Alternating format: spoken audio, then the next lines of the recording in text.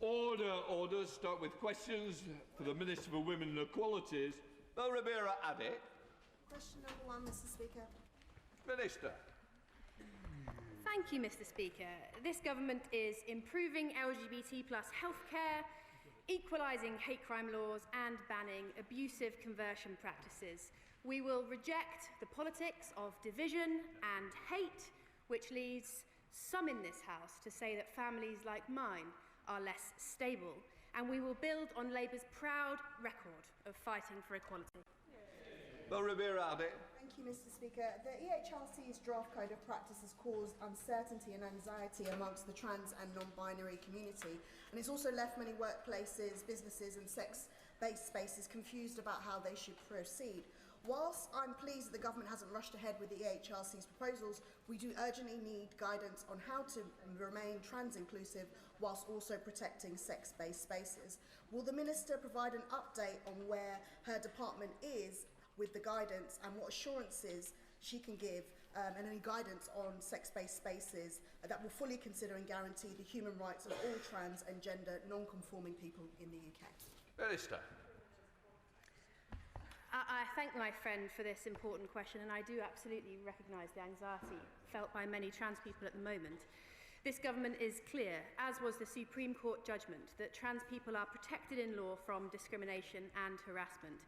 The Independent Equality and Human Rights Commission has submitted a draft updated code of practice to ministers, which we are reviewing with the care it deserves. This will provide further guidance to service providers on how to meet their legal obligations. Rebecca Paul. Thank you, Mr. Speaker. It's been 146 days since the EHRC laid the revised code of practice before government.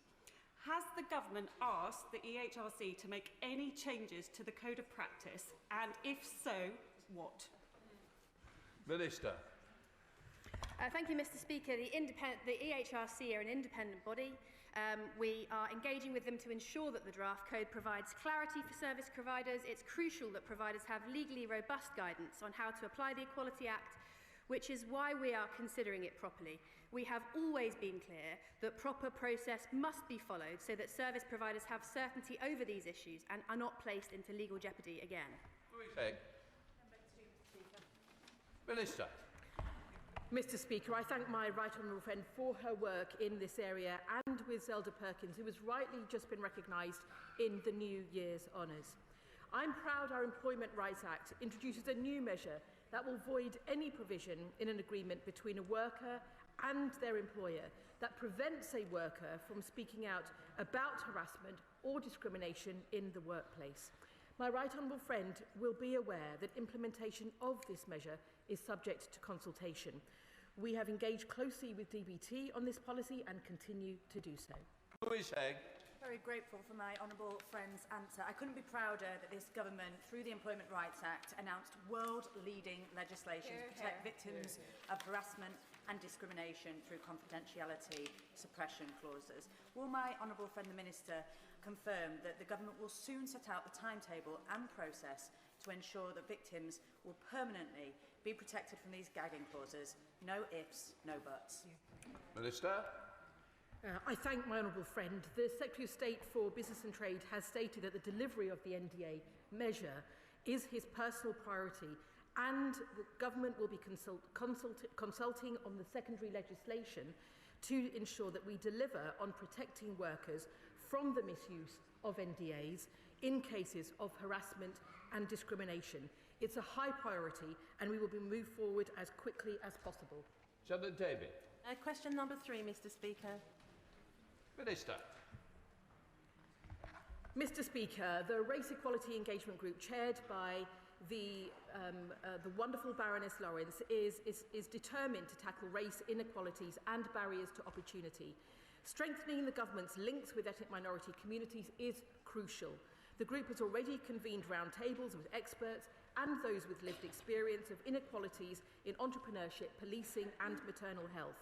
We are meeting with relevant ministers across government to discuss findings and to make sure we tackle race inequalities wherever they exist. David. Thank you, Mr. Speaker. Mr. Speaker, I represent a hard-working, diverse community, yet I find the latest ONS figures show the median adjusted pay gap for UK-born Black, African, Caribbean or Black British employees is 5.6% lower compared to UK-born white employers. It means that many of my hard-working constituents are not being paid fairly. This government has committed to enshrining into law the right to equal pay for Black and other ethnic minority people. So can the government say when this welcomed manifesto commitment will be met? Minister. Mr Speaker, my honourable friend is right to raise this issue, and the Race Equality Engagement Group is engaging with minority communities across the country to tackle inequality. We are committed to our manifesto commitments and moving forward to make the right to equal pay effective for ethnic minority people and introducing mandatory ethnicity pay gap reporting for large employers. Last year, we published a call for evidence on equality policy, which closed last summer. We are working to analyse the responses and will update the House on our plans soon. Kirsty Black. Mr Speaker, it is 316 days since the Minister announced that consultation. It is 560 days since the King's Speech, when the draft legislation was announced in the King's Speech. The Minister has made clear that she expects the draft bill to be published during this session. Please, can she update us on whether this is still her promise and when we expect to see that draft bill to reduce and remove that ethnicity pay gap that people are struggling with? Minister. I thank the honourable member for her question, and indeed, as I have highlighted, we are continuing to move forward with our plans. We will be publishing the call for evidence and also to, as we're analysing responses, and update the House on our plans soon. Max Wilkins. Thank you, Mr Speaker. Question number 4. Minister. Thank you, Mr Speaker. Through our 10-year health plan, we are committed to prioritising women's health as we build an NHS fit for the future. This includes renewing the women's health strategy, investing in research that addresses health inequalities and continue to build on vital progress in women's health. Grouping Minister. With permission. Max Wilkins. Thank you, Mr Speaker. I'm grateful to the Health Minister for her to come into the House today. She's aware of the case of Cheltenham General Hospital and the Evita Birth Centre, which was closed temporarily 4 years ago under the previous government to births and labour. There is a national rapid review which Gloucestershire is subject to, and there is a local service review too. The Trust tells me that they can't make any decisions on a reopening for labour and births until those 2 reviews have completed, and even then there is no timescale for giving women in my constituency the answer that they need, which is that they can give birth in Cheltenham as and when they need to. So will the Minister have a word with those in charge of the reviews and the local trust to try to move things along and get us the answer that we need? I thank the Honourable for his question, and we've discussed this before. He brought a debate in Westminster Hall as well. I know he's campaigned hard on this for local women. He raises a really excellent point that we must make sure that what is happening on the ground with regard to maternity and some of the changes that people are proposing does line up adequately with the National Task Force. He's made that point very clearly today, and I will make sure that the local system is aware of that. Miller. Thank you, Mr Speaker. My constituent Deborah was advised over 20 years ago to take sodium valproate during her pregnancy. Alongside thousands of other women, that advice has had severe consequences for her family. Both her sons have faced significant challenges throughout their lives and remain highly dependent on their parents today as a direct result of that drug. On Saturday, I visited Deborah and she shared with me her fears for her son's future and her anger that over 2 years after the Hughes report was published, no action has been taken. So will the Minister meet with Deborah and me to hear her family story and to discuss how the government intends to put right this terrible injustice? Minister. Thank you, and I thank him for his question. And we obviously understand that for women like Deborah and many others that have been raised very often in this House leading to that report, these are serious and long-enduring conditions. I'm absolutely happy to arrange for the Minister to get back to him on that specific case and update him on the review. Thank you, Mr Speaker. I support Valerie Amos's report into maternity services. I'm very keen to hear from the government how they ensure that black voices, particularly black women's voices, are key during this investigation so that they can ensure that their voices are heard and their experiences are taken into consideration. Minister.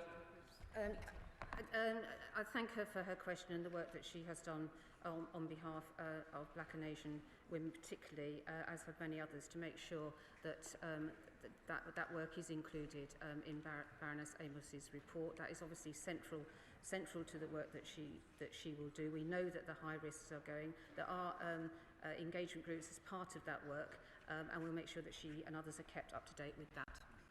Catherine Atkinson. Thank you, Mr. Speaker. Earlier this month, Derby County Community Trust launched their See You at Your Smear campaign, encouraging women from across the city to visit pop-up cervical screening clinics in place until March. The Trust do amazing work on women's health, and we know that increasing uptake for smear tests is so important. Nationally, 1 in 3 women are overdue. Can the Minister outline what work she is undertaking with the Health Secretary to improve smear test uptake? Minister. Well, I thank her for that question, and she raises great work that is going on there in that local system. And as part of renewing the women's health strategy, it's absolutely those good examples. We do rightly talk about the experiences of women as being very often very poor examples of healthcare. We know that. Having those good examples of where local systems are leading some of that work, and we'd certainly want to learn from what they are doing in order to inform that wider strategy. That's absolutely part of renewing that strategy to make sure that it is effective. Sir Secretary Minstead. 75-year-old Valerie Neal died due to manslaughter, a coroner ruled 4 days after a stroke. This prompted a murder investigation as a post-mortem showed it was a forcible sexual assault that directly caused her death. Surviving in Scrubs campaigns to tackle sexual harassment and, crucially, sexual assault across the healthcare system. Mr. Speaker, hospitals and care homes should be the safest place to recover from childbirth, accident or illness. What is the Minister doing to deal with predators lurking in our NHS, targeting women at work or, sickeningly, at their most vulnerable? Minister. So the Honourable Lady raises a shocking example there, and it is one of the most shocking experiences, and I think I've said this before from this dispatch box, is coming in as a new minister to the scale and the depth of sexual harassment for staff and sometimes for women is shocking. We've worked very hard with staff groups to make sure that we have that as a primacy in our strategy, and working with my honourable friend the Minister for Violence Against Women and Girls, that is absolutely part of our attack more generally on misogyny and violence against women, and we absolutely recognise that that needs to be resolved. Ray Goldman, Liberal Democrat spokesperson. Thank you, Mr. Speaker. In September, I raised the case of my constituent Mary in the House. Mary is among the parents of at least 7,000 children who have suffered birth defects because of the anti-epilepsy drug sodium valproate after it was prescribed to pregnant mothers in the 1970s. Next week marks the 2nd anniversary of the Hughes report into the sodium valproate and pelvic mesh scandals. Mary and other mothers like her needed redress and support for their children years ago, and a government response to the Hughes report is now long overdue. What assessment has she made of an impact on the women and their children left in limbo by this government's failure to respond to the Patient Safety Commissioner's report of February 2024? Minister. Well, clearly, as we have discussed in this House, and many people have led a campaign on part of those women, we of course are clear on the impact on those women, as the government will continue to review the recommendations of that report and report back in due course. Chair of the Women's Inequalities, Sarah Owen. Thank you, Mr. Speaker. Question number 5. Minister. Mr. Speaker, our Pathways to Work guarantee will tackle the unnecessary barriers keeping disabled people out of work. Connect to Work employment support will be nationwide by April. Last week we expanded Work Well, and regular meetings of the lead ministers on disability make sure of cross-government working. Sarah Owen. Thank you, Mr. Speaker. Nearly half of disabled people in the UK say they feel it's harder to get a job or keep a job. It's even worse for those with learning disabilities. Just 6% find it into the workplace. Now, the problem isn't just employer discrimination, it's also the UK's infrastructure. 3 in 4 trains are not step-free. Ones like mine in Leagrave are completely out of bounds for people who are physically disabled. What is the Minister doing to ensure that cross-departmental working meets the needs of disabled people to access public spaces and the workforce? Minister. Well, Mr. Speaker, my honourable friend is absolutely right. The disability employment gap is too big. Every department has a lead minister on disability. I chair our regular meetings. My honourable friend, the member for Wakefield and Rothwell, champions disabled people at the Department for Transport, and the Rail Accessibility Roadmap sets out planned improvements for disabled people ahead of the establishment of Great British Railways. Vicky Slade. Thank you, Mr. Speaker. My constituent Becky relies on access to work, but her application was denied, and her ICE application for a complaint has now taken 8 months just to receive an acknowledgement. We can't progress an ombudsman claim until they deal with it. So what is this department doing to arrange for complaints to be dealt with more quickly so people can get back into work? Well, I'd be grateful if the honourable lady would just let me have a note of that particular hold-up with complaints. I mean, there are delays with access to work, reflecting the big surge in demand for access to work, and that's why we've proposed reform. We've consulted on reform, and we'll come back with our proposals now quite soon. We now go over to Jim Shaw. Mr. Speaker, question number 6. Minister. Thank you, Mr. Speaker. Through our 10-year health plan's big shifts, we'll ensure that more tests and care is delivered in the community, improving working between services, using greater use of technology to support women managing long-term conditions, and crucially learning from the work led by the pioneering women's health hubs. Jim Shannon. I thank the Minister very much for that. Arthritis and other musculoskeletal conditions are the single biggest cause of pain and disability in the UK. It's one of the most common reasons for workplace absences.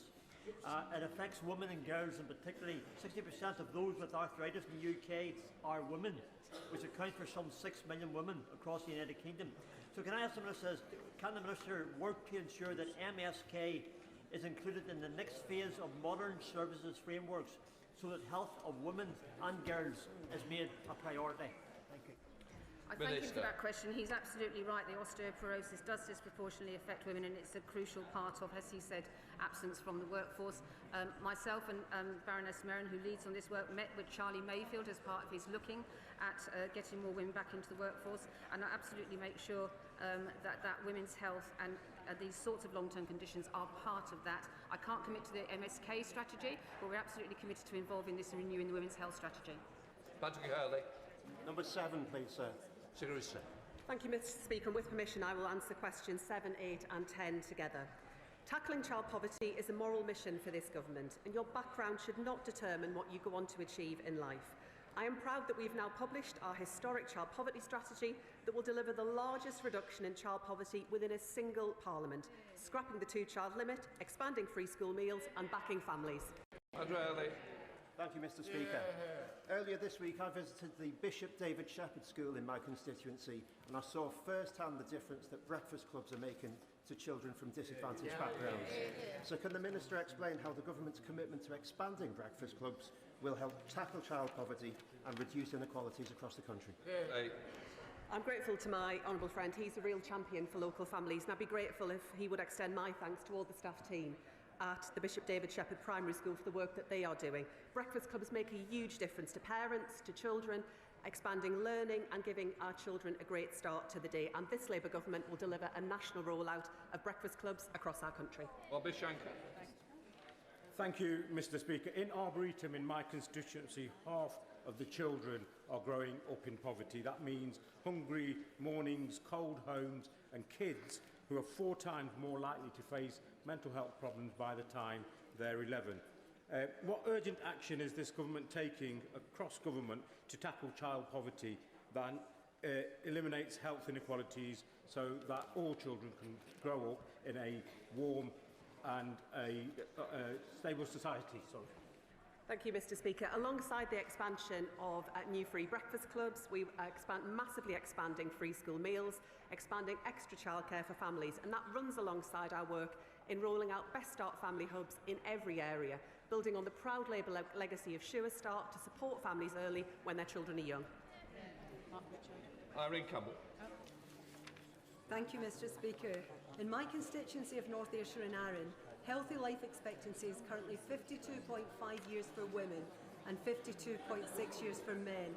This is shockingly the lowest in Scotland. and shows clear evidence of increasing health inequalities compared to other parts of Scotland. Years ago, the Glasgow effect was often cited when looking at life expectancy and at healthy life expectancy, but in this case I fear we now also have a North Ayrshire effect. Does the Minister agree with me that this is no way to start your life and that Scottish Government must do more to address these inequalities, given that they have had the biggest financial settlement in the history of devolution? Mr Speaker, those are truly shocking statistics that my honourable friend shares. I know that she, Anna Sawa and all Scottish Labour colleagues are working to kick out the SNP in May and show them how we can make the NHS fit for the future, running alongside our child poverty strategy, Mr Speaker, that will lift thousands of children in Scotland out of poverty. That is the difference a Labour government here in Westminster is making in Scotland.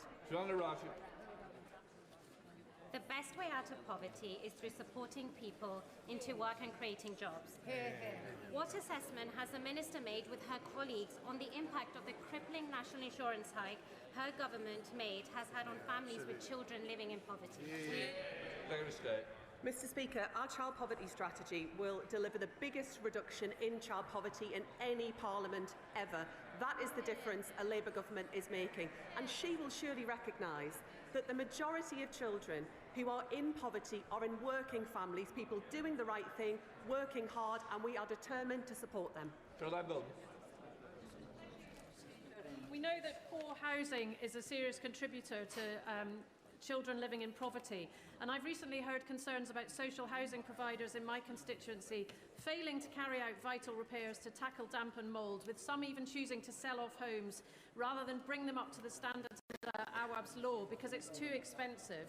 So what is the government doing across government with its Equalities Department and MHCLG to stop social housing providers from selling off homes and to ensure that every child has access to safe, warm, dry, affordable social housing? I'm grateful to the Honourable Lady for raising that point. Issues around housing were a key feature of the work that we did through the Child Poverty Task Force. It's also work that colleagues right across government are taking up. I'm concerned to hear as to the cases that she raises. If she would like a minister to look into those and provide a response, if she shares some details, I'll make sure that happens. Of course, there is poverty of aspiration, which of course contributes to inequalities, and there are over 100,000 children in looked after care in this country, as you will know, secure homes, children's homes and foster care. Every single one of those children has a skill, an ability, something to contribute to society. So can I ask her to, with her other hat on as Secretary of State for Education, to look at scholarships for looked after children, for those children to develop those skills? The Honourable Gentleman raises an important area that has been a big focus of the work of the Department for Education around children's social care reform, supporting more families around kinship arrangements, expanding fostering and making sure we're supporting children earlier on to stop that crisis escalation. I'd be happy to discuss further any other ideas that he has. Douglas McAllister. Number one, please, Mr Speaker. Mr Speaker, next week is Race Equality Week, and this week's theme is Change Needs Us All. The Government's Race Equality Engagement Group, chaired by Baroness Lawrence, is ensuring that we are hearing directly from those most affected by race inequality. And Mr Speaker, yesterday we marked Holocaust Memorial Day, and across this House we remember the 6 million Jewish people murdered by the Nazis. We redouble our efforts to combat prejudice, hatred and anti-Semitism in all its forms. Douglas McAllister. The gender pay gap for full-time employees in Scotland. The gender pay gap for full-time employees in Scotland widened from 2% in 2024 to 3.5% in 2025. It's utterly unacceptable that under the SNP watch, women in Scotland are earning less for the same hours. What can our UK government do to improve matters for women across our country? Mr Speaker, my honourable friend is right. We do have to narrow that gap, and we're ensuring that large employers, including in the Scottish private sector, will publish a plan to how they will address the gender pay gap. But of course, I'm proud that along with him, this Labour government is delivering the biggest upgrade in workers' rights in a generation. Secretary of State Claire Coutinho. Nurses up and down the country, like the Darlington nurses and Jennifer Mellé, are being hounded and harassed by the NHS simply for recognising that biological sex is real. I'm grateful that the Secretary of State had previously agreed to meet with Jennifer, and I hope she still will, but she takes up the cause of working class women. These are working class women, and they are being abused by people in positions of power. So will she go further? Will she hold accountable people in the NHS, the Nursing and Midwifery Council, and in the unions who have harassed and victimised these hard-working nurses? Mr. Speaker, I look forward to meeting with Jennifer soon to discuss her experiences and what more we can do to make sure that women in the NHS are safe at work. I'm determined to ensure that the rights, voices and spaces of women who both work in the NHS and are patients in the NHS are protected. Thank you, Tina. Thank you, Mr. Speaker. In the case of Gorton and Denton, we heard this week that the Muslim vote has decided to endorse the Green Party. This is overt sectarianism in our midst, and we know where we have sectarian politics, conflict and strife follows. Even one of their candidates at the last election was threatened with beheading, but nobody in the Labour Party seems to be able to confront this problem. So will she call it out for what it is, sectarian politics that has no place in Britain? Secretary of State. Mr. Speaker, I'm not aware of what the Right Honourable Lady describes in terms of the particular case. What I can say is that violence, intimidation or harassment has no place in our politics. No political candidate or Member of Parliament should be subject to that kind of experience. What I can also say is I'm very much looking forward to going and campaigning and making the case to the people there. We now come to questions to the Deputy Prime Minister. Annalise Midgley. Question number 1, please, Mr. Speaker. Deputy Prime Minister. Mr.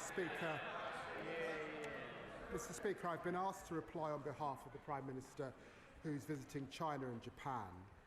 Mr. Speaker, yesterday was Holocaust Memorial Day, and for the first time, a Holocaust survivor, Marla Trivich, addressed Cabinet. I found her testimony profoundly moving, especially having recently visited the Madanek concentration camp in Poland. We owe it to every survivor and to the 6 million Jewish people murdered in the Holocaust to never forget. We will build a national Holocaust Memorial and Learning Centre next to this Parliament so that the voices of survivors are never forgotten and their courage inspires future generations.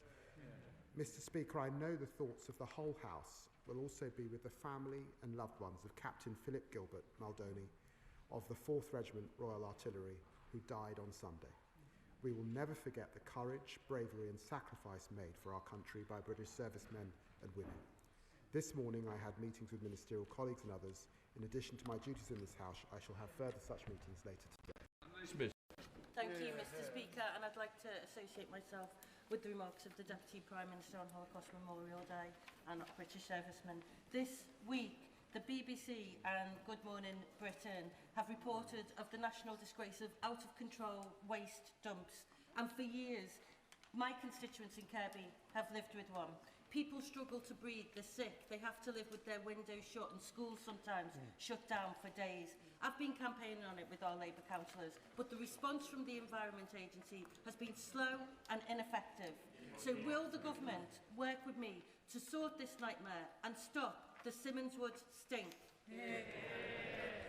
Deputy Prime Minister. I thank my honourable friend. The government will work with her. The situation she describes is unacceptable. People are right to be furious. The Environment Agency are taking action to prevent further dumping, and we're giving them more powers and resources to crack down on fly tipping. I'll make sure that ministers keep her updated of their efforts. And speaking of garbage, Mr. Speaker, I note Reform's spring cleaning of the party opposite is continuing this week. The leader of the opposition says the Conservative Party is full of unwanted rubbish. The public worked that out long ago and got rid of them, Mr. Speaker. Shadow Secretary of State Andrew Griffiths. Thank you, Mr. Speaker. Can I start by echoing the Deputy Prime Minister's comments about Holocaust Memorial Day? We must never forget. May I also associate this side of the House with the condolences expressed by the Deputy Prime Minister to the family of Captain Philip Gilbert Maldoni. I also offer the condolences of the House to the family of Lord Flight, one of my predecessors in Arundel and South Downs. He served in Parliament with distinction for more than 2 decades. Mr. Speaker, after the Chancellor's U-turn yesterday, can the Deputy Prime Minister confirm that over 90% of retail, hospitality and leisure businesses will get nothing? Deputy Prime Minister. Well, Mr. Speaker, can I welcome the Shadow Business Secretary to the dispatch box and join him? I remember Lord Flight well when I arrived in this House. It's always a pleasure to hear from the co-author of the mini-budget.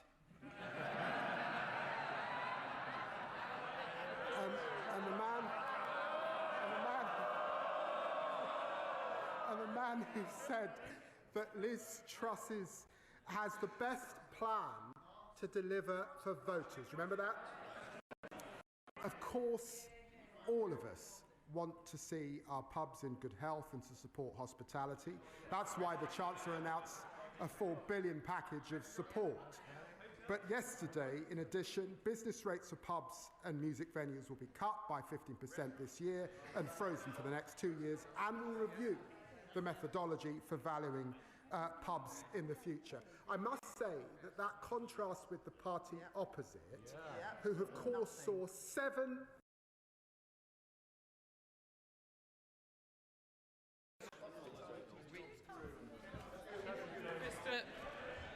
Mr. Speaker, he wants to talk about experience. I spent 25 years building businesses, creating jobs. He spent 25 years manufacturing grievance. And if the party opposite knew anything about business, they would know this is too little too late. Our high streets, their high streets, are bleeding out. The Chancellor's handing out. They don't want to hear this, Deputy Speaker. Our high streets are bleeding out, and the Chancellor's handing out a box of sticking plasters. They can't even U-turn properly. Mr. Deputy Speaker, a senior advisor... Mr. Speaker. Mr. Speaker, a senior advisor to Andy Burnham said yesterday the Chancellor just wants a cheap headline. Meanwhile, our high streets are being decimated. He's right, isn't he? Deputy Prime Minister. I've got to say, Mr. Speaker, he talks about business. We know what his plan for business is. This is the man who opposed the minimum wage and said it was, quote, simply something that legislators pass to make themselves feel good. Well, let me tell him, raising the minimum wage doesn't make us feel good. It changes lives, and Labour's proud of how we're supporting small business. And on small business, creating hospitality zones to cut red tape, greater licensing freedoms, very important, and tackling late payments. All of that supporting business. That's a hard cry to what small business saw before.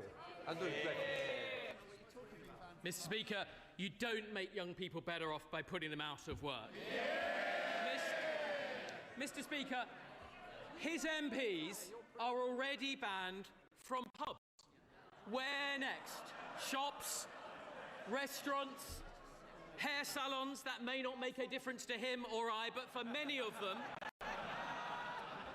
they should back our plan to scrap business rates, but they haven't got the backbone to cut welfare to pay for it. And it's not just business rates, Mr. Speaker. Under them, the cost of hiring is up. So could he tell the House how much more does it cost to hire a 21-year-old under Labour? Deputy Prime Minister. He talks about young people. The party opposite left a shameful legacy. 1 in 8 young people not earning or learning when they left office. We're investing a record amount in apprenticeships, which they had on its knees. We're creating talented, technical colleges for our young people, and Alan Billman is doing a review on young people who are currently out of work. By contrast, they would freeze the minimum wage, oppose giving young people an increase. They've got nothing to say for the next generation. Mr. Speaker, you can feel the Deputy Prime Minister's frustration. The Prime Minister's away, the Business Secretary's away, and here he is, left behind Lammy, the designated survivor, having to defend the indefensible. And it's very clear, he doesn't know the answer, Mr. Speaker, so let me tell him. The cost will be up £3,600 a year. Under Labour, businesses can't afford to hire. 1 in 6 young people can't find a job. This government is blocking people who just want to get on in life. People, Mr. Speaker, ambitious people like Andy from Manchester, having his dreams crushed by Labour. So could the Deputy Prime Minister explain why unemployment has gone up almost every month they've been in office? Check his fact. 500,000 people in work more than a year ago under us. The Shadow Business Secretary is in no position to lecture anyone about U-turns, by the way. This man was Boris Johnson's net zero business champion. Now he opposes the renewable investment, creating jobs and opportunities right. Andrew Griffiths.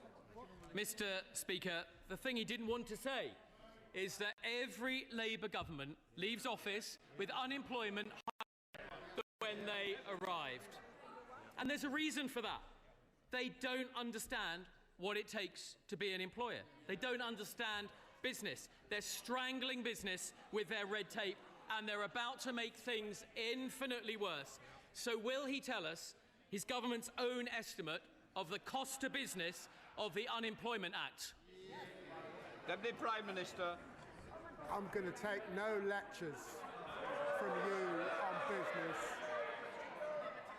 My father was run out of business under the Thatcher government. I know what it's like to grow up under a Tory government.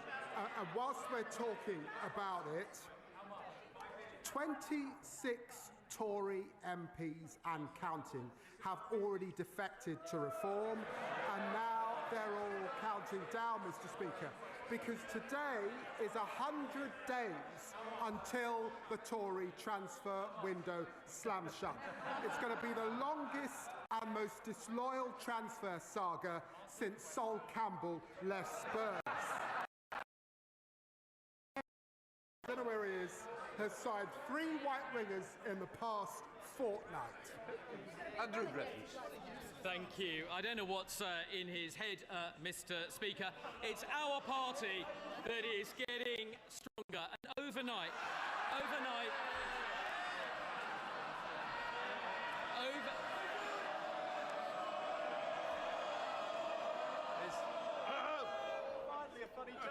overnight, Mr. Speaker, we learned that the former Deputy Prime Minister has got 80 names.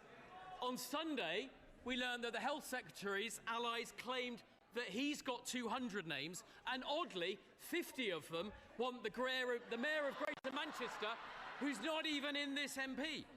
Mr. Speaker, they're supposed to be running the country, and once again, small businesses across this country will see that he didn't answer the question. So I'll tell him, £1 billion a year. That is the burden to businesses of their bill. So there we have it, Mr. Speaker. They've no answers for small business. There's no relief coming. They don't care about high streets. They don't care about hotels, restaurants, farmers, or young people. Won't the Deputy Prime Minister admit what the members behind him are thinking? That it's not the Prime Minister going to China that's the problem, it's the fear that he might come back. Deputy Prime Minister. Mr. Speaker, he's not going to get this gig again, is he? Let's face it.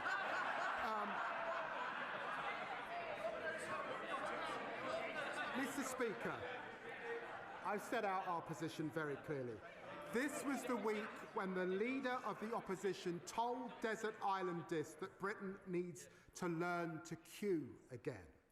And Tory MPs have taken her quite literally.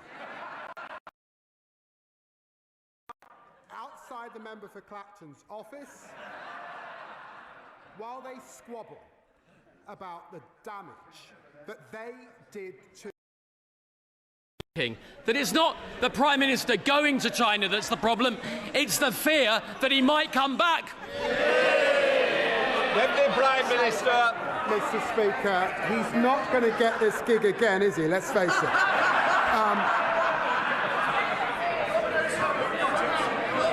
Mr. Speaker, I've set out our position very clearly. This was the week when the leader of the opposition told Desert Islandists that Britain needs to learn to queue again. And Tory MPs have taken her quite literally. They're lining up outside the member for Clacton's office while they squabble about the damage that they did to our country. Labour this week is capping ground rents, cutting the cost of living and rebuilding our public services. That's the difference a Labour government makes, and there's much more to come.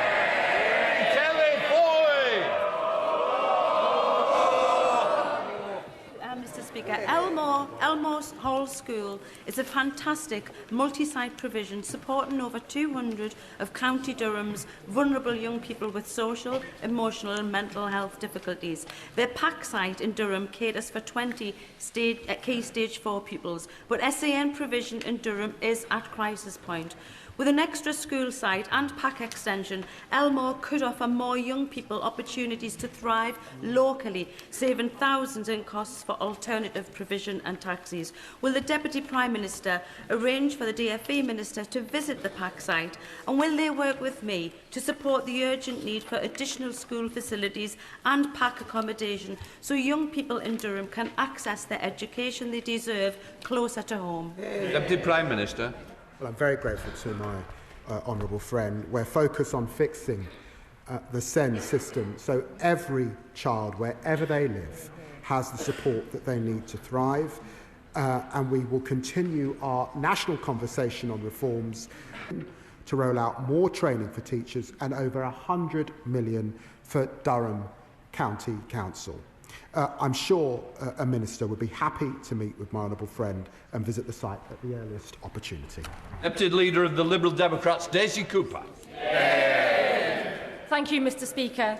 On behalf of my party, may I join with the Deputy Prime Minister in marking Holocaust Memorial Day, We Will Not Forget, and also honouring the service of Captain Philip Gilbert Muldowney, who died on Sunday.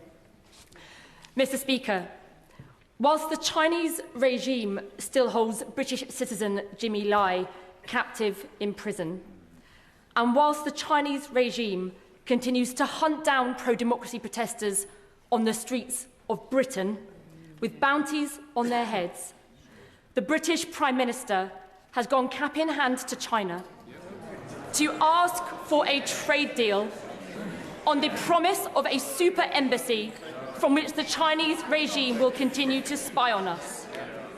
The Chinese regime remains undeterred in its illegal actions against the UK and our citizens.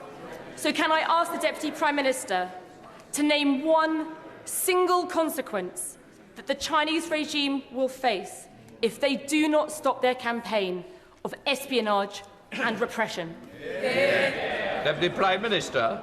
Well, Mr. Speaker, China matters, and ignoring them would be a dereliction of duty.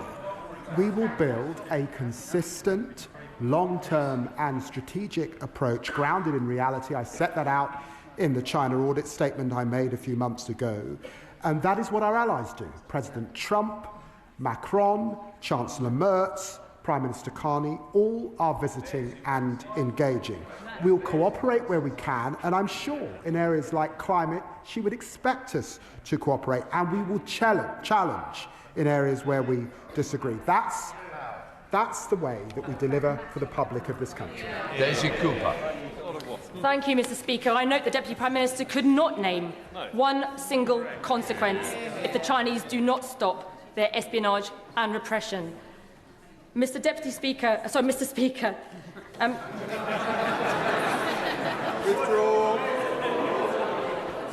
Mr. Speaker, the Deputy Prime Minister has responded as if the world has not changed.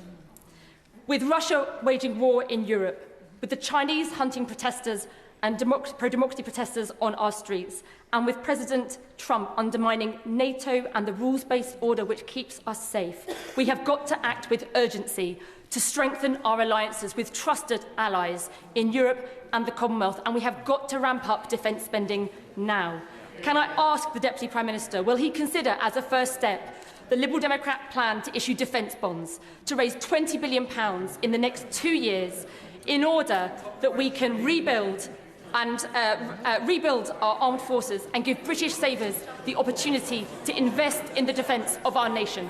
The Prime Minister. I've got to say, I've been here long enough to remember when Labour left office, 2.5% we were spending on defence, and when they were in government with them, they cut it. John Slinger. Thank you, Mr. Speaker. Does the Deputy Prime Minister agree with me that the good work of this Labour government to get the NHS back on its feet, with waiting lists down, including by 2,400 in my constituency, ambulance waits down, and prescription charges frozen, would be put at risk, could be put at risk by Reform UK, as confirmed at the weekend, when the last but one defector, the Honourable Member for Romford, when asked about a private health insurance system, said, "I don't object to that." Deputy Prime Minister. Well, he's right.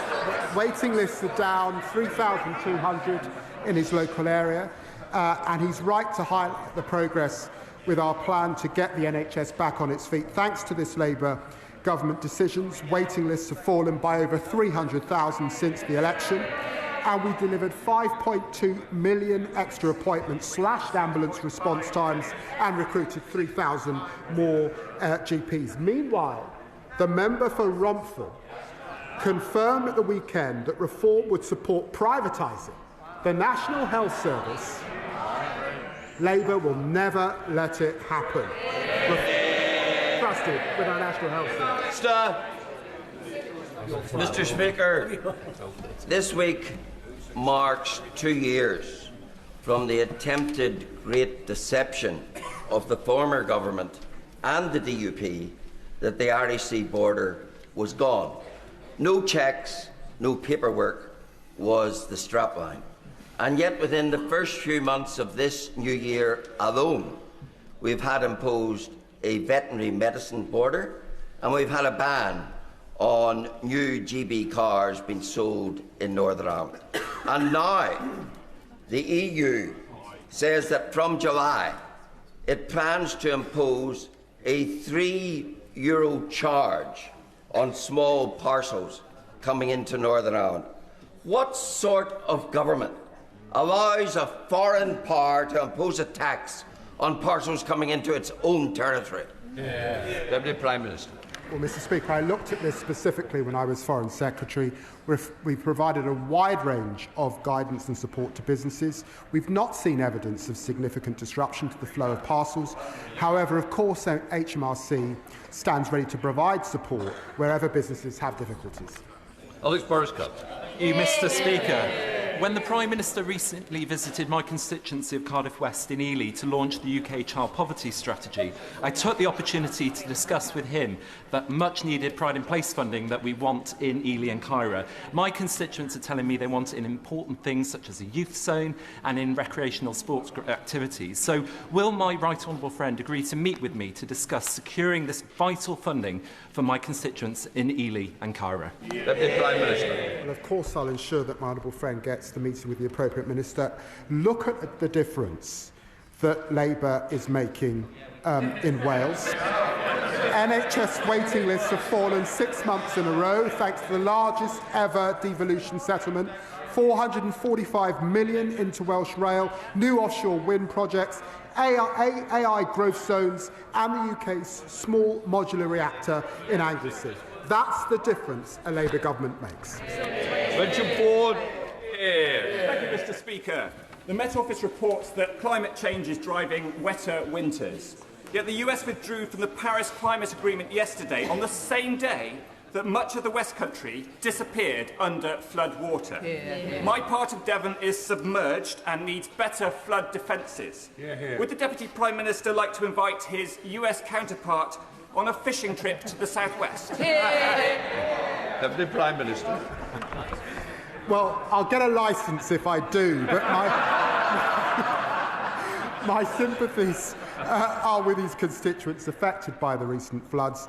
We're investing a record £10.5 billion into flood defences to protect 890,000 homes. The flood defences are inherited, of course, from the party opposite, which was shameful. But we've committed to net zero and the Paris Agreement. It's good for lowering bills, good for jobs and investment in the UK. Elsie Blundell. In my borough, the social housing waiting list exceeds 7,000 live applications. Council housing offers my constituents the safety and security that they deserve. What further steps can the government take to speed up the delivery of the social and affordable homes programme and build the high-quality social housing my constituents deserve? Prime Minister. She's absolutely right. We believe in council housing on this side of the House. We're investing £39 billion to deliver the biggest boost to social and affordable housing in a generation, and that will deliver 300,000 social and affordable homes with at least a 60% rate, and will bring forward legislation to strengthen councils' ability to buy back homes sold under the Right to Buy scheme. The Scottish press is full of stories about the plot by Scottish Labour MPs to bring down the Prime Minister. One Scottish Labour MP said he's terrible. Another Scottish Labour MP said the handling of the budget had been incompetent. And yet another Scottish Labour MP predicted that Scottish Labour would be slaughtered in May's election. They're not wrong, are they, Deputy Prime Minister? Deputy Prime Minister. The people of Scotland have a big decision later on this year.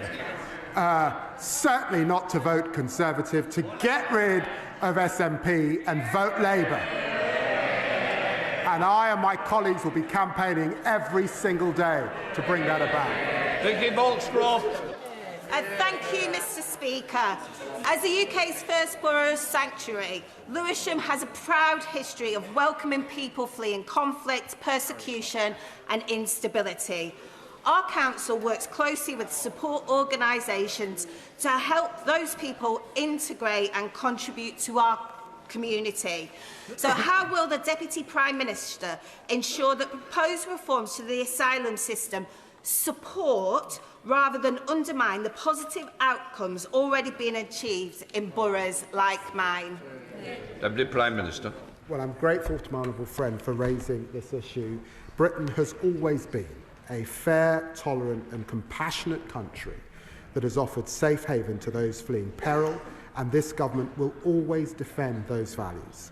We're introducing the largest overhaul of asylum policy in modern times to restore control, contribution and fairness.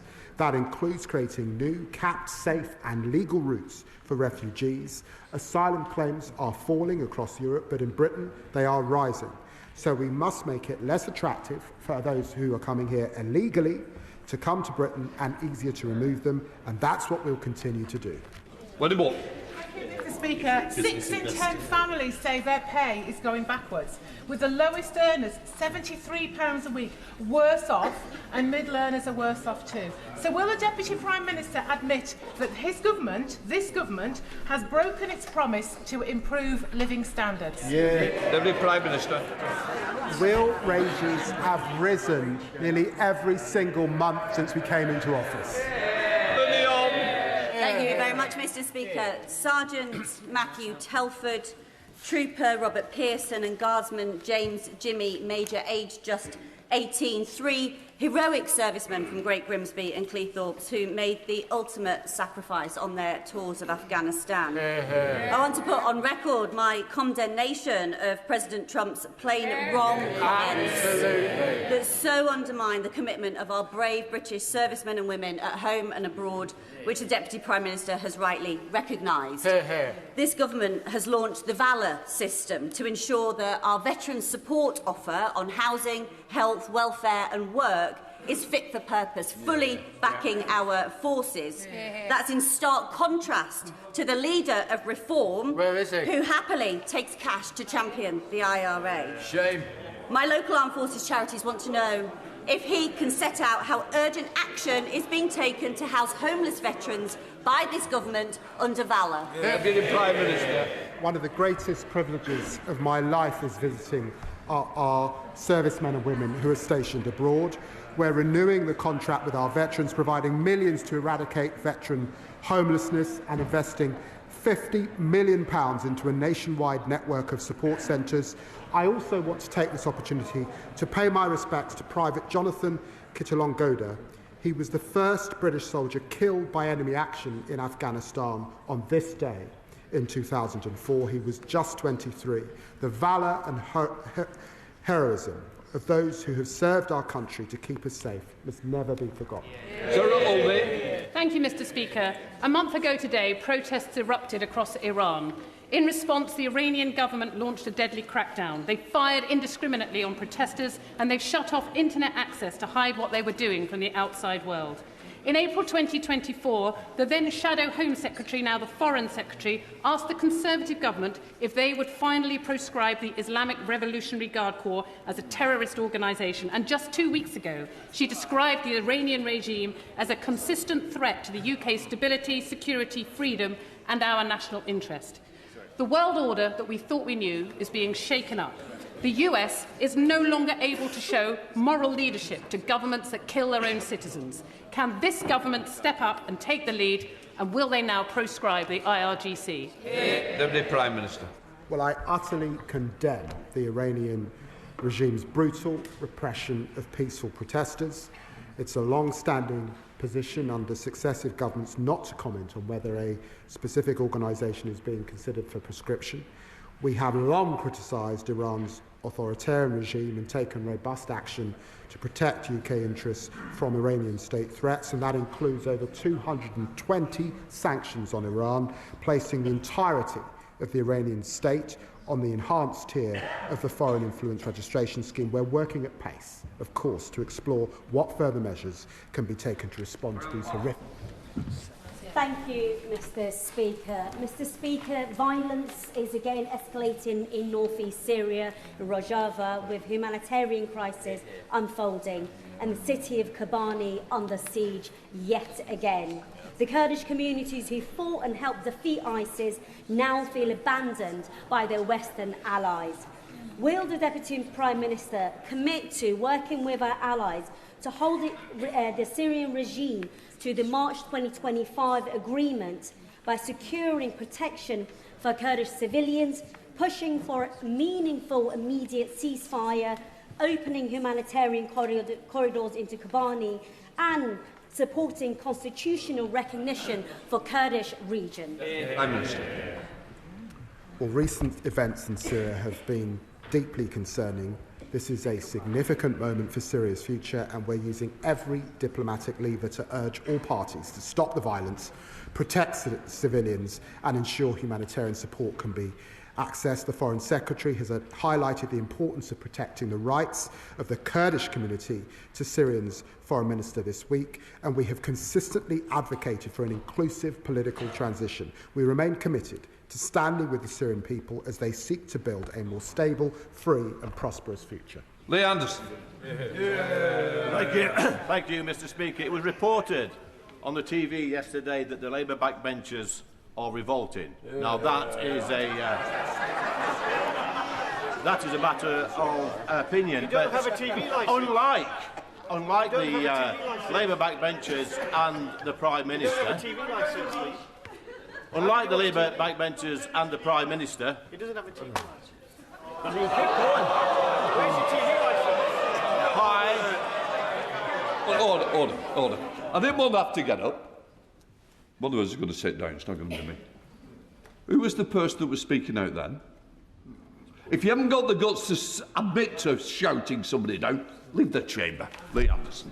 Thank you, Mr. Speaker. Unlike the Prime Minister of our country, I've never been thrown out or barred from a pub, and after yesterday's disastrous announcement to save our pubs, there's no wonder it's cleared off to China. But I've got one question for the Deputy Prime Minister. Will he come with me to Ashfield to visit some pubs and speak to some landlords and explain to them why over 500 pubs have closed since this Labour government came into power, and why another 500 pubs will close in the next year? Come on, be a man. Deputy Prime Minister. Well, Mr. Speaker, I think I once campaigned with the honourable gentleman who was a member of the Labour Party. And it's been said of him that when he left, he enhanced the IQ of the Labour Party and the IQ of the party that he went to. I wonder what job the honourable member is pitching for on Reform's shadow cabinet. They've got Nadeem Zahawi to advise on tax, the member for Newark to open up the borders. Now they need Liz Truss to crash the economy. Ian Byrne. Thank you, Mr. Speaker, and I hope you get well soon. Lydia Jakeman is 19 years of age and has been given a devastating diagnosis of motor neurone disease. When she was told she has a very rare form of the disease that can be treated with a groundbreaking new drug called tofersen, her family were given hope. They have since discovered that while the drug has been made available to the NHS free of charge, a local trust has declined to deliver it. This afternoon, a family will be arriving at Downing Street, having walked from Southampton to highlight this injustice. Will the Deputy Prime Minister work with me, MPs from across the House, the Department of Health and Social Care Ministers, as well as NHS bosses, to deliver fair access to tofersen for all living with this rare form of motor neurone disease? Deputy Prime Minister. Well, can I say to my honourable friend that I'm sorry to hear about those that are waiting for this treatment, and of course I will ensure that he gets the appropriate meeting with the relevant minister. James McMurdo. GR Car is a business in Burnt Mills in my constituency in Basildon, with over half a century of experience in steel manufacturing and fabrication. It is exactly the kind of medium-sized business that builds this country and we should be championing. And following my visit to them last week, I was disturbed to find out that many of our contracts from our flagship deals in Teesside and in our nuclear programmes go offshore, such as the 7,000-tonne order for steel to China and the 200-plus kilometres of fabricated pipework to Germany. This is exactly the kind of investment that should be done in the UK. So how does sending offshore play into their growth plans?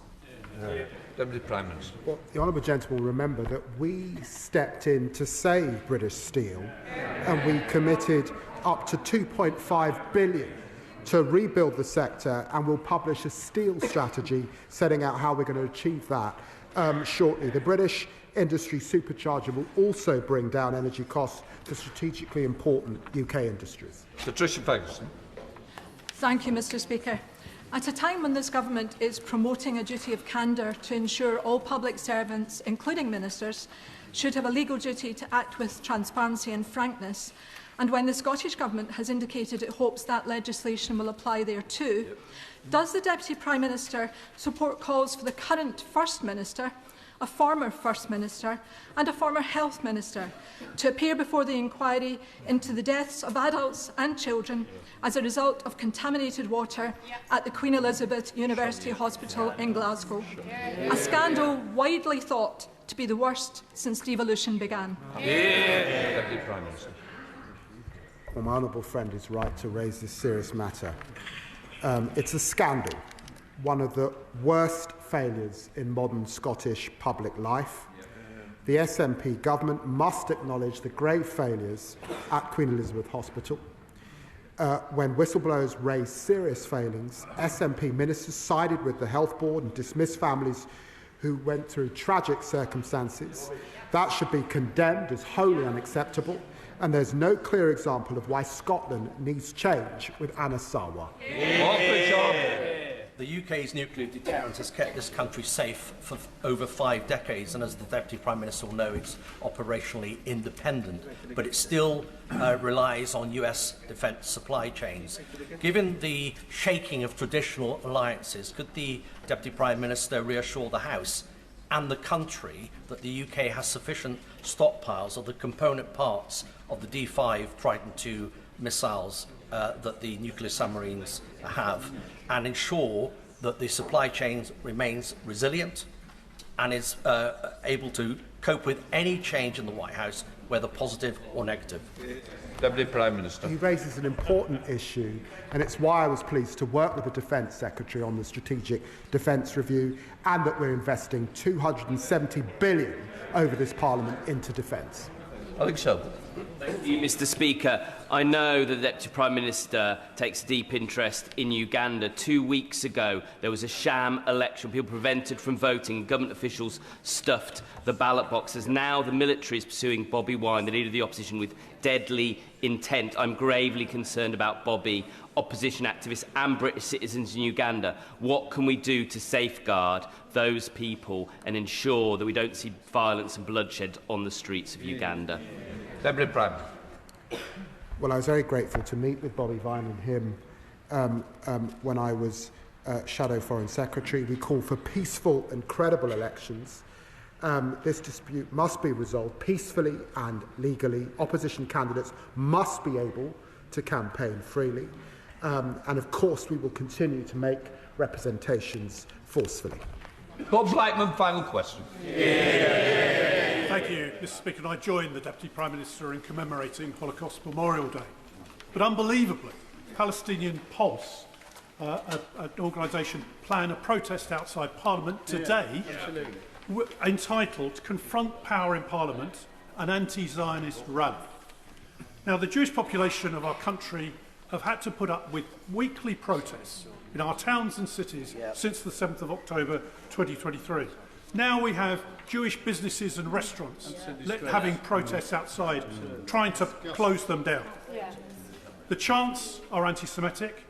The meaning behind them is anti-Semitic. Well said, please. And we see where it leads. The massacre on Bondi Beach. What happened in the United States, and unbelievably, 2 of our Jewish population being murdered in Manchester. Now, Lord MacDonald's review is going to obviously look at this. But the Jewish population of this country do not have 2 years to wait before this hatred is extinguished.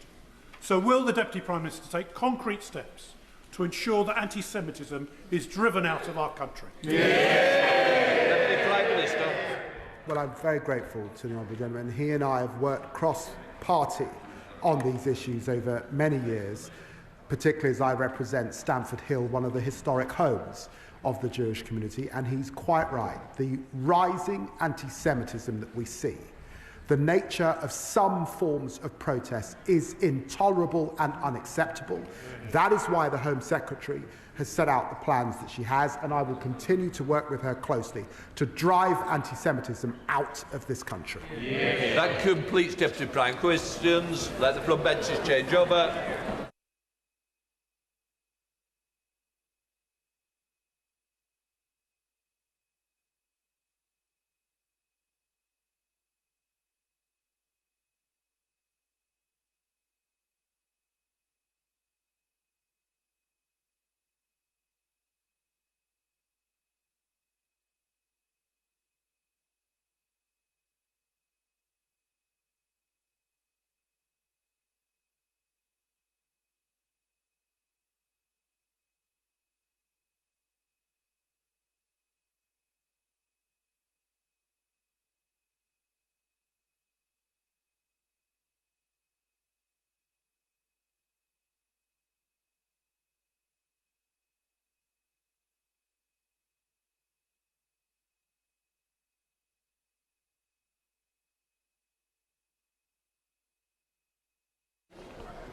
Presentations, bills. Peter Bedford. Local Government Reorganisation Requirement for Referendum Bill. Second reading what day? Friday the 27th of February. Friday the 27th of February. Thank you. Right, we now come to the next presentation of bills. Joyce Babaranda. Hello, Joyce. Armed Forces Compensation Scheme and War Pension Scheme Report Bill. Second reading what day? Friday the 27th of February. Friday the 27th of February. Well.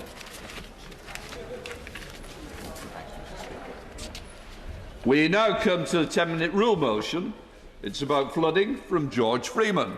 Thank you, Mr. Speaker. I think to move leave be given to bring in a bill to make provision about the responsibilities and duties of certain authorities and agencies in respect of inland flood prevention, to make provision about the powers of local flood authorities and internal drainage boards, to require the Secretary of State to report to Parliament on the funding of LFAs and IDBs, to provide for the designation of internal drainage board pumping equipment as critical national infrastructure, to require the Secretary of State to prepare and publish a report on the potential merits of establishing a flood compensation fund to support homeowners whose primary residence has become unsaleable as a direct result of flooding, to make provision about the flood reinsurance scheme, to make provision about the responsibilities of developers and water companies in respect of the provision of drainage upgrades with new housing developments, to make water companies statutory consultees for certain planning applications, and to place a duty on fire and rescue services to respond to flood events, and to make provision for national and local digital flood mapping and for connected purposes. Mr. Speaker, when you hear Norfolk and floods, I imagine that you, sir, and like most, think of coastal flooding, salt marsh flooding, storm tides eroding our cliffs, river flooding, the Broads, but not inland flooding from surface water, runoff, overloading drains and sewers, which is all too often overlooked, which is why I'm introducing this bill today. Mr. Speaker, you are probably, like many, wondering, why is mid-Norfolk flooding? It's Breckland, it's dry, it's sandy, it's inland. The clue is in the name. It should not be flooding. But over the last decade or so, we've seen a spate of inland surface flooding in 23 of my 130 villages, increasing every year. Why? Yes, climate change. In 22-3, we had the wettest October, November, December, January, February and March on record. But also lack of maintenance of council highway culverts, a lack of maintenance of farm ditches, inadequate funding of internal drainage boards, who, by the way, have been doing a really good job since about 1560 when they were created, and local flood authorities, the relinquishing of riparian rights. I'm sorry to say I think the Environment Agency rather more focused on rivers as habitats than channels to get water off the land. But this is happening in many areas. Why mid-Norfolk? The big factor in mid-Norfolk is new housing. Along the A11 corridor in the last 10-15 years, we've seen 5,000 houses at Thetford, 5,000 houses at Attleborough, 3,000 at Windham, 1,000 at Silfield, a 5,000 house new town planned at Snetterton, and in commuter villages like Yaxham, Mattershall and Ellingham, big national developers and their agents like Gladman Homes abusing the 5-year land supply to land bank and then dump massive commuter housing estates on the outskirts of towns and villages without proper infrastructure investment, against the wishes of the local council, local plan and communities who are too often powerless. I want to make clear that I am not against house building, nor all developers. We have excellent local developers in Norfolk like Able Homes who build excellent homes and estates across many of my towns and villages. They aren't the problem. The problem is the rush to dump massive commuter estates on the outskirts of towns and villages and the scale of new housing without adequate infrastructure investment. In 2020, my eyes were fully open to the scale of this when I spent that Christmas week helping residents in my villages clear out sewage water from their houses, get on the telephone lines and try and get Anglia Water to get tankers to pump out the villages.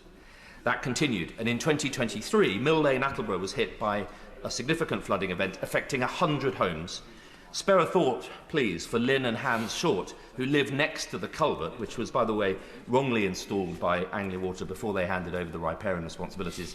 Lynn and Hans have been flooded 4 out of the last 5 years. And that's why I've set up the Mid-Norfolk Flood Partnership, worked with the County Council to set up the Norfolk Strategic Flood Alliance, ably led by Henry Cater and Fiona Johnston, convened our first Norfolk Flood Summit last year, and established and supported local flood action groups. My first instinct was not to come to Parliament or Government for help, but to lead locally. But what has become very clear, not least through the case of Mill Lane, Attleborough, a case study where a culvert was built under the river, inappropriately blocked with a grill that was never properly checked and enforced. It's at the wrong angle, it piles up waste, flooding the houses next to it.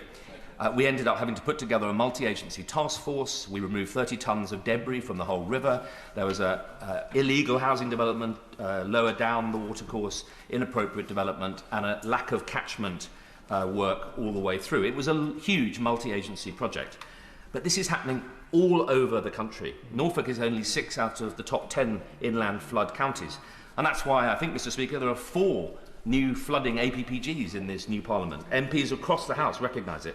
And with new house building targets, 1.5 million homes in the next 3 years, this is only going to get more serious. I pay tribute to the new Flood Minister, who I see is on her seat, Peter Bonfield, for his flood review, and I welcome the CSR funding announcement of £2.6 billion for flood and coastal erosion management to protect 65,000 homes. The insurance sector tell us 18 million homes are at risk, 1 in 4 over the next 10-15 years. And this flooding is costing £66 billion a year to the economy. We won't solve this problem unless we really deal with the fundamental, structural, systemic problems causing the misery and chaos around the country. Inland flooding often overlooked as funding goes to the higher profile coastal rivers, towns and cities. Serious lack of clear responsibilities. Mr. Speaker, there are over 30 agencies in Norfolk alone who have responsibility for flooding. The disempowering of local bodies such as the internal drainage boards, local flood authorities with no power or funding, continue building on floodplains without adequate infrastructure, no enforceable requirement to upgrade pre-existing drainage, no funding for those drainage upgrades because most Section 106 money goes on important local services, residents in district council areas with IDB flooding seeing their service funding cuts, tons of data but no proper mapping of where and when these floods are likely to happen. We have the technology and the data to do it. We don't use it. The vital flood re-scheme, limited in time and scope and set to expire, and an insurance, mortgage and saleability time bomb in our housing market. And nothing, sadly, in the recent planning bill, despite multiple amendments, including from the other House. So this bill that I'm introducing today has been designed with and around the advice of frontline bodies to tackle the practical reality of flood prevention in 4 key areas: responsibilities, funding, planning, and national and local data and flood mapping. I've developed it in a spirit of non-partisan practical politics to help and embolden the Minister to take this opportunity to make the key reforms essential to avoid a growing crisis worsening to calamitous levels. I want to thank the many agencies and organisations in the water sector who've helped, in particular local residents, Liz Witcher in Watton, Hans and Lynn in Attleborough and many others too numerous to mention. My councillors, agencies like the Norfolk Flood Alliance and Aviva, a great local Norfolk insurance business on the front line of this crisis. But most of all, this is a bill shaped by and for those poor people up and down this country who, like Hans and Lynn Short at Mill Lane, Attleborough, live in fear of going through the hell of their homes being flooded, through no fault of their own, but because the system has failed them. The planning, drainage, sewerage, insurance and flood prevention system has evolved without design. No single body or person is responsible. That's the problem. It's not fit for purpose today, let alone for the 1.5 million new homes set to be built in the next 3 years. We were all sent here to make the system work for the people who pay their taxes, pay our wages and expect us to deliver. We owe it to them, to the next generation and to repairing public trust in our politics and this Parliament to fix it. And this bill is designed to help the Minister do just that. And I commend it, Mr. Speaker, to the House. That the honourable members have leave to bring in the bill. The question is that the honourable member have leave to bring in the bill. As many of that opinion say aye. Aye. The contrary, no. I think the ayes have it. The ayes have it. Who will prepare to bring in the bill? Myself, sir, and Mr. Nick Timothy, Mr. Jerome Mayhew, Mr. James Wilde, Mr. Lee Pincher, Ms. Helen Morgan, Mr. Ros Savage, Mr. Steph Acrone, Mr. Adrian Ramsey, Mr. Blake Stevenson, Mr. Ben Spencer, and myself, sir. Yes.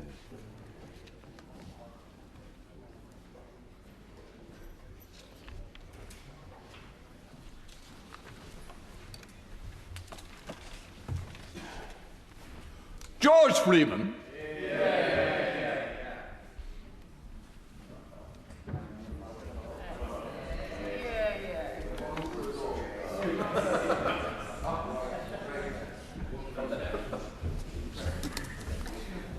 Flooding Bill. Second reading what day? Friday, 10th of July, sir. Friday, the 10th of July. I thought you'd had your Wellingtons on. Take care, George. We now come to the Opposition Day motion on the British Indian Ocean Territory. I inform the House that I have not selected the amendment.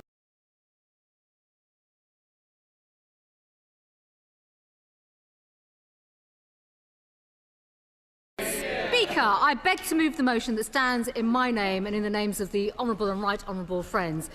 Mr Speaker, Labour's £35 billion Chagos surrender deal is falling apart every single day. Yeah. And it's high time that the Prime Minister tore up this atrocious surrender treaty and put Britain's interests and our defence first and our security first and Britain's hard-pressed taxpayers first. This side of the House has made it clear from day one at every opportunity to expose the deceit, falsehoods and foolishness of the approach taken by Labour. Whether it's on international law arguments, the defence and security arguments, the costs arguments, the important self-determination arguments of the Chagosian people standing up for their rights, and of course the environmental arguments. It has been Conservatives on this side of the House standing up for Britain's national interests and have unequivocally opposed this surrender treaty. I will give way. Grateful to my honourable friend, and building on what she just said there, is she not shocked that most Labour MPs cannot be bothered to turn up for this debate? And is absolutely right. And, you know, I just think it demonstrates their disdain and contempt of the British people, quite frankly. It really does. And while the Prime Minister and, in fact, their various ministers travel the globe, it's pretty obvious that they all go around waving the white flag of surrender. They can sit there chuntering, but the British public can see exactly what's going on with this government. Weak people and giving away their money. Had the Prime Minister... So the Minister is chuntering about starting the negotiations. This deal is on him. It's on their government. It's on the Labour government and your lefty friends and your international law agreements. And perhaps he'd like to listen, because had the Prime Minister... You can sit there, absolutely do listen, because they may learn a few things today. Had the Prime Minister and his dear friend, the Attorney-General, perhaps she'd like to contribute to the debate. She'd perhaps put her name in to even speak. Then I suggest she sits and listen. Had the Prime Minister and the Attorney-General and the real Foreign Secretary, Jonathan Powell, and the current and former secretaries who are former secretaries in name but only, got their way, then the Mauritian flag would already be flying over the Chagos archipelago, and hundreds of millions of the £35 billion of taxpayers' money would already be in the coffers, lining the coffers of a foreign government. I will give way. Yeah.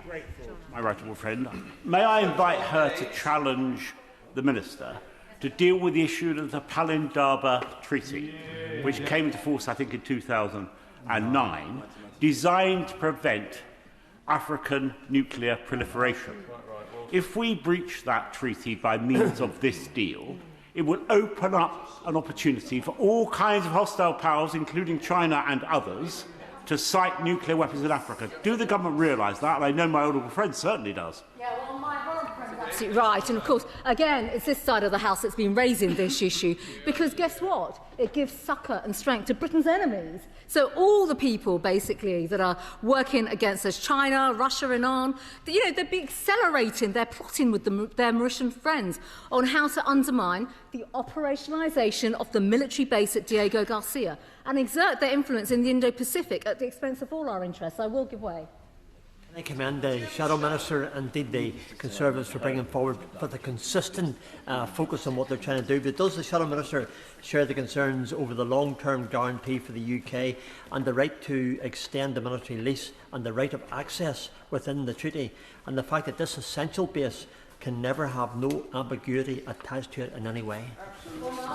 Is absolutely right, and this speaks to the fundamental point about the capitulation, the surrender, the way in which this government has worked night and day. We see it now in terms of working against Britain and Britain's interests, and that is unforgivable. I will give way to my right honourable friend. My right honourable friend, who I must say is making an excellent start to this attack on the government, but I will ask her this simple question, which shouldn't we also dig a little bit deeper as to some of the linkages between, say, the Prime Minister and some of his earlier colleagues, to learn that Philippe Sands, who was representing the Mauritian government, had a deal done with the Russians over Crimea, in which he assured them, I understand, that the granting of independence and ownership for Mauritius would not impinge on their right to stay in Crimea, which brought them to vote and support this. Doesn't that look to you, to my right honourable friend, and to myself, as absolute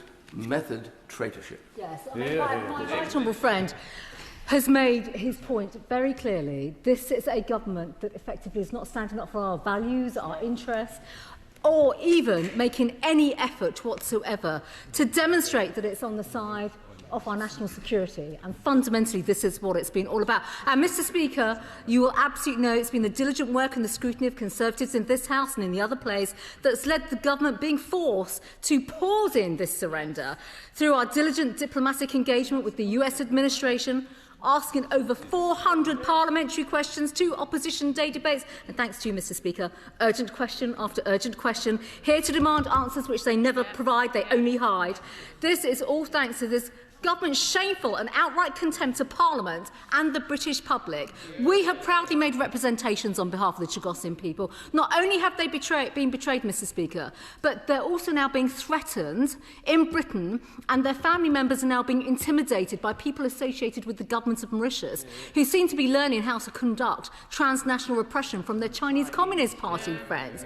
This Labour government will go down in history for many, many terrible things, and they can now add to that list of shame the repression and betrayal of the Chagosian people. Labour must rethink their deeply corrosive policy, which is putting our security and the safety of the Chagosian people at risk. But instead, we have a weak and feeble Prime Minister currently on his knees in Beijing, who will do anything possible to push through this deal, a deal that has been constructed and negotiated by his left-wing international lawyer friends, whose views he seems to value much more than the British people and the Chagosian community. And, Mr. Speaker, we all know how this has gone completely wrong.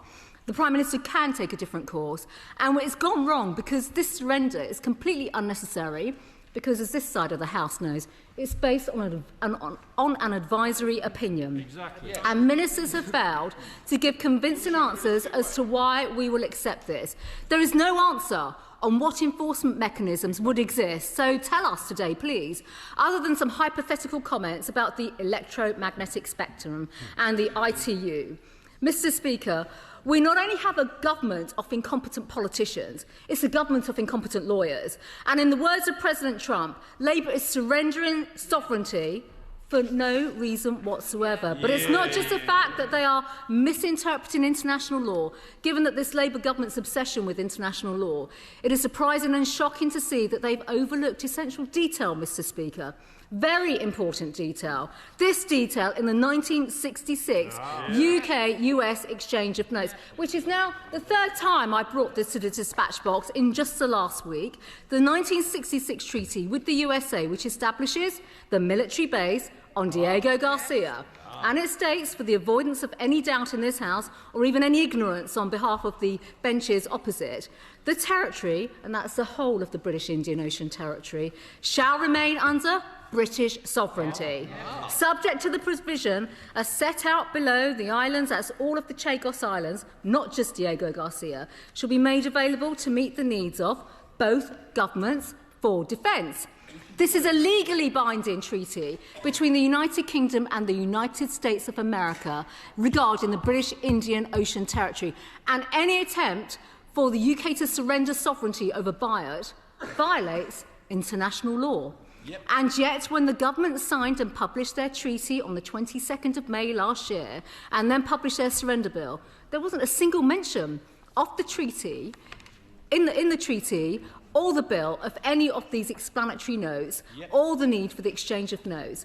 So on Monday, in response to the urgent question, the Minister for the Overseas Territory said, "We have been clear throughout that before the UK can ratify the treaty, we'll need to do the following: pass primary and secondary legislation, update the UK-US agreement, the exchange of notes, and put in place agreements on environment, marine protection, security, migration." But this was not mentioned in any of the documents accompanying the legislation, let alone the treaty.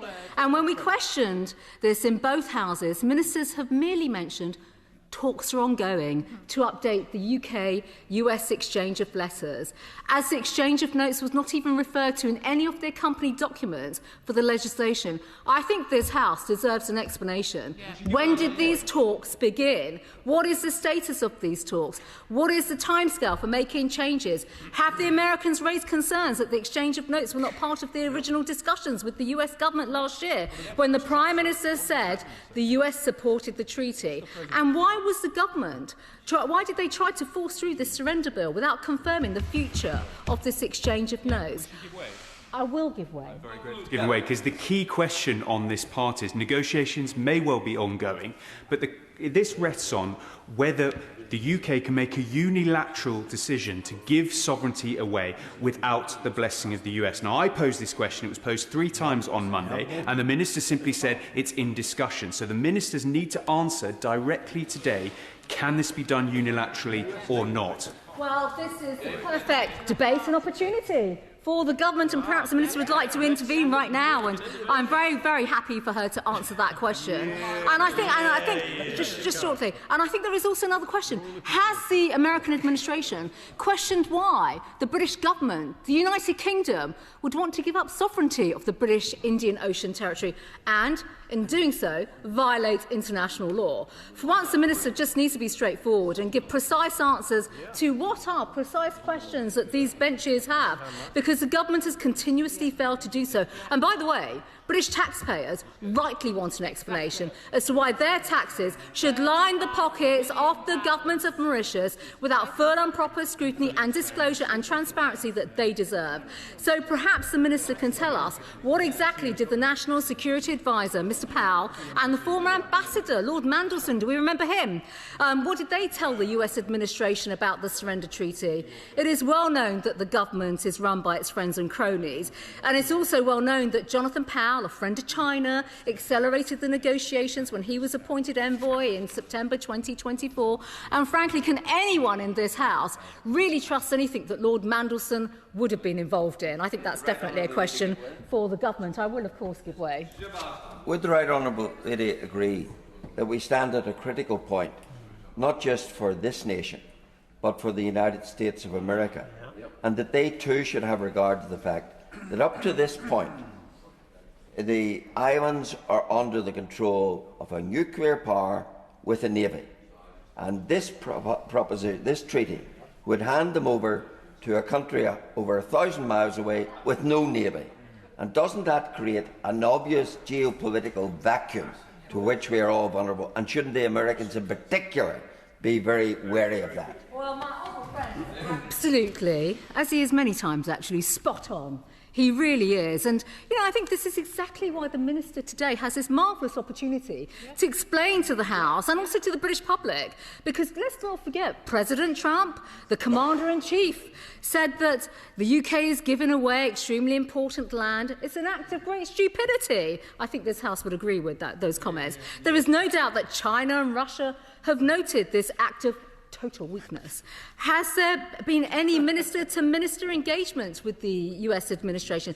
Has the Prime Minister directly spoken to the President on this matter before he kowtowed to China? I asked this very question here on Monday, but the Minister, who is not here today, could not answer this question. So this is a new opportunity for the Minister for the Indo-Pacific to tell us, is it a yes or no?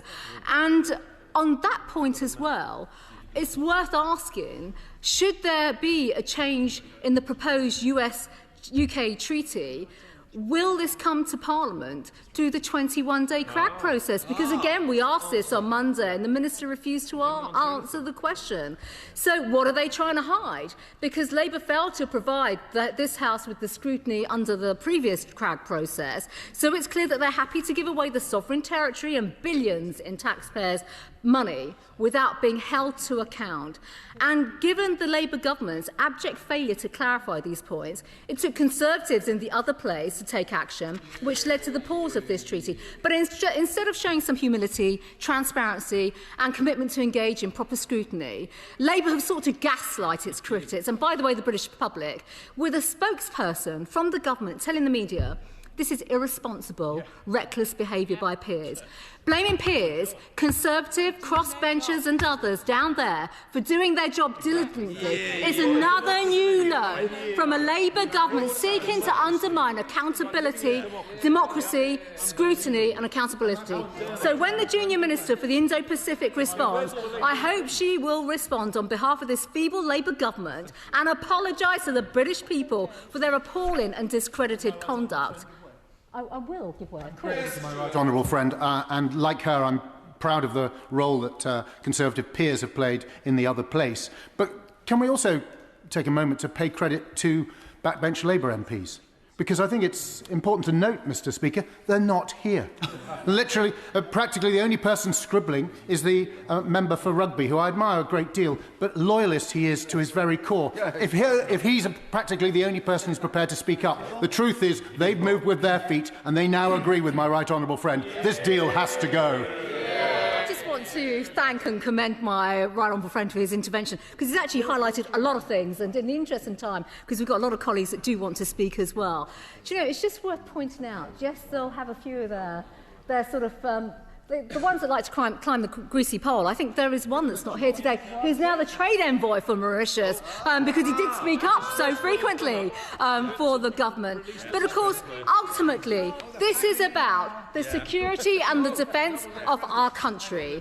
And when it looks, and the government has a lot of questions to answer, it really has, because the remarks of the government have been absolutely shameful when it comes to their feeble defence of this entire process. It really has. Whether it's on China and the relationship not just they have with China, but the government of Mauritius has with China as well. Completely misleading remarks about China and Mauritius, when it's this side of the House that has constantly called out the cosy relationship. And I've even brought some press cuttings here for the Minister, who may, as the Minister for the Indo-Pacific, she may have seen this already, but I would advise her to read the Chinese Foreign Affairs Ministry website, because it's a weekly diary now of their friendly relationship with the government of Mauritius. On the Palindaba Treaty, we've already heard on this side of the House the comments about what this now means. We think it's absolutely wrong to inhibit and restrict our ability when it comes to stationing nuclear deterrent on Diego Garcia, and it's right that this side of the House continues to question this all. And on the money, let's just discuss the money, Mr. Speaker, and I will close my remarks shortly. It is an absolute disgrace that this House has not had full disclosure around the money. It's in the public interest for ministers to tell the truth, to be held account, and to stop hiding the true costs behind literally misrepresenting the positions of the OBR and the government's actuary department. That's just utterly shameful. So, Mr. Speaker, today Labour MPs have an opportunity to join with us. They're all in hiding because they're embarrassed about this, and stop this surrender. They can tell their constituents that they voted to save a British territory from being lost, stood up for our defence and security, voted to save £35 billion from being handed over to a foreign government disgracefully, while their taxes at home go up and public services are squeezed, and voted to defend the rights of the Chagosians. Or they can be sleepwalk through the division lobbies like sheep, defending the indefensible, and backing another Labour weak policy and failure of their enfeebled Prime Minister. Mr. Speaker, Conservatives have opposed this deal from day one at every stage, and we will continue to do so. We'll fight to kill this bill in order to defend British sovereignty and, of course, defend Britain's pride and national interest. The question is, as on the order paper, Minister Seaman Malhotra. Thank you, Mr. Speaker, and it is a pleasure to respond to this debate today. And perhaps let me start by saying that the government opposes the motion introduced by the opposition today. The treaty guarantees the full UK operational control of Diego Garcia for generations to come. The motion proposes, I will just make some remarks first, the motion proposes a wildly exaggerated cost in contrast to the actual costings published by this government at the time of the treaty's introduction, verified by the Independent Government Actuaries Department. This motion invokes an exchange of notes which the government has publicly confirmed is being updated with our US partners, and it attempts to bind parliamentary procedure on that exchange despite it not having yet been finalised. This isn't patriotic.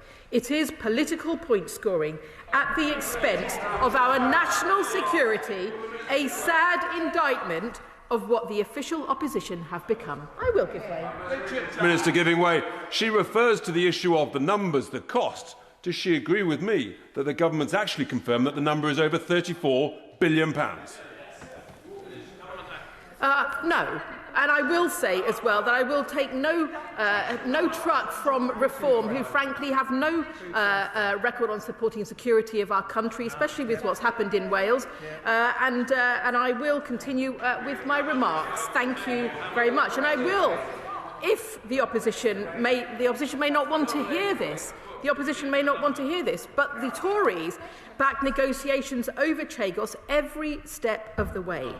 85% of the Chagos negotiations took place under the Conservatives, led by the former Foreign Secretary. And indeed, they may not want to hear this, but I think it's important to share. They may not want to hear this, but I think it's important to share. And in November 2022, the former Foreign Secretary said that through negotiations, aren't they? I think a lot of people are interested in the past. Order. Can I just say the two front benches either intervene each other, not having this running battle? Seaman Mulhot. Thank you, Mr. Speaker. I will make slight progress, and then I will give way to the right honourable gentleman. And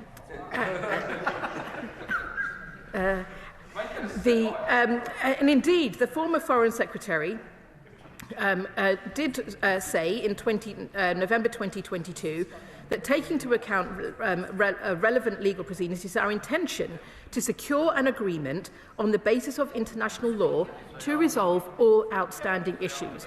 In February last year, a spokesperson for the Leader of the Opposition insisted she understood negotiations over the islands were needed due to the international legal position.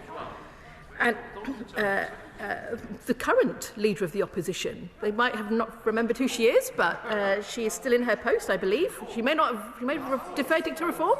No?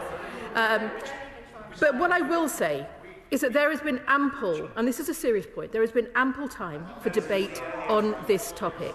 Indeed, my honourable friend, the member for Cardiff South and Penarth, the Minister for Overseas Territories, debated this for over 2 hours last week and for 45 minutes on Monday for an urgent question. Baroness Chapman of Darlington has spent hours debating the topic in the other place, including delivering an urgent question repeat on Monday. We have committed to this deal and to these hours of debate because it is important that we do so.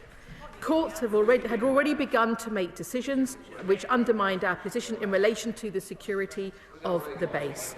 I will give way to the Honourable.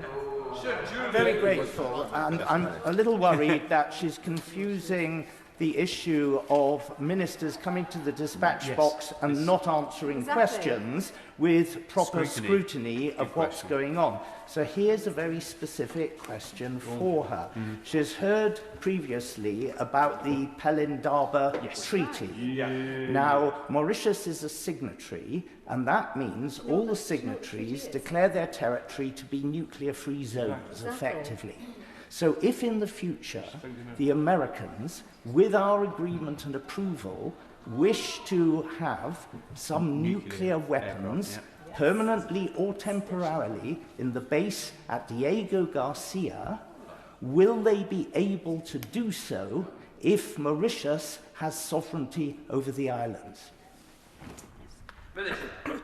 I thank the honourable member, right honourable member, for his comments, and the answer to that is has been set out, and I will be laying it out. Has been set out as well by Lord Coker. The answer is yes, and it has been set out by Lord Coker as well in the House, and I will be coming on to that in my remarks as well. But I will just say there has been questions from the opposition today, Mr. Speaker, about the legal matters behind this treaty. It is important to say that Mauritius's legal claim of sovereignty over the island of Diego Garcia is supported by a number of international institutions, including the UN General Assembly. And the International Court of Justice considered this an issue in the advisory opinion delivered in February. I will give way. I understand, further to my honourable friend's point, that the Prime Minister of Mauritius has made it specifically clear yesterday that he would not allow or agree to the placing of any nuclear weapons on the islands. Now, can she please answer, then, how can they reassure the USA? I will be coming on to this in my remarks. I will be coming on to this in my remarks as well. And that is important. I will be coming on to this in my remarks. And in relation to I do want to finish the point on the legal points that have been raised. What was said in relation to this by the International Court of Justice in the advisory opinion is it does carry significant weight, and in particular it's likely to be influential on any subsequent court or tribunal considering the issues arising out of disputed sovereignty and whose judgment would be binding in international law. The ICJ, I will finish my remarks on this, the ICJ concluded that the United Kingdom is under an obligation to bring to an end its administration of the Chagos Archipelago as rapidly as possible. You might want to listen to the next bit. The 2019 advisory opinion was followed in 2021 by a special chamber of the International Tribunal for the Law of the Sea in a case about delimitation of the boundary between Mauritius and the Maldives, which ruled that Mauritius sovereignty was inferred from the ICJ's determination. Will the other lady give way? Just out. Who are you giving way to, Minister? There's three of them thinking it's them. Minister, specifically on this point, that 2021 judgment did not have any British representation and rested on the UN's non-binding judgment. We also know from the 2015 ruling that that court cannot preside over sovereignty. So how does that stand up to the scrutiny that she's saying there is a dire need to hand these islands over? And can we have nuclear weapons there? I thank the honourable member for his comments. He will know that these matters have been shared before in the House, but I perhaps may remind him what US Secretary Hegseth has said as well, that the UK's very important deal with Mauritius secures the operational capabilities of the base and key... Dr. Evans, no. Dr. Evans, do you have to keep chunnering? You've asked the question, you get an answer. I don't need to run it. No, I wouldn't bother giving me a back chat, please.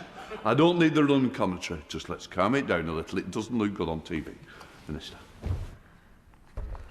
Thank you, Mr. Speaker. I will just remind the honourable member what the US Secretary Hegseth has said, which is that the UK's very important deal with Mauritius secures the operational capabilities of the base and key US national security interests in the region. We are confident the base is protected for many years to come. I will just continue with my remarks. I'm certainly able to give way shortly. And it is, therefore, as well, the UK's long-standing legal view that if Mauritius challenged us again in the courts, we would struggle to defend our position. Our Indo-Pacific foothold and the operation of the base could be put at risk within weeks. That's why the government remains fully committed to the deal to secure the joint UK-US base on Diego Garcia, which is vital for our national security. Happy to give way. Well, I'm very grateful to the Honourable Lady. Mr. Speaker, this is a fundamental point. The most sensitive part of our military is the nuclear deterrent. It is critical to the defence of ourselves and of our allies, the United States, also nuclear armed. We are a naval nuclear nation. This is a critical naval base in strategic terms, Mr. Speaker, at Diego Garcia. Can I ask the Honourable Lady, yesterday it was reported that the Deputy Prime Minister of Mauritius, Mr. Berenger, had declared that nuclear weapons could not be stored on Mauritius if sovereignty is restored to them. Does she understand that that is the case? I thank the Shadow Minister, and as a matter of long-standing policy, he will know, and he will know also in relation to his previous work in Parliament and government, that we do not comment on operational matters or in relation to locations of nuclear weapons. The opposition knows, if I may make some comments on Palindama Treaty, on the relation to Palindama Treaty. Sorry. Point of order, Graham Stewart. Thank you, Mr. Speaker. On a point of order, the Minister said that she was going to address the issue of whether nuclear weapons could go to Diego Garcia, and now she says she can't comment. Are those... No. You're on the chairman... No, just... You're on the chairman's panel. You know it's not even a point of order. It's not even the start of one. All you're doing is trying to continue the debate without even being able to speak. I'm sure you're on the list to get points of later, Minister.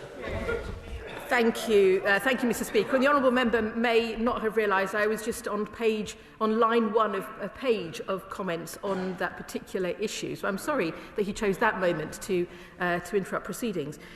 As I was saying, it is a matter of long-standing policy, as is known, that we don't comment on operational procedures. The opposition knows this and, of course, took the same approach in government.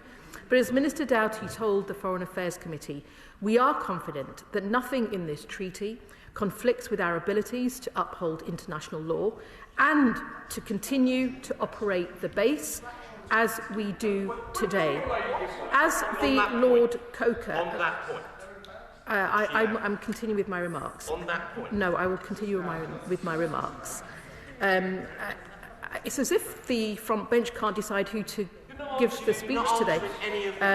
As the Lord Coker told the other place in November, the UK-Mauritius agreement enables the continued operation of the base to its full capability. We will continue to be able to deploy the full range of advanced military capabilities to Diego Garcia.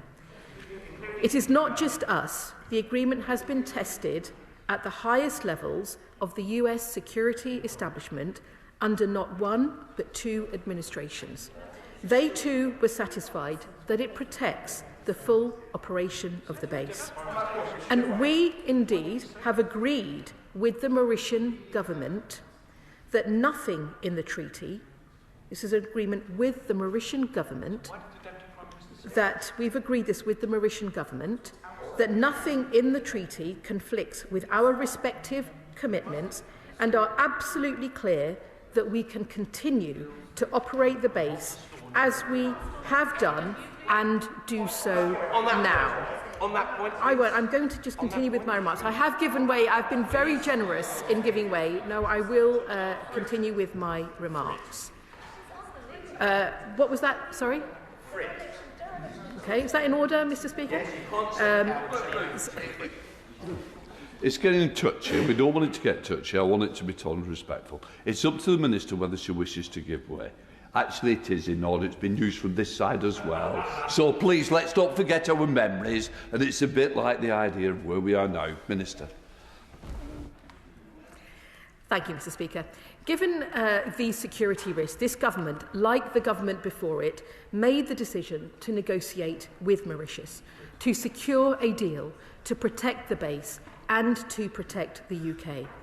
Our agreement ensures full operational control of Diego Garcia, a 24 nautical mile buffer zone where nothing can be built or placed without UK consent. A rigorous process, including joint decision-making, to prevent any activities on the wider islands, some over 100 nautical miles away, from disrupting base operations, full UK control, over the presence of full UK control over the presence of foreign security forces on the outer islands, whether civilian or military, and a binding obligation to ensure the operation of the base is never undermined. I'm just going to continue with my remarks at the moment. And as I have said, we are confident that nothing in this treaty conflicts with our abilities to uphold international law and to be able to continue to operate the base as we do today. Now, I want to move on to talk about the UK-US relationship. We have been clear that before the UK can ratify the treaty, we will need to do the following: pass primary and secondary legislation, update the UK-US exchange of notes, and put in place arrangements on the environment, maritime security and migration. This government considers it our duty to protect the public. Therefore, it is our duty to pursue this agreement with clarity and resolve. And we will not put party politics ahead of national security, as we are seeing the opposition do today.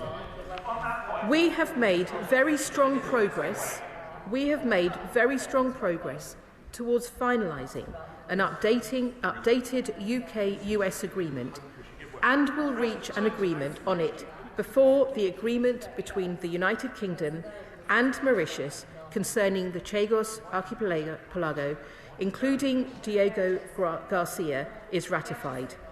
These matters are still under negotiation, and so it remains to be determined whether any updated agreement will be subject to ratification.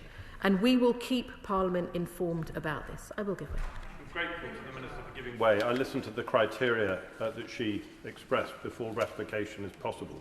Is American agreement one of the criteria that she considers essential?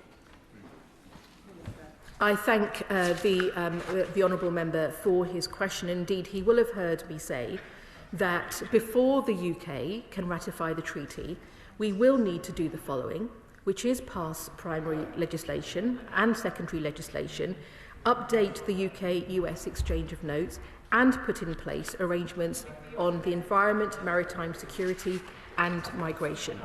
And it is important, I will continue with my remarks on this, I do want to finish shortly.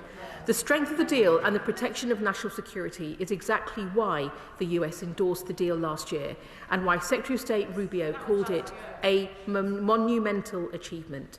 This agreement safeguards the interests of both the United Kingdom and the United States well into the next century.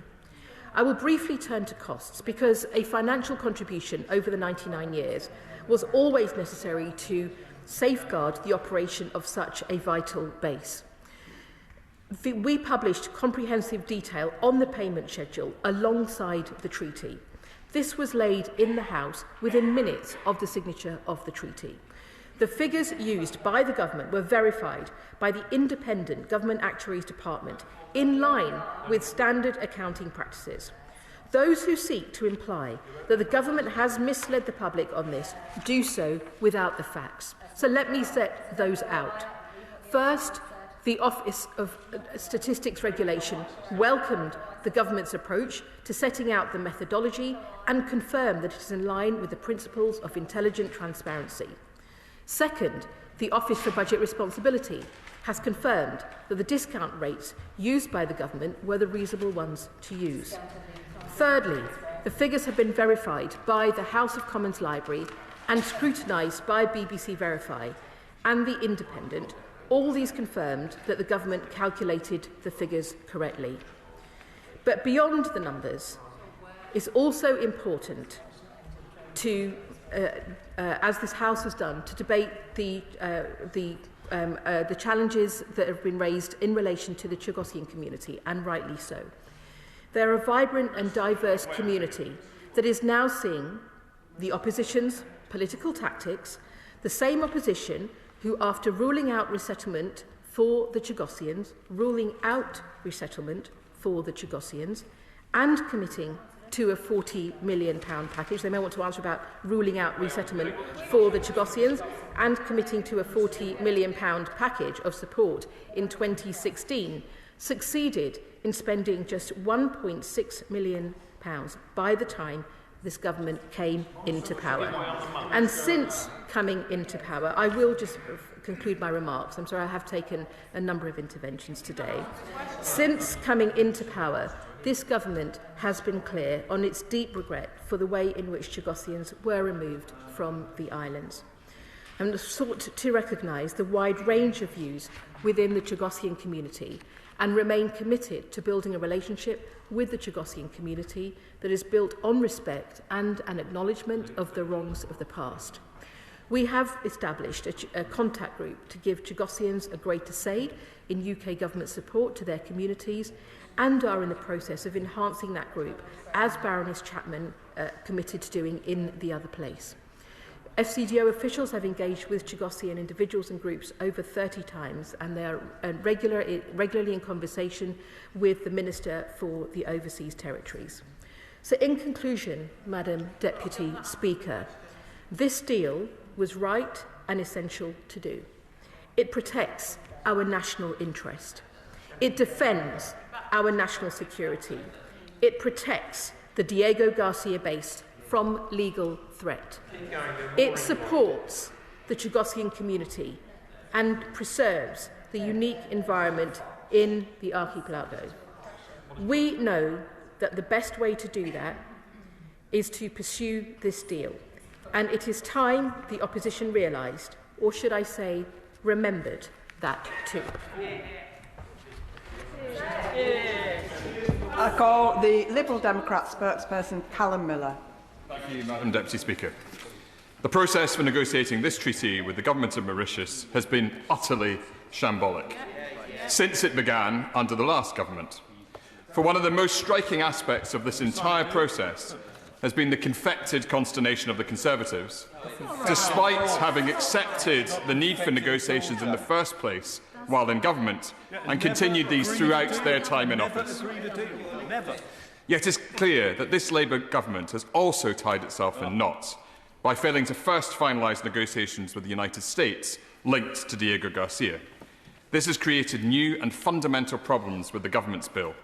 There are now serious questions about whether the treaty would undermine the UK's other international obligations. So will the government take on board the Liberal Democrat amendment in the other place and commit to securing a firm assessment of the position of the US in relation to the Diego Garcia military base before any further attempts to progress its bill?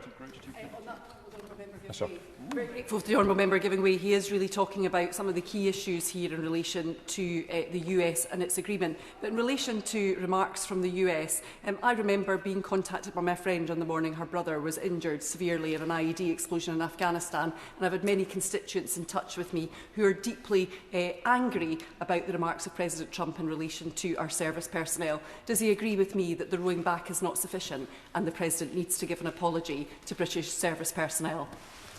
I'm grateful to my honourable friend for her intervention. Donald Trump's remarks about NATO troops were untrue and deeply offensive, and I welcome the robust response from parties across this House to them. Yet there was no apology.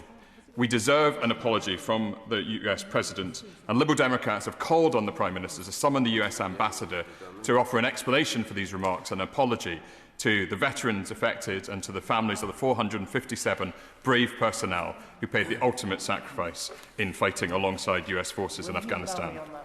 I shall. He's making a number of very serious points here, and does he see, as I do, a sort of parallel between President Trump's behaviour over that egregious issue about NATO troops not allegedly being in the front line and this issue about Diego Garcia?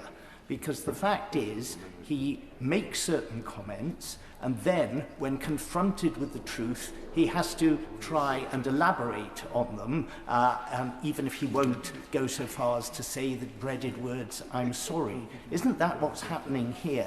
The Americans did not realise the extent to which giving up sovereignty over the base would compromise their military situation. And we have not heard anything to say that Mauritius couldn't stop any nuclear weapons ever in future being on Diego Garcia. I'm grateful to the honourable gentleman for his intervention, but I was in the chamber on Monday when the same gentleman made the remark that it was a fine aspect of joint working between Reform and the Conservatives to bring this view from Donald Trump about. I do not think it's appropriate for the leader of the Reform Party to be whispering in the ear of the US President to upset negotiations, and I think the right honourable member is making a brave point when he appears to suggest that the fact that the US President has moved in one direction recently means that it will be sustained in the future. That notwithstanding, it is the case that the US President has made these recent remarks about the Chagos Islands, and we will have to take those into consideration in the progress of this bill. We need to reflect on the other outstanding problems, however, with the government's proposed legislation. Since the start of debates over the treaty, Liberal Democrats have been the only party consistently championing the rights of Chagosians. That stands in contrast to the government's lack of substantive engagement with the Chagosian community. Chagosians have been denied a meaningful say in their future, and the provisions of the treaty shamefully fail to affirm their rights. But this is not only a failing of the government. Indeed, despite the remarks of the Shadow Foreign Secretary, the motion we are debating today in her name includes not a single reference to the Chagosian community, something that is addressed in the amendment laid in my name on behalf of my party. And I hear the Shadow Defence Secretary asking if I listened to the Shadow Foreign Secretary's speech. I did indeed. The point I'm making is that when the Conservatives had the opportunity to provide the bases for their objection to this bill, they didn't once mention the rights of the Chagosian community. And it's clear that those rights are just as low a priority for the Conservatives as they are for the government. When Liberal Democrats proposed an amendment to the bill at third reading in this House that would have provided for a referendum of the Chagosian people, the Conservatives failed to back it and the government opposed it. Even at this late stage, however, I want to encourage the government to reconsider its position. There remains a window of opportunity for the government to support the rights of Chagosians and buck the historic trend of this community being left out of decisions about their future. So will the government support a second Liberal Democrat amendment in the other place, requiring binding guarantees from the government of Mauritius for the rights of Chagosians? Another outstanding issue remains the question of money. The government is proposing to send billions of pounds to Mauritius, despite having what appears to be zero monitoring, evaluation or recall mechanisms built into the treaty. It is frankly inconceivable that the government would oppose the introduction of such measures and fail to support the principle that the UK should be able to cease future payments to Mauritius if the treaty is deemed to no longer support the UK's security. So will the government back a third Liberal Democrat amendment in the other place, introducing meaningful and effective safeguards around the proposed vast sums of public funds due to be sent to Mauritius?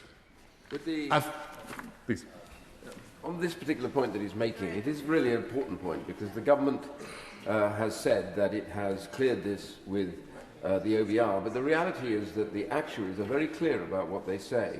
The only way you can calculate this, you cannot calculate it on the basis of what happens in Mauritius with social issues and with inflation. That is ridiculous. You have to calculate it on the basis that the agreement you made gives you a total at the end, which is 34.7 billion. Does he not agree that dodging around that really is a low position for the government to take?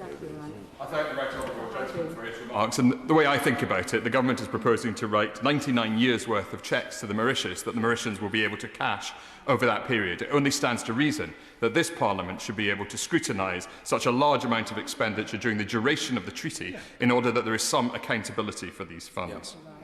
As things stand, Madam Deputy Speaker, this deal appears to be going the way of the dodo, another redundant creature that originated in Mauritius.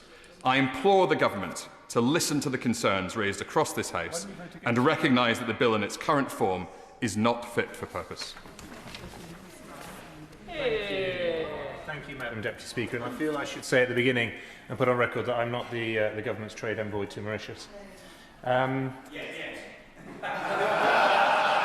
Hansard can record a diplomatic silence at that point, Madam Deputy Speaker. This debate ultimately turns on whether we understand the world as it is, not as we might wish it to be, as much as some believe otherwise. We still live in an interconnected, economically, militarily, politically, morally world, and that interconnectedness has not gone away. It's become more contested, it's become more multipolar, and certainly more strategic, but it hasn't ended. And that matters because this deal must be judged not on slogans or hyperbole, but on whether it secures the United Kingdom's security interests in that interconnected world. Now, one of the central lessons of recent years is that uncertainty invites challenge. We see that every day in the South China Sea. China has asserted expansive territorial claims that many countries do not recognise, that international courts and tribunals do not recognise, and what happens in response? Other states deliberately sail ships and fly aircraft through those waters and airspace to contest those claims and to test resolve.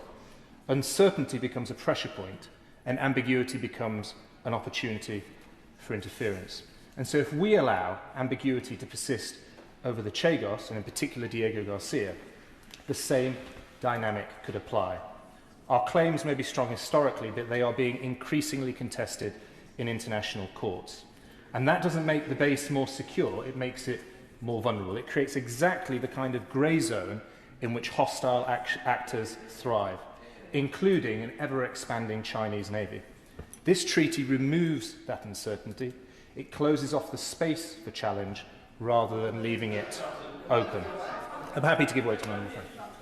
The mistake he makes is in buying into China's narrative that there is a grey zone in the South China Sea. There is no grey zone. They shouldn't be there. They don't care less. They go anyway. So the idea that some agreement we meet that the Mauritius agree with is going to stop China acting at a later date is complete nonsense, as they prove all the time in the South China Sea every day.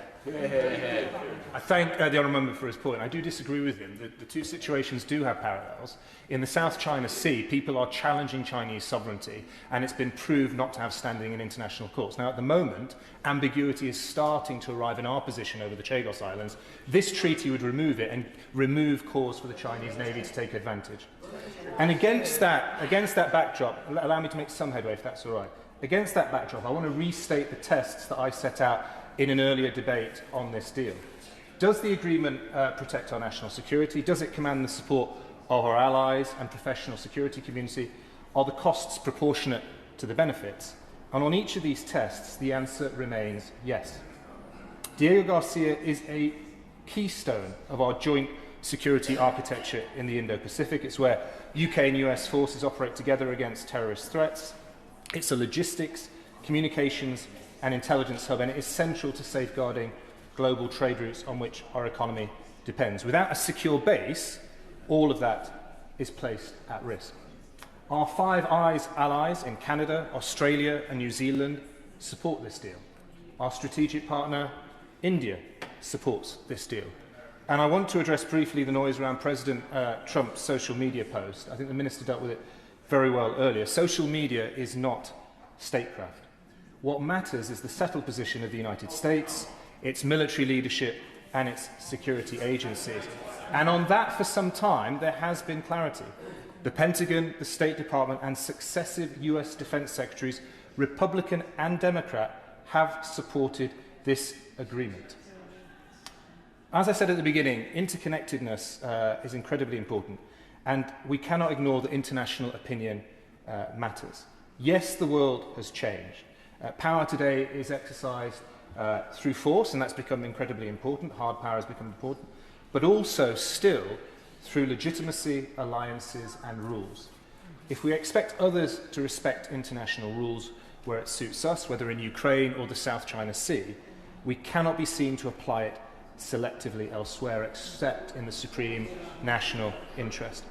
The treaty secures... Happy to give way to my honourable member.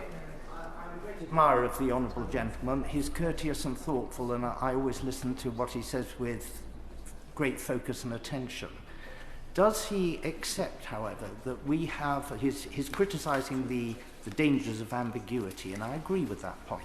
Does he accept, however, that we haven't cleared up the ambiguity about whether nuclear weapons could ever be on Diego Garcia if the Americans and the British wanted them to be. It is no good saying, as his front bench spokesman, the minister, said, we never talk about deployments of nuclear weapons. We're not asking about deployments of nuclear weapons, we're asking about the legal position if the case was that the Americans or the British wanted to have some nuclear weapons, temporarily or permanently, on Diego Garcia. If we transfer sovereignty to a country that is signed up to be part of a nuclear-free zone, that is bound to call into doubt the ability to have nuclear weapons there in the future. Can he clear up that point? Thank you, Madam Speaker. I can't clear up that point for him. I have great confidence that ministerial colleagues would, but we have been told at all points that this treaty will ensure the continued effectiveness of the base in the way that it's run now. There was an Ohio-class submarine there in 2022, and I hope those arrangements continue under this treaty, and there's no reason, from what I've heard from ministers, that it wouldn't. And let's turn to the costs of the deal as well. It costs a fraction of the defence budget for an irreplaceable asset. And I can't see any interventions at that point. I thought there might be. Happy to give way to one. Could the honourable member clarify precisely how much of the cost of the Chagos Islands deal will come from the Ministry of Defence budget? The honourable member, I'm sure that's been set out already in several debates. I think the point that hasn't been set out, though, adequately, and of course it can't be set out in huge detail, but in exchange for providing the United States with facilities on Diego Garcia, the in-kind support in terms of intelligence and other matters that we receive from the United States must run into the billions every single year. And although you can't put a figure on that, I do think that's a really important element in this debate. So, Madam Deputy Speaker, there isn't prosperity without security, and there isn't security without certainty. And in an interconnected world, those are not abstract principles, they're strategic necessities. That's why, in my view, this is a sensible, hard-headed deal and a confident assertion of the United Kingdom's national interest. Thank you. Dr. Andrew Morrison. Thank you, Madam Deputy Speaker. What a pleasure it is to be called so soon. I am very grateful to you. My goodness me, I do feel sorry for the Minister being wheeled out to defend the indefensible. I have to say her right honourable friend, the member for Cardiff South and Penarth, has done a Trojan piece of work on behalf of the government consistently, and it's only fair that he should be given the day off. Every day is a school day when it comes to Chagos, is it not? We learn something new every day of the week, it seems. And in that wonderful Keynesian way, perhaps the government might like to reflect on when the facts change, we change our mind. Apparently not. The facts have changed. The ground truth has certainly changed on this, not least the attitude of the United States. That's clear beyond any fear of peradventure. In February last year, the then Foreign Secretary said, without the US agreement to this, the deal is dead. But we've had the Commander-in-Chief, no less, in recent days saying this deal is stupid, that it is weak. There can't be any ambiguity in that. That's the contemporaneous view of our greatest partner and friend. Surely, to goodness, that's justification for pausing this. We've learnt about the Pelindaba Treaty. I have to say, I wasn't aware of this until very recently, but again, it's a showstopper. We've had Paul Berringer, the Deputy Prime Minister of Mauritius, recently saying there will be no nuclear weapons in Diego Garcia. He's made it very clear. He's been very helpful to the government in laying out exactly what this is going to look like when Mauritius takes control of Diego Garcia. Now, the minister says, well, we can't comment on that because it's operational. That's precisely what it is not. Yes. We're not talking about precise B-52s or Ohio-class submarines going into Diego Garcia. I don't want to know about that. What I want to know about is the legal structure within which it is possible for these things to be in Diego Garcia and Chagos in general. And of course I will. Does he not agree with me, as a point I made earlier on to the Minister, but perhaps he could also explain this, that if the Deputy Prime Minister of Mauritius as close as yesterday, made it specifically clear. So there is, to follow the honourable gentleman on the other side, no ambiguity in this at all. This is clear. No nuclear weapons on Chagos by any government at all. That is precisely the case. It is as plain as a pikestaff, and yet the government persists with this. Now, look, it's perfectly reasonable and respectable for the government to say, look, the facts have clearly changed, and all these things have come to light, and we will pause this. There's no hurry in this, and there's no dishonour in saying that we need to consult more widely on this matter. It could potentially be indefinitely, but nevertheless we will continue the process, keep it open. I appreciate, to save the government's blushes, we can't simply can it, but we can pause it. If she wants more evidence for this in relation to the Chagosians who are being trampled all over in this process, she need only refer to the Committee for the Elimination of Racial Discrimination, December 25, who themselves said that we should be pausing this in order to ensure that the Chagosians' voices are properly heard. So she's being attacked from all quarters, and the unifying message from all of those quarters is, for goodness sake, let's pause this and just think again. Of course, I give way to my honourable friend. I'm very grateful to my honourable and gallant friend for giving way. Does he agree with me that this could well be a case of, if you can keep your head while all around are losing theirs, it's possible you failed to appreciate the gravity of the situation? Well, my honourable friend, who's very experienced in matters around this material, makes an extremely good point. We need to keep our head in all of this. This side has been consistent in its opposition to this terrible, terrible surrender deal. The people out there can't honestly understand why it is that the government persists with it. It's plainly not a matter of national security. I fear it's underpinned by the incoming government's insistence on satisfying their guilt, their post-colonial guilt, and that is really what has underpinned all of this. The government needs to get over this and understand that what has primacy in this matter,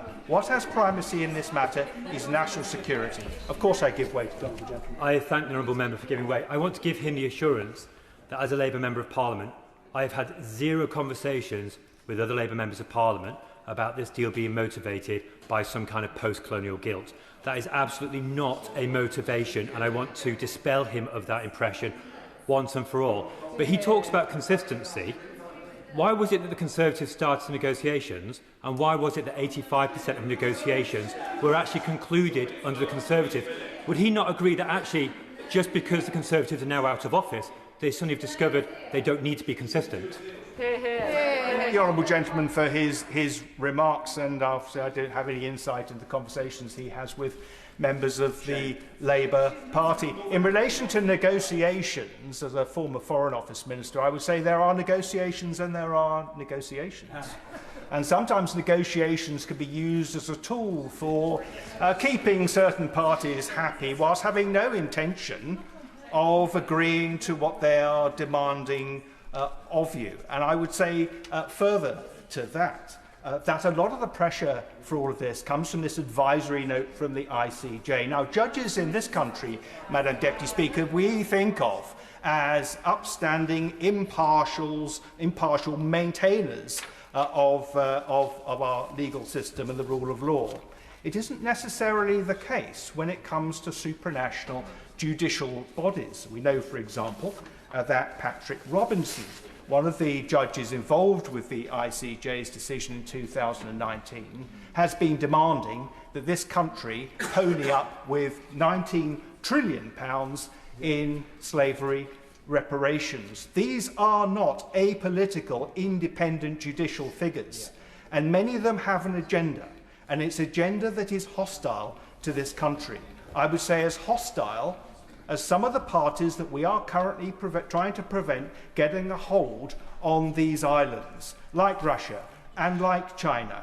And it is perfectly reasonable for the President of the United States, who I have to confess is not my cup of tea, deciding belatedly but nevertheless that this is a disastrous measure and that he wants nothing to do with it. He has signalled that in his own inimicable fashion. This government should take note. This government should pause this surrender treaty, come back with something better, if at all. But this surely is as dead as the dodo. John Slinger. Thank you, Madam Deputy Speaker. And before I turn my remarks to the Opposition Day debate, I must comment on the answer that the Shadow Foreign Secretary gave to the Right Honourable Member for Beverley and Holderness, who is an honourable member that I respect hugely. And she mentioned climbing the greasy pole, I believe possibly even in relation to me. But it is always amusing when people who have served in the cabinets of multiple Conservative Prime Ministers accuse other honourable members who are on the back bench of being somehow involved in climbing a greasy pole. It's just very, very amusing. But turning to thank you. Another Right Honourable Member who also did pretty well, I understand, in the past. But addressing the Opposition Day debate, this is the Conservative Party playing politics with national security, with their friends and colleagues in the other place, using a wrecking amendment to block the British Indian Ocean Territory. Bill is being a prime example of that. Members opposite have never been able to answer the question. If there was no problem with British sovereignty and operation of the base, then why, Madam Deputy Speaker, why did they begin the negotiations in the first place? Of course I'll give way. To the honourable and incredibly loyal member for giving way. Does he realise that in the result of a UN judgment in 1965, the United Kingdom was required to enter into negotiations with Argentina over the future of the Falkland Islands in 1965? And those negotiations continued until 1982, for a long time, when they were concluded in a rather different way envisaged by the UN. Where the Guards played I thank the honourable and even more loyal than I am member. I mean, we spar across the House, but he's even more honourable and gallant member for his history lesson. But it doesn't actually change the fundamentals, which are that 85%, Madam Deputy Speaker, 85% of the negotiations took place under the Conservatives. And the Right Honourable Member for Braintree, when he was Foreign Secretary, in November 2022, said that, I quote, "Through negotiations, taking into account relevant legal proceedings, it is our intention to secure an agreement on the basis of international law to resolve all outstanding issues." Close quotes. And in February 2025, a spokesperson for the Leader of the Opposition insisted that she understood negotiations over the islands were needed due to the international legal position. This is obviously political opportunism. These are Right Honourable and Honourable members of this House of Commons who raised no objections in Parliament, filed no critical questions and voiced no concerns on social media. Only after leaving government did they do so, and indeed with no plan of their own. And regarding the matter of the sovereignty of the Chagosians, the Conservatives' view is logically inconsistent. They want the UK to retain sovereignty, but they attack us for not giving the Chagosians the right to self-determination. They have ruled out resettlement. Some Chagosians want to return to Diego Garcia. Our opposition, Right Honourable and Honourable members, calling for them to be returned to that island, with the inevitable issues that would cause for the operation of the vital base. They've gone rather silent on that point. So it is political opportunity. Of course I'll give way to the Honourable Member. To the Honourable Member, does he see any parallel between the plight of Chagosians and the plight of Greenlanders, because the Prime Minister has gone out of his way, correctly, to defend the rights of Greenlanders, but is doing the complete reverse for Chagosians. The issue of the sovereignty of the Chagosians is a sensitive and delicate one that we are attempting to deal with, as my honourable friend, my honourable friend, the Minister, set out. We have established a contact group. Many meetings have taken place, and I strongly endorse those steps to give respect to the Chagosian people for what has happened to them. Now, the party opposite only used £1.6 million of the support fund for the Chagosian people, a support fund of 40 million people, which hardly indicates that when they were in office, they had the interests of the Chagosian people as their number one priority. In conclusion, Madam Deputy Speaker, I want to make clear to the House that this is political opportunism of the worst kind, Madam Deputy Speaker, because it is regarding national security and the British national interest, and they really should not be playing party political games with that. And indeed, Madam Deputy Speaker, nor should they be using language such as surrender with such abandon as the Shadow Foreign Secretary does, because it is implying things that are simply not true. It is whipping up public concern, and this is totally unnecessary, particularly when regarding the British national interest. And that is why I am very glad to be opposing this opportunistic motion before the House today, and I commend my honourable friend the Minister for her statement. Dr Karen Mullen. Very much, Madam Deputy Speaker. I welcome the opportunity to speak today and make clear my opposition to any proposal to give away the strategically important sovereign British territory. This is not merely a territorial concession. It's an act of strategic self-sabotage, a dereliction of duty and an unforgivable betrayal of our national security. At a time of growing global instability, when our adversaries are watching for any sign of weakness, Labour has chosen to send precisely the wrong signal, that Britain can be pressured into abandoning its own territory. This decision is indefensible on every level. The Chagos Islands, and specifically Diego Garcia, have been a vital strategic asset for the UK and our allies for decades. The military base on Diego Garcia has played a crucial role in global security operations, supporting counter-terror efforts, maritime security and regional stability.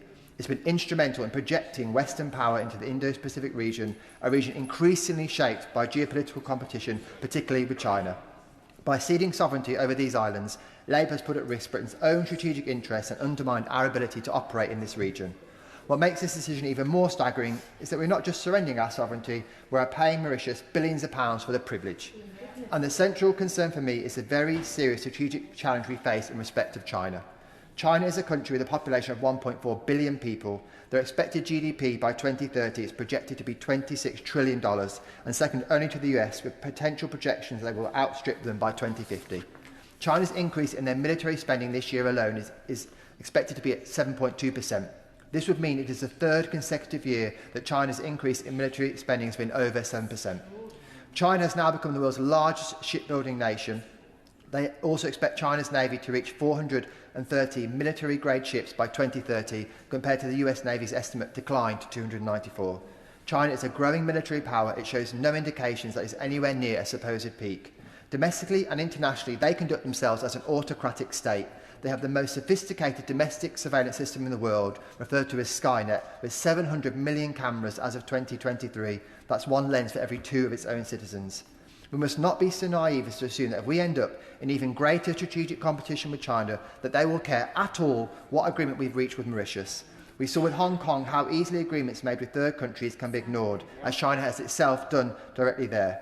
If Mauritius seeks to align itself strategically with China, do you think China will hesitate from asking them for breaking that treaty because of international law, that they won't fit any bill or any diplomatic consequences for Mauritius if they think it's in their interest to get Mauritius to break that agreement? That is the difference between any form of agreement and sovereignty. Once sovereignty has been given away, it can never be brought back. I will give away.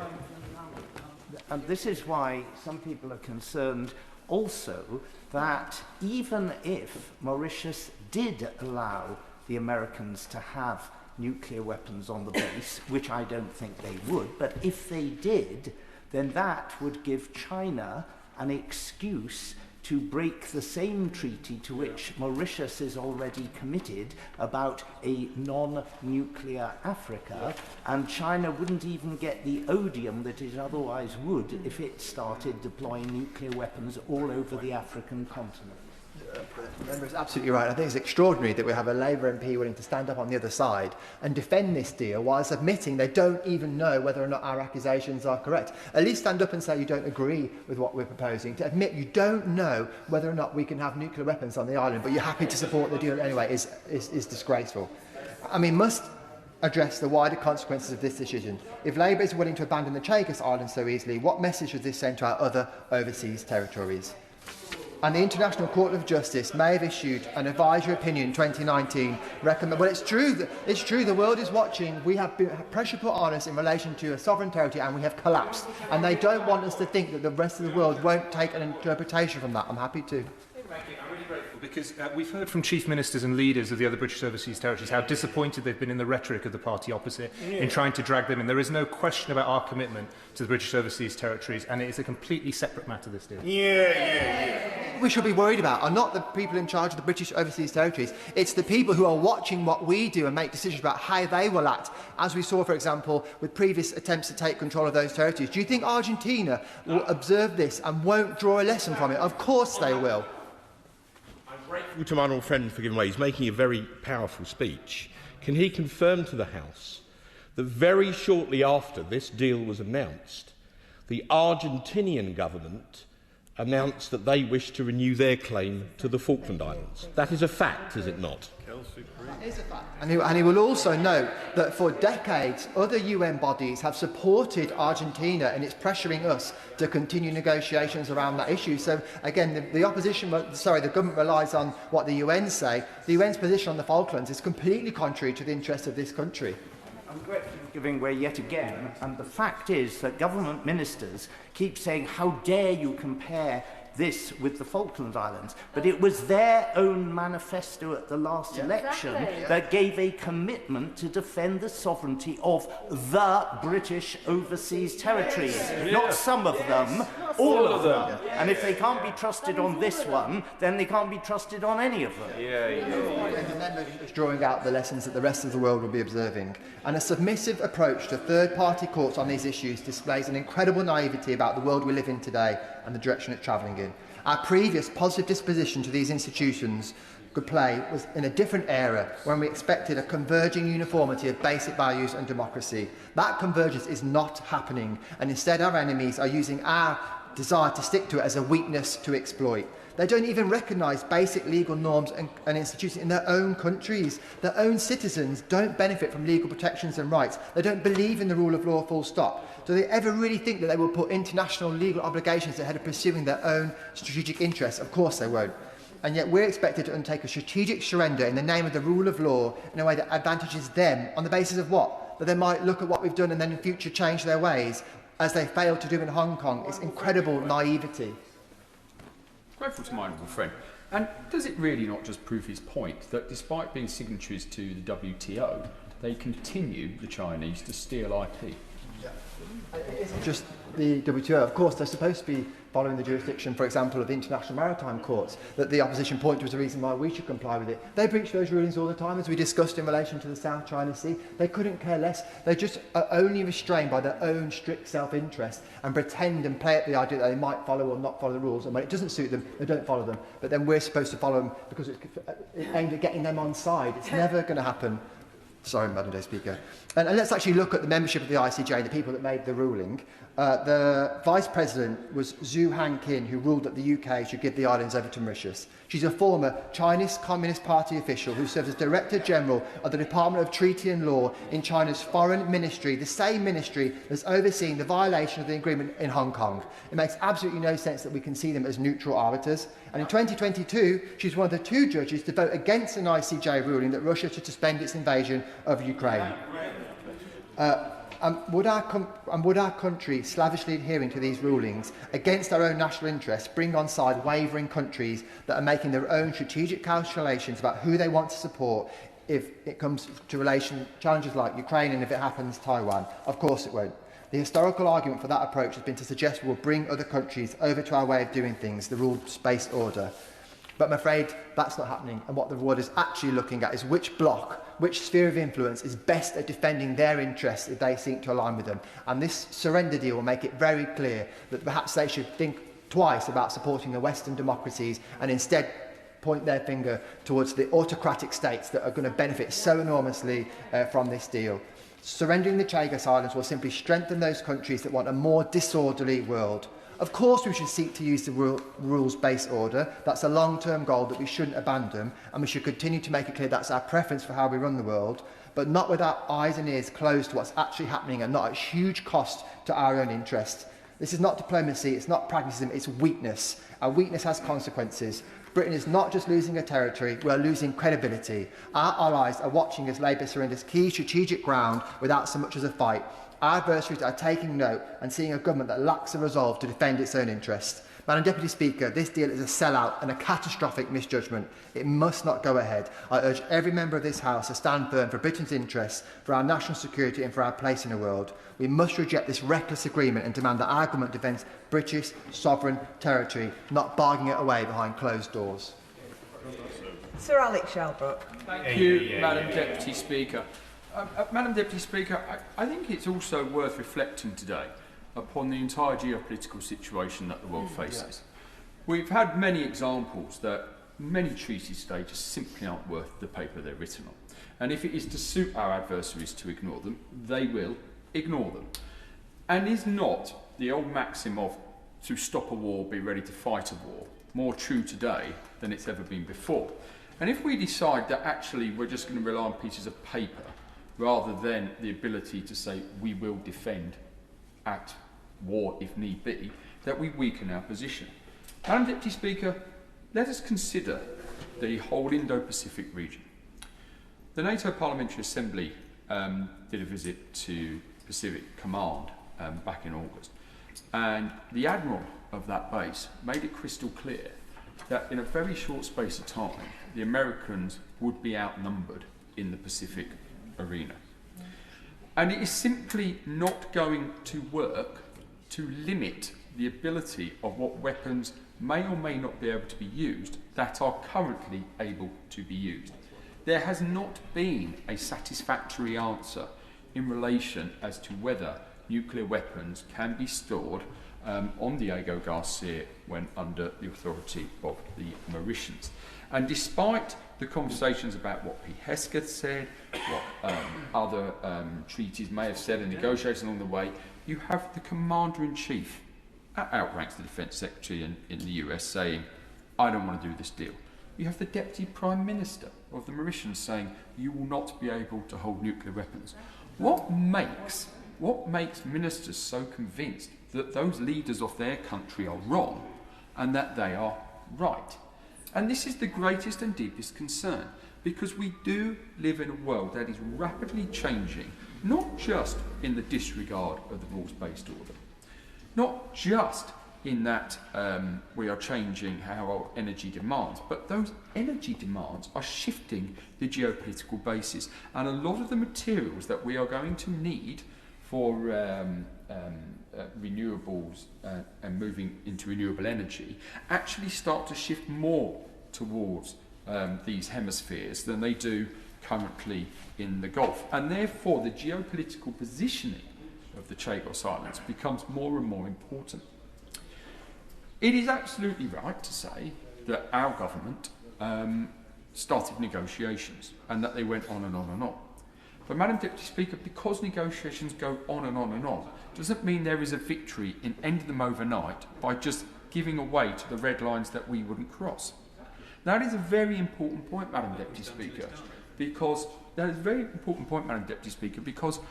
not recognising the situation we now face is actually worse than trying to crow that we've had some diplomatic victory.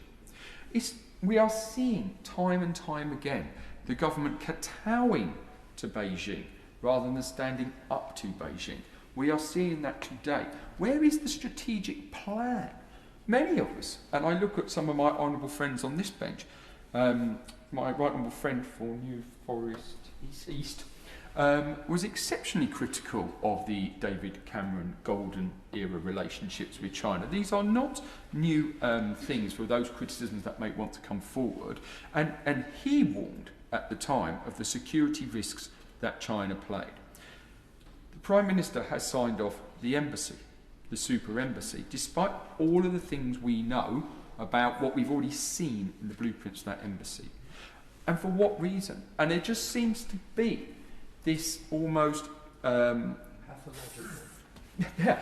pathological, but I mean this faith that the Chinese will always act in good faith, and that we can trust them, and that they wouldn't dare invade, and they wouldn't dare do these things because we signed a piece of paper.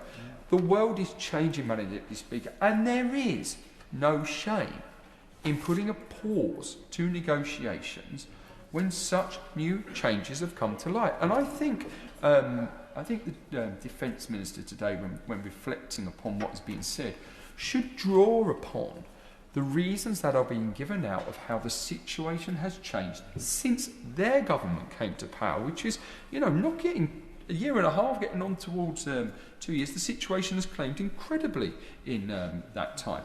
I give way to my right honourable friend. I'll give way to my right honourable friend.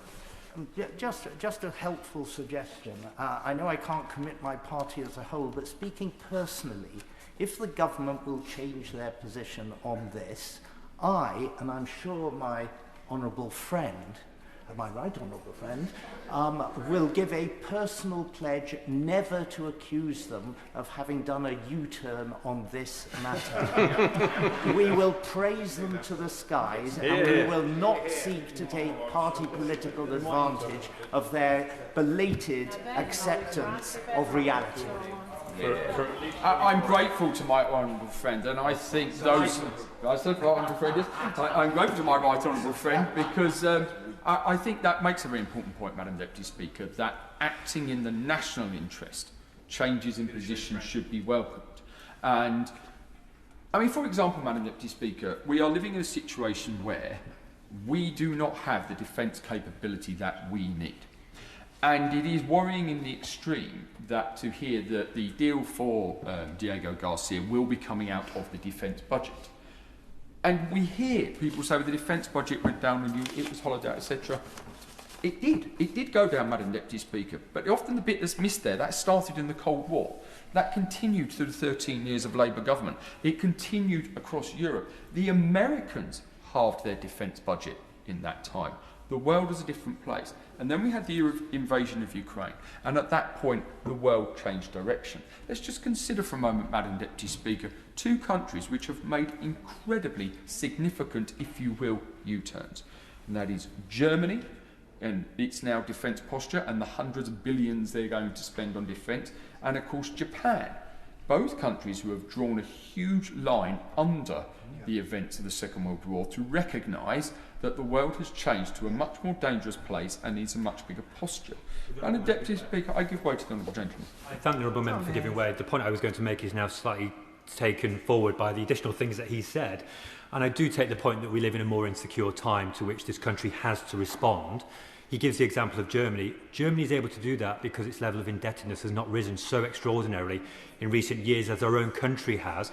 We are in deficit to the tune of 2.7 trillion and we pay £105 million in debt interest repayments every year before we pay anything else. So I do want to reflect on the fact that we're in a particularly difficult situation as a government, and I would also point out that it is due to the inheritance that we face. But the point that I wanted to make, if I may, is around the thoughtful contribution he's making, which is to move this debate into a more strategic conversation about the relationship of the UK to China. Now, in my hand I have an iPhone, designed in California, assembled in China. I assume he has an iPhone too. Most people in this chamber would. But the point that I'm making here is we have to figure out the relationship between our two countries, where to decouple so economically, so significantly, could harm our quality of living, our trade balance and investment opportunities, while also being mindful of the threat that China faces. What is the Conservative Party's posture on the question of China? Madam Deputy Speaker, I'm sure the honourable gentleman may have been tied up trying to see whether he backed Andy Burnham or not this morning. But our leader today made it very crystal clear. When asked, would she be going to Beijing now, she said no, because until there was a proper plan in place of what strategic interest that you would want to work out with colleagues in Beijing, there was no point in going along. I'm afraid, Madam Deputy Speaker, I do not believe there is much to celebrate in a trade deal with the Chinese of £600 million. It barely seemed worth the trip in itself. Let me just quickly reflect upon the levels of debt, because, again, the honourable gentleman has slightly forgotten something called a pandemic, which cost £500 billion. He has forgotten Gordon Brown's banking crisis that cost £500 billion. He has forgotten that we've gone into a war in Europe which caused 11% inflation. And I do find this very interesting dichotomy that we get from the opposition, Madam Deputy Speaker, of saying inflation was 11% under your government. Oh, but inflation's not our fault it's going up, it's because of the war in Ukraine. I think perhaps sometimes they want to marry those two sentences up. I'll give way to my honourable friend. My honourable friend agreed with that every single point from 2010 onwards. All the Labour Party ever did was encourage us to spend more. And actually, I think they've put what they've said into practice. I mean, the reality of raising £77 billion in taxes, and really, I can't see great investments going into defence. I mean, let me say this right now, Madam Deputy Speaker. I don't like the idea of percentages of GDP on defence. I think somehow along the line, NATO and its allies fell into this trap of saying we had to spend X on defence. Saying, well, we spent 5% of GDP on defence in the 1980s. Yes, we did. That's what it cost. It wasn't the target to get to. That's what it cost. We should identify what we need, and then we should fund it and spend it and see what that comes out at. And we are in a situation where the things that we say we want to fund may well not be able to be delivered if we don't properly defend ourselves. And that brings me right back to the point of today's debate, Madam Deputy Speaker, before we get too far out of the lines, is that this is about a geopolitical situation. And removing such a key capability where we cannot guarantee whether we can have those nuclear deterrents, which we have shown over decades help keep the peace. There's nobody from the SNP here today, Madam Deputy Speaker, but when they say we would never use Trident, we would never use a nuclear weapon, they miss the point that it's not a nuclear weapon, it is the nuclear deterrent, and that we have used it every single day from the day that the resolution pass was launched, and that has made sure that we have kept a semblance of peace and moved away from war. And so I am deeply concerned that this debate seems to be more and more about what may be written on a piece of paper than what we actually have the capability to do today. Dr. Luke Evans. Thank you, Madam Deputy Chair. And I've actually enjoyed the Foreign Office in the last few weeks, and I was trying to think why I've got so much more enjoyment out of what they've been doing, because I think they've been actually taking their advice from Monty Python and the search for the Holy Grail, because every time we have a question, we have the Black Knight that comes up in front of us. Honourable, brave, doughty, won't answer a question, is torn limb from limb, struck down in their arguments one by one, but still wants to have the fight. And I applaud... It's just a scratch. It's a flesh wound. It is indeed. I applaud the government and the ministers for doing exactly that, because we hear time and time again from the government side is that we've had ample time to debate this. And I would entirely agree. But the problem is exactly this. The reason it's going on so long is because we're not getting the answers to the questions to be able to do our job and scrutinise this. Because if you're ever making a good argument, you should be able to justify your point, put it in place, and then evidence it from there. So if I summarise some of the key questions that I want answered and why we seem stuck here, I'm then going to explain why that matters and the context, finally, of what is going on within the debate. So first of all, we ask about the legal position, because the government says there is a legal jeopardy here. But this side contests that the ICJ is non-binding and there is not a court that could pass judgment. As well, there is a Commonwealth opt-out. When it comes to the finances, the government says it is 3.4 billion.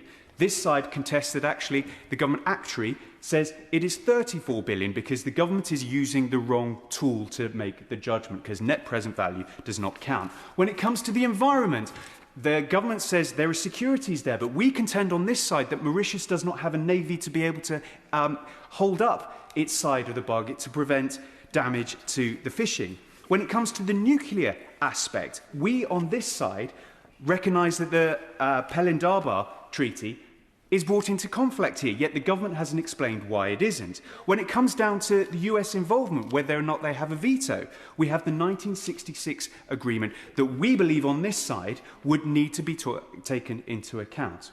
And finally, it hasn't been mentioned today and in the last few weeks, but we talk about the long-term security of this base. At the end of 99 years, there's only an option for us to buy and continue. So what happens at this point? We haven't secured the long-term nature of the base whatsoever. I'm grateful to my honourable friend for giving way.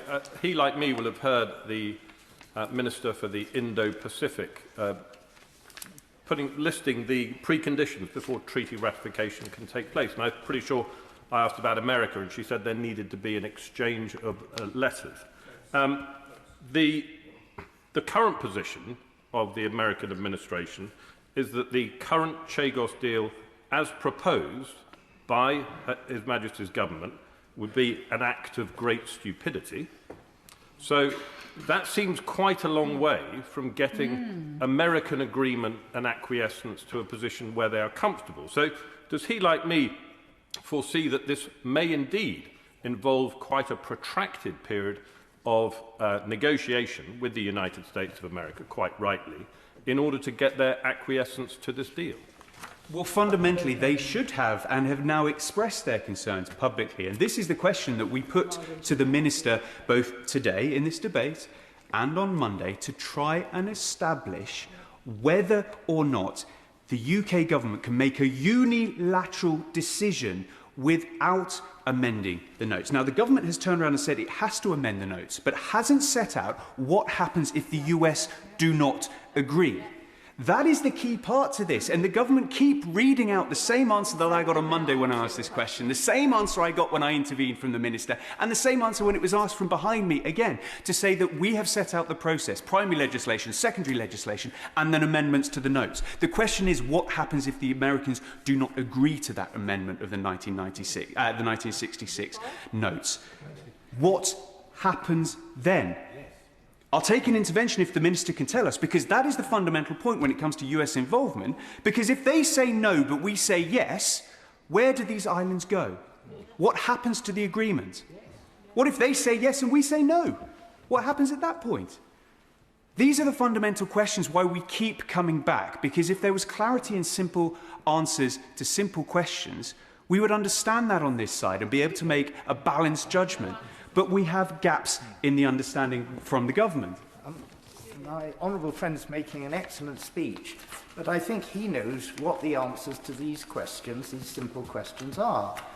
The answer to the question about whether Mauritius would be able to stop us having nuclear weapons stored on Diego Garcia is clearly that they would be able to stop us doing it, and it's quite clear that the answer to the question of what happens if the Americans say no to changing the 1966 agreement is that this deal to get rid of our sovereignty over the Chagos Islands is dead in the water. Yeah. But the reason why ministers won't say those things, even though they know it to be true, is that they're fearful of a headline saying, Minister admits that Chagos surrender can't go ahead without American agreement, even though they know that that's the case, but they're afraid of of the headline. I think my honourable friend is exactly right and entirely right on pinpointing some of the issues. So I'm going to reverse my speech and deal with some of these issues first. So if we start with the Pelindaba Treaty from 1996, formally ratified in 2009, Article 4 is the key part for me, because although the whole treaty is about where you can research what you can do with nuclear weapons, Article 4 is the prevention of device parking nuclear explosives. Point 1 of it says each party undertakes to prohibit the parking of nuclear explosive devices on its territory. So therefore, by definition, if the base goes across to Mauritius, it is under the treaty because Mauritius is a signatory. But our side is slightly misconstrued because there is actually a carve-out specifically, because point 2 says, and I quote, "Without prejudice to the purposes and objectives of this treaty, each of the parties in the exercise of their sovereign rights may decide at its discretion to authorise the visit of foreign ships or aircraft to its ports and airports and transit," and it goes on. So what it's implying, and what it says specifically, is that Mauritius would have to be consulted and provide permission for nuclear craft, be it submarine, be it boat, or be it aircraft, would have to get explicit permission, which we've already heard only yesterday it would not be granted. Very good.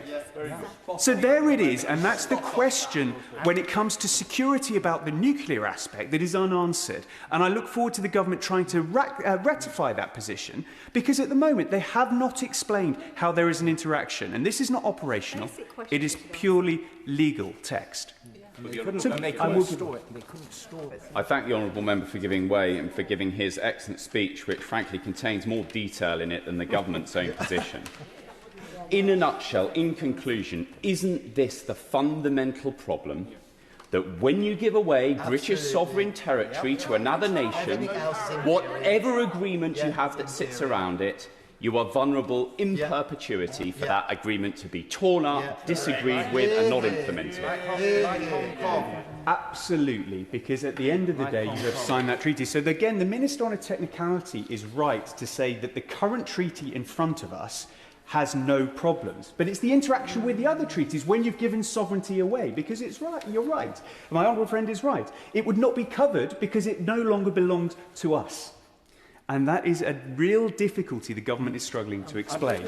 I will take further. I'm sorry, I must just tweak what my honourable friend just said then. The fact is that although there is that discretion for the Mauritian government to give permission for a nuclear-armed vessel, for example, to visit temporarily, there is no discretion for nuclear weapons to be stored permanently at Diego Garcia.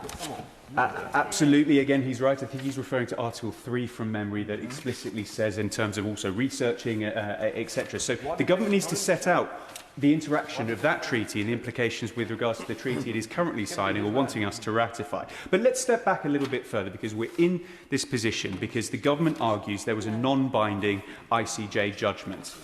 So I ask the Minister again, which court does he believe there would be a problem here with? Because we've heard from the government time and time again that there are several courts that could be brought into conflict here. The Defence Secretary was worried about UNCLOS and the International Tribunal Law of the Sea. But we already know from 2015, in a ruling against the UK when it came to Mauritius, that actually they cannot judge sovereignty. So that one's out of the window. The Minister, and I asked her about this, also mentioned the 2021 Special Chamber of the International Tribunal of the Sea. But as the Minister will know, the UK was not party to give information to that, and it rested on the non-binding judgment of the ICJ, which is already contested because we on this side do not believe there is a court and there is an opt-out because it's a Commonwealth interaction. And the government, months on, still can't answer these simple questions. But there is another court that is often used as well, and we'll go around this again, which is the ITU, the International Telecommunications Union. But we also know from the government's own written questions that Article 48.1 says you cannot judge sovereignty. So the government knows this. I don't understand why it won't just stand here and say that. And be upfront about it. So when it comes to finances, there's a lot of contest about where these figures are, what they are, and what they're made up of. And the government is right on its figure. The opposition is right on its figure. So how can this be? Well, it's because of the mechanism in which you're using to judge that value. So we on this side contest that the best way to do it is the nominal value which is used by the government actuaries, because it's over 100 years and you have to take into account what things will look like and factors from there. The government actuaries say it is £34 billion. Yet the government is using net present value, which does give you £3.4 billion. I'm glad the Defence Minister's here, because I posed this to him in the last debate, and his answer was, well, it's in the Green Book. And I retorted to him, can he give any other deal when it comes to giving away sovereignty that uses net present value? Because as he will know, I will give way. I'm grateful to him. I ran a department that spent its whole time looking at net present value at the Department of Welfare. So my question really is, the key problem with this is you don't use net present value when you're dealing with a foreign country for a very simple reason. You have no idea what social issues will erupt or change, whereas you have control in the UK, you do not have control in a foreign country. That immediately distorts the nature of the amount of payment, plus it strips out relevant inflation, which also makes it so much officially cheaper. £34.7 billion by the actuaries is the real cost that we have to bear, not this nonsense of net present value. Well, I entirely agree, and he's been through that experience of running a department, which I find it all the more frustrating that ministers can't simply set out the difference between the two values, because if I, as a backbencher, can spot it and explain it, the question is, which is the better tool and why? And actually, when it comes to net present value, it is a domestic use. So that's why the ONS won't come out and say there's a problem with it, because it's a legitimate tool to use. It's being used inappropriately when we're dealing with sovereignty. Because the assumptions they build it on are 3.5% for the first 30 years, but of course this is a 99-year lease. So we don't even know what happens at those 70 years. And if you compare it to other countries, the US used 7% as a valuation when it comes to dealing with the social discount rate. So these are simple questions that we are posing, doing our job on this side of the benches, trying to get answers from the ministers as to why you would use this. Because when you take it all into account, if you use simply inflation adjusted, it's 10 billion.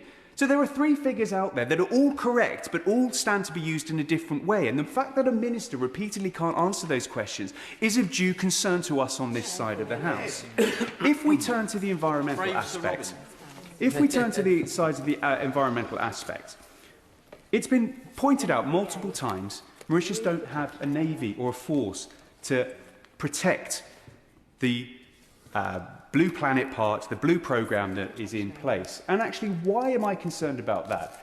Well, we know from the 2015 UNCLOS tribunal that took place was all about the fact that the UK wanted to put more protections in, but the Mauritians wanted fishing rights in the area.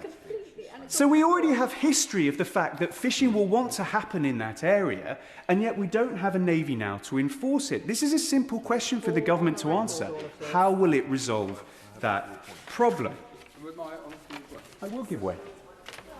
And therefore, does my honourable friend share this concern that clearly, if this deal is to go ahead, there will be need for more navy, which is expensive, and yet at the end of the day, the budget increases we're being told are in the defence budget are actually being used to pay for this ridiculous deal?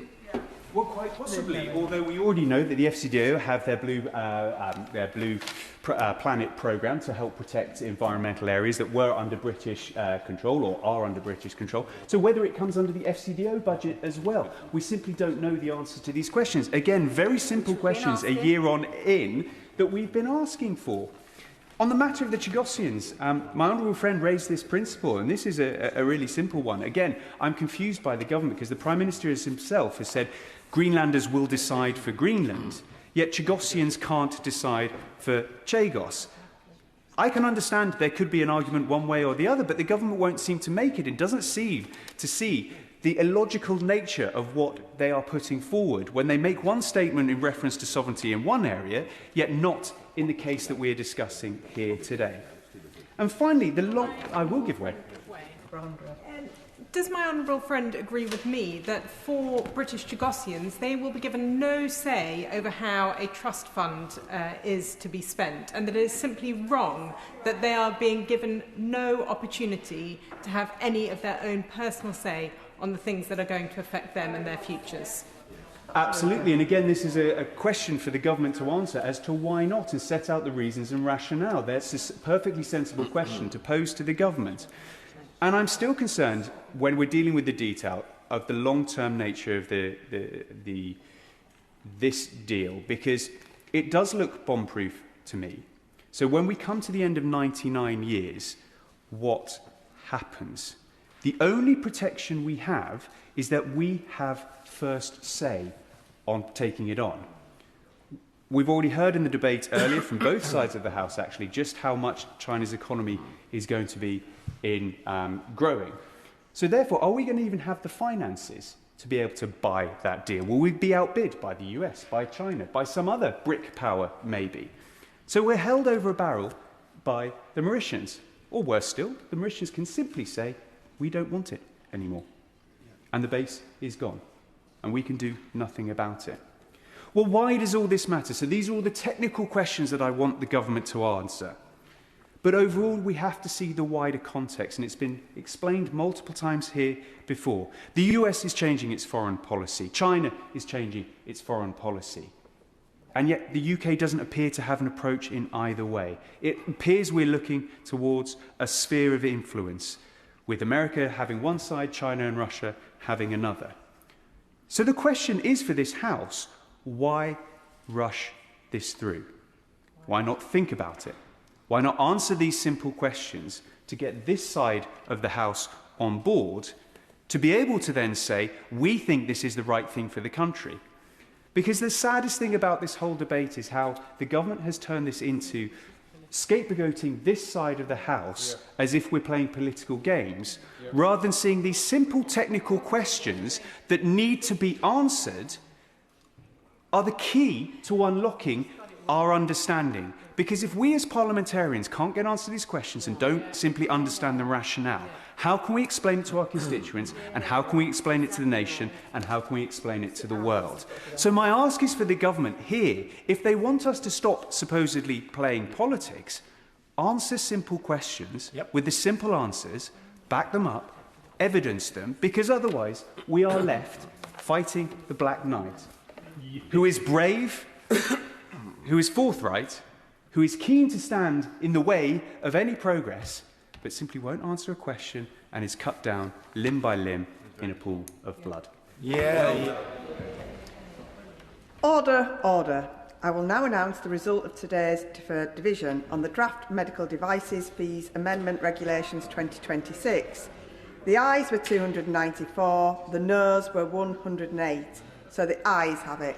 I now call Sir Ian Duncan-Smith. Madam Deputy Speaker, I'm going to try and keep my my words brief, because so much of this has already been laid out by my colleagues, so I see no reason why I can't repeat it. In essence, this whole thing falls onto a couple of stools, but there are some intervening issues here. I say to the honourable gentleman, who we've been to Ukraine together, and I have a very high regard for him, and the government should ought to put him on their front bench as soon as possible, because he'll make less of a mess of it than the others. But I simply say to him, well, it's a compliment. Having been in government myself, I have to tell you that's quite a compliment. It's all over now. Ministers go. But anyway, I say this because he talked about ambiguity, quite rightly, sometimes determined ambiguity and sometimes inadvertent ambiguity. We have the situation in the South China Seas, where China has, against international law and condemned by the UN, absolutely and clearly, they have no right to that area at all, historic or otherwise, but the Chinese have ignored that and are now putting defensive forts in the area. We've seen the Chinese now threaten the Philippines to barge their boats out of the way, to fire shots over them, and the same goes for Vietnam, who all lay a certain amount of claim to the area, but they've ignored all that. They're threatening Taiwan, and the one thing they do want to do is to extend that position out to the trade routes.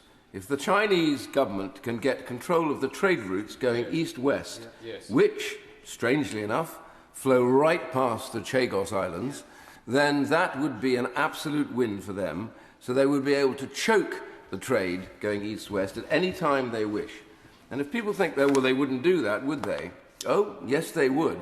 They are talking about now blockading Taiwan as a part of that process. So I know he's a realist, and on that basis, I simply say we need to look at the Chagos Islands and to look at this treaty in light of the threat to the free world that is growing in plain sight by this unbelievably brutal but enormous growing power.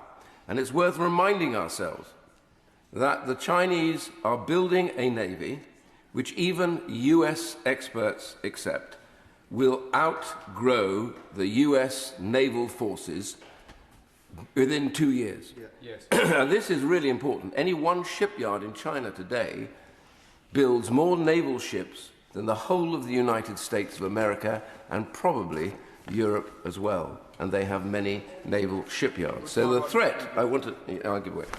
I'm most grateful to my honourable friend. Something I didn't touch on. I spoke about the naval problem, but also China have built an incredible number of ICBM silos. They're hugely increasing their nuclear arsenal. They refuse to come to the table for negotiations on non-proliferation treaties. Is it not the most ridiculous time that you would give up the certainty of being able to house nuclear weapons at a strategic site? Well, I'm going to come on to this, and he's right. I just wanted to set the background information about what the problem is. The problem is China. And China, remember, supports Russia. So the very idea that a British citizen, Philippe Sands, in this case representing Mauritius, actually negotiates and talks to the Russians about how this would not make it difficult for them to hold on to Crimea is astounding to me. To even engage with them on this is astonishing as well. So that tells you that the nature of some of those people involved in this is really questionable indeed. And so the background is, what is the threat? And the threat is greater than it has been, you could argue now, I think, at any time since the Second World War, and certainly now since the end of the Cold War. We are in a new environment, and that new environment requires us to understand the nature of our assets and how we would maximize those assets, not minimize them. Yes. So my argument here is slightly different. It is, we have taken the wrong decision over Chagos for the wrong reasons. If we had stepped back and asked ourselves in 10 years, 5 years' time, or even in 2 years' time, when China is estimated to have a more powerful fleet in the Pacific than the US can muster at any stage, then really would we say that we ought to let the Chagos Islands go and put in the hands of Mauritius? Mauritius, who China lauds in almost every announcement that it makes, and has a very good relationship with it. Okay, I will. And actually, even if we accept the government position that Mauritius don't get on particularly well with China, are we really resting in the hands of fate that they might change their minds 50 years from now and seek to line up with their sphere of influence? It's a huge gamble to take. He's absolutely right, and I agree with him fundamentally. And I'm sorry, in a way, today that the the Right Honourable Member for Cardiff South and Penarth is not here. Not that I have any particular view, detrimental view of the Right Honourable Gentleman who's there now, forgive me, but I worry why he isn't here. I hope he's not suffering from long Chagos, and therefore maybe we should send him a get-well card very soon. We miss him. Because that is definitely studied ambivalence at the dispatch box as a master plan, I'm sure of it. But I simply say now, on this treaty, we know now, because of yesterday, it's been said by a number of colleagues, and I just repeat it here, that we know now, yesterday, if we needed to know it at all, that the Deputy Prime Minister of Mauritius has made it categorically clear, categorically clear, there will be no allowance for nuclear weapons either parked or landed on the islands of Chagos while this treaty exists and while they have that. Now, I don't know about studied ambivalence, which the Honourable Gentleman did talk about quite rightly. I didn't think there was any ambivalence about his statement. He's completely clear, and yet we are ambivalent. And ambivalence for us is a mistake because it allows the statements of fact to be presented by those who will take control of Chagos. That is not just a mistake, but a disastrous mistake. I think my honourable friend wants to give it. I think there's a further twist on this, because it's not only that the Pelindaba Treaty prohibits the storing of nuclear weapons on the territory of Mauritius, which the Chagos Islands would become, but the treaty requires an inspection regime. Yes. And the country, I understand, which would be carrying out the inspection is South Africa. And South Africa is somewhat closer to China and Russia, particularly where naval cooperation is concerned, than it is towards America or the United Kingdom. My right honourable friend is absolutely right, as he normally is. And the reality is that this treaty that he refers to is very clear about those who are signatories to it. They have no choice to modify it. They must agree categorically not to have nuclear weapons on their territory. And we are in the business of giving that territorial right over to Mauritius, so therefore it will apply to Chagos. No question at all. And that brings me also to the other bit which the government simply doesn't seem to face up to, is that this arrangement or treaty in 1966 between the USA and the UK absolutely is clear, and I want to quote this. It states what the government calls an exchange of letters, but this is actually a treaty. So it obfuscates it when you talk about an exchange of letter. It sounds like a get-well card or something that you put in the post. Oh, it's not a big problem. We just exchange a few letters to each other. How are you? Getting on fine. What about us? We're just going to give the islands away. Are you okay with that? We're okay with that. No problems. Can you give us a bit more detail? We will when it's all passed. Don't worry about it. We'll be with you on this. No, it is a treaty. It has the substance of being a treaty. And the substance of that treaty states categorically, the territory shall remain under the United Kingdom sovereignty. Now, we can't arbitrarily change that. We have to have full agreement from the USA that that is the case. And I do not believe now that the United States really understood that the nature of this was that they wouldn't have sovereign rights over the base. And I don't think the government ever even bothered to explain it, because I seem to recall that when this whole debate began, this was never mentioned. Not one moment did the government come forward and say, yes, we're going to get this bill through, but look, it's not in the bill, but I tell you what, we'll exchange letters with you afterwards, because although it's relevant and it's completely sovereign, we don't want to talk about it. So the government has to explain, when the minister gets to his feet, why they never made any significant mention of this at all. Because this has a massive bearing on now what happens to this really poor treaty, badly drafted, hurriedly written, and only of a few pages long. I have to tell you, I've sat through the Maastricht Treaty, we're rebelling, of course, but the reality was, throughout all of that, it was huge. And every aspect of our arrangements was in there and debatable and amendable. It has been horrific to watch how fast the government wants to get this through. And I honestly say that this is madness. And I just want to come quickly to the cost. The other bit that is completely wrong is the government's desire to show how little they've had to pay for this to get what they consider to be a reasonable lease. The government's now moving against leaseholders. Isn't it ironic here in the UK? They do not like leases. Apparently there are not enough power over those leases. And I simply say to the government, I say, learn from your own views about what's happening domestically. The lease is a terrible thing at times because it gives you so little control. This is going to be a lease. I will, of course.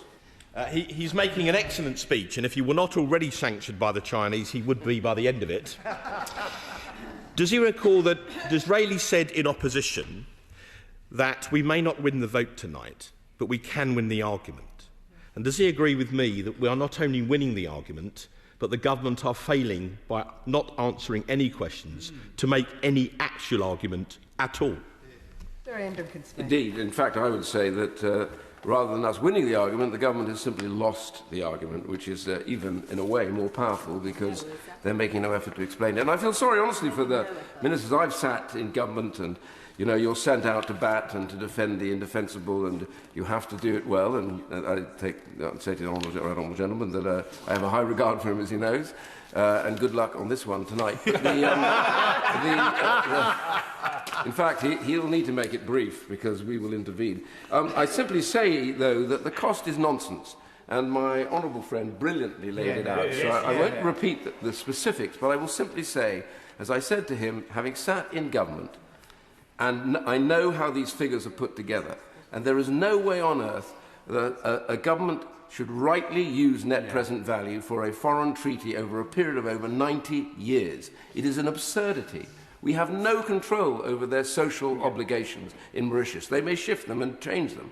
We have no control over what their economic policy will be, thus inflation in this. We have no control over that. It can only really be used for domestic issues. And I think this is a shimmy by the government to try and get the cost down, absurdly, to 3.4 billion, when in fact it's 34.7. And that's probably wrong. I think it's probably wrong because I think it will be more than that over the long term. So this is another absurdity and excuse to be got rid of. And I want to end on this one particular point, which is, as all the other points have been made, and I won't dwell on them, but I do want to dwell on this. It was wrong in 1966 when we chucked the Chagosians off their island. It was a bad decision. It was an immoral decision. And governments make this, and we need to own up to that fact. My government should have done, and I think we should today own up to this fact, that we owe the Chagosians something better. Now, the Right Honourable Gentleman speaks for the Liberal Democrats, has talked about a referendum. I absolutely think that's one of the possibilities. But I tell you what I would do if I was in government. I'd say, listen, we're not going to do the deal with Mauritius. We'll do the deal with you, the Chagosians, over the islands. And you will be allowed back to those islands with full rights, and we'll negotiate with you how we work together with British control overall, but with you being paid. I'd rather pay that money to them so they can live their lives better than do Mauritius. And we know, by the way, that Chagosians, many of them had terrible problems in Mauritius, have been treated like second-class citizens. Right. We know that the United Nations Committee on Racial Discrimination has come out and said this treaty should not go ahead for those reasons. And I agree with that. So there is both a factual problem with this and a human rights problem, and overarching all, a threat to the freedom of ourselves and those in the free world. And if we give way on this, if we let this go through, if we do not correct, change and end the nonsense of this, we will forever have that over our heads as you lost control of the most critical area in the world. Andrew Rossingdale. Thank you, Madam Deputy Speaker. I'm very pleased that I am following my right honourable friend, the member for Chingford and Woodford Green. I only wish that when he was the leader of the Conservative Party, he then got on to become Prime Minister, because we wouldn't be sitting here today debating this issue. His last words of his speech just given said everything that needed to be said.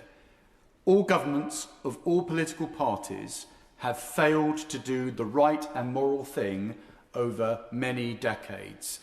The Chagos Islands were depopulated, cruelly depopulated, and the people of the Chagos Islands were never given any say or any right of self-determination. Had that happened, decolonisation would have taken place, and there would never have been an international court ruling. The Chagos would have stayed British, and they would have proudly, as the Falkland Islands and the Gibraltarians have done, they would have voted in any referendum to exercise their right of self-determination and stay British. But all governments of all parties ignored the whole issue for decades, despite all the appeals of a small number of us that tried again and again and again, but were ignored. And so that is why we are in the position we are today. But I cannot disagree with almost anything of my former colleagues have been saying today about this issue. They've analysed it correctly. I only wish in the 14 years we had done something about it at that stage. And so, Madam Deputy Speaker, I won't at this stage. And so, Madam Deputy Speaker, as all members, I think, on all sides of the House will know, there have been few issues that have consumed so much of my parliamentary life in 25 years as the British Indian Ocean Territory, Chagos Islands, and, more importantly, the Chagosian people. For more than 2 decades, I have fought for the Chagosian right of self-determination, as with all overseas territories and former colonies. I chaired the British Indian Ocean Territory all-party parliamentary group. In fact, I was the deputy chairman to the Right Honourable Member for Islington North. So it's a bit of a juggling act in trying to get cross-party consensus about where we're heading on that. But the one thing that united that all-party group was the belief that the Chagosians should have the right of resettlement. And I argued strongly that ultimately self-determination, whatever the options are, the Chagosians make the final say, whatever happens. The Honourable Member for Islington North had a different view, but 7 political parties represented in that group came to the view that the first thing is resettlement, but the Conservative government over 14 years absolutely refused to even consider any option for resettlement of those islands. So I dealt with this issue also as a member of the Foreign Affairs Select Committee over 15 years. And unlike many who now speak with great certainty, they remained silent during that period, but I did not. And I've also been there. I've been to the British Indian Ocean Territory. I've walked those islands. I've seen the abandoned churches and schools. I've walked around the ancestral graves of the Chagosian people, the derelict homes, and the visible traces of a community expelled from its homeland and denied the right to return. And I've asked every minister, every government over and over again. I've been ignored, and a small number of us were ignored as well. I pay tribute to the former members Daniel Kaczynski, Shrewsbury, he raised it, and Henry Smith in Crawley. We all raised it, but over 14 years, sadly, the last government just dismissed it and refused to even consider it. I went to Peros Banos. They're the outer islands. They're 160 miles away from Diego Garcia. There's no security threat there. It took me get on 4 different boats to get to these outer islands. And people could live there with no issues whatsoever. Long, long way from Diego Garcia. And the Americans, despite the line from the Foreign Office, I went to the State Department, I raised it directly, and they said, we have no objections to the Chagosians living in the outer islands. It's our Foreign Office puppeteering this policy for years, and our ministers just went along with it, did nothing, ignored the facts. I went to Mauritius in 2002, accompanied by my right honourable friend, former leader of the Conservative Party, Michael Howard, Lord Howard of Folkestone, and it wasn't part of the official programme, wasn't part of it, but I said, please, can we go and visit the Chagosians in Port Louis? And after a bit of a flurry from officials, in the end we insisted and we went to meet leaders of the Chagosian community. And that was 2002. It was pretty much my first year as a Member of Parliament. And so when I speak about Chagos, I do so from long experience, having visited Diego Garcia, the outer islands, as I've mentioned, and I conclude that this represents, by all parties sadly, a shameful betrayal of the loyal British Chagosian people. And the bill the government is putting forward is nothing short of a surrender. It hands away British sovereignty over a territory we have administered for more than 2 centuries. It binds generations of British taxpayers to a grotesque financial settlement, tens of billions of pounds paid to a foreign government simply so that we may have lease back on the military base that we already own. That is vital to our security, and that is one of our closest allies, and yet we are prepared to risk that vital military and security base for the next century because of this shabby deal. And so ministers justify this capitulation by sheltering behind so-called international law. They insist that a non-binding advisory opinion of a court whose jurisdiction is explicitly excluded from intra-Commonwealth disputes is somehow beyond negotiation.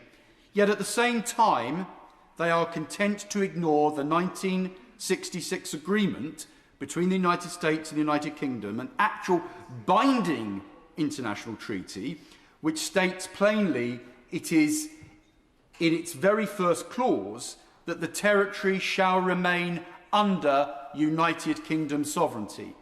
That consideration tells us everything we need to know, Madam Deputy Speaker. This was never really about international law. An act of total weakness, that is how it has been described by the President of the United States of America. And doesn't that just say everything about this government's approach? And it does all this without the consent or a genuine consultation or even the courtesy, which every other territory has been afforded, of a democratic vote for the Chagosian people themselves. Disgraceful as this bill is, it did not emerge, however, from a vacuum. For over 2 decades and 14 years, as I've mentioned, from the government backbenches, I urged the Foreign Secretary after Foreign Secretary, Minister after Minister, speaking in the lobbies, going to the Foreign Office, talking to officials, discussing it over and over again, calling them into all-party group meetings, raising it at the FAC, Foreign Affairs Committee, to talk about the Chagosians and their right of resettlement and self-determination. Ignored all the way through. I certainly give way to my right honourable friend. I'm extremely grateful to my honourable friend, as I will always regard him, having known him for the past 40 years and having known that his patriotism is beyond question, for giving way. And does he agree with me that there's a bit of a pattern here? Because the government clearly wants to do this surrender deal giveaway, and yet tries to shelter behind inconclusive, legalistic analysis. And isn't this exactly the same as the betrayal of our Northern Ireland veterans, where the government, when pressed, admits that it wanted to remove the immunity for our veterans anyway, but it still seeks to shelter behind questionable legal considerations that have not been fully tested. Why won't the government, when it wants to do these terrible things, at least have the guts to stand up and admit that that's what they want to do and that's not what they're being forced to do by lawyers whose credentials and jurisdiction are in question, to put it at its mildest? I agree with every word my very dear and long-standing friend has said. I say to you, Madam Deputy Speaker, that I sit here on a different bench now, but I look over the chamber there and I see colleagues over there who I still agree with on most things, but I see people on that side of the chamber who, some of whom, and certainly some of whom in government today, seem to hate everything about this country and want to undermine this country.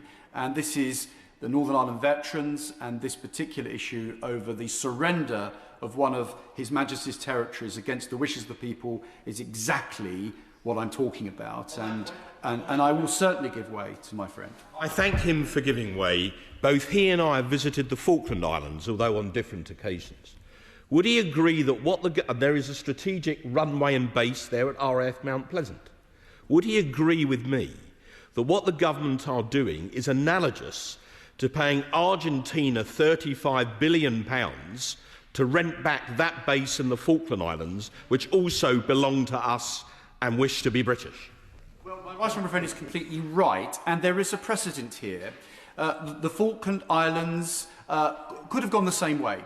Gibraltar could have gone the same way, and if we indeed they tried to do so. In 2002, one of the biggest campaigns I've ever fought was against the joint sovereignty plan by Tony Blair, again against the wishes of the Gibraltarian people. And I commend the Speaker of the House of Commons, who I worked with very closely at that time, working to keep Gibraltar British, as we did in 1982 to keep the Falkland Islands British, but it's always on the basis of self-determination. I will make some progress if I may. And so, with assurances of the United States and with precedents around the world where indigenous people live alongside military installations, I tabled an urgent question in 2016, calling for exactly that. The response from the then Conservative Foreign Office Minister, Sir Alan Duncan, was this. And he said, and I quote, "We do not consider that the right of self-determination actually applies to the Chagosians." That is what he said at the time. Madam Deputy Speaker, what a colossal disgrace. Sir Alan compared Chagosian resettlement to Pitcairn. Another British community the Conservative government at that time was willing to discard to another nation, even though Pitcairn later proved strategically vital for our accession to the CPTPP. And I'm sad to say that the government is correct, that it was the government at the time, my government, Conservative government at the time, that began this scandal, conducting 11 rounds of negotiations with Port Louis. And I commend Lord Cameron, who ended those talks, and rightly so, but they should never have begun in the first place. But I do say, why did my former party not repudiate that whole policy entirely afterwards? Why didn't they say, that's the end of it, never again, and repudiate the failure to give self-determination from Sir Alan Duncan before? Why didn't we jettison that entire policy? We didn't do so. Even from within the Shadow Foreign Affairs team, I argued very strongly that the policy was fundamentally and morally wrong, and that self-determination must be central to our response, but I was, Madam Deputy Speaker, shut down. Opposition to this bill, I'm afraid, does not come from principle of convenience. The cost of this surrender is indeed eye-watering and has been the focus of the opposition for the last year, but no amount of money compares to the dishonour of selling out of British people. Self-determination is fundamental to everything I believe in. So fundamental, in fact, that it rendered my position as a shadow minister untenable. But I am pleased to hear the words of self-determination now being used from the Shadow Foreign Secretary earlier, because when I've asked for this in the past, I've been told that's not the party policy. So I am thrilled if now, at long last, self-determination for the Chagosian people is official party policy. I hope that is the case, because then everything I've been fighting for the last 25 years has been worth it. But, Madam Deputy Speaker, this bill and its origins under both this Labour government and the previous Conservative government represents the moment that I had enough over this issue and needed to say clearly that country has to come before party. And I believe the Chagosians deserve the same democratic rights as every other British citizen. And that is why I was genuinely horrified and upset a few weeks ago to be prevented, on Conservative Whip's instruction at the time, from voting for the amendment tabled in this House by the Honourable Member for Surrey Heath, who is a fine addition to this House and has campaigned wonderfully for the rights of the Chagosian people. And his amendment sought to guarantee a referendum for the Chagosian people. And I went to the door and I was told I cannot go in and vote for it. And I apologise to my Chagosian friends that I let them down on that, but I was told not to. And I felt deeply upset that I didn't do so, and I made it clear to the Honourable Member for Surrey Heath that he had my support and still has my support in what he was proposing. Meanwhile, genuine opposition on the benches from which I speak today has put aside party squabbles, because national interest must always come before party, and they backed the Liberal Democrat amendment. There's not really much in common usually between Reform and Liberal Democrats, but on this it's a matter of principle. So my colleagues voted, in my new party, voted for the Honourable Member for Surrey Heath's amendment, and I commend them for that. It asks simply to give a displaced people the right of consent before their homeland is gift-wrapped and donated to a foreign country. That's all we're asking. Let the people decide. Who can seriously disagree with that principle? And so we rightly insist on self-determination for the Falkland Islanders, we strongly uphold it for Gibraltar, and we defend it for every other British overseas territory and former colony, and the government is happy to support this principle over Greenland, it seems, but not for their own British Chagosian people. It makes no sense and it's morally reprehensible. And what took place in the House of Lords at third reading was, I believe, shameful. Peers repeatedly called for a division. Shouts of not content were heard again and again. Yet the House was denied the opportunity to vote. A bill of immense constitutional, financial and strategic consequence. One of the most important pieces of legislation of this Parliament was nodded through on a procedural manoeuvre, squandering a chance to kill it. And I was further disturbed to learn from many Conservative peers who contacted me very angry that they had been instructed not to vote the bill down, not because the arguments were weak, not because the numbers were lacking, but because of a quiet understanding that sovereignty should not be defended too robustly today, lest it cause inconvenience for tomorrow. Many, many members of the House of Lords contacted me absolutely in despair at the instructions they were given by the whips in the Lords. So this is not coming from me, because I'm not in the Lords, but those who are there were deeply upset by that. And that, Madam Deputy Speaker, crossed the line for me. A Conservative government denied the principle of self-determination. And this Labour government has gone further, much further, surrendering the homeland entirely without any consent of the Chagosian people. This, I'm afraid to say, is a bipartisan failure.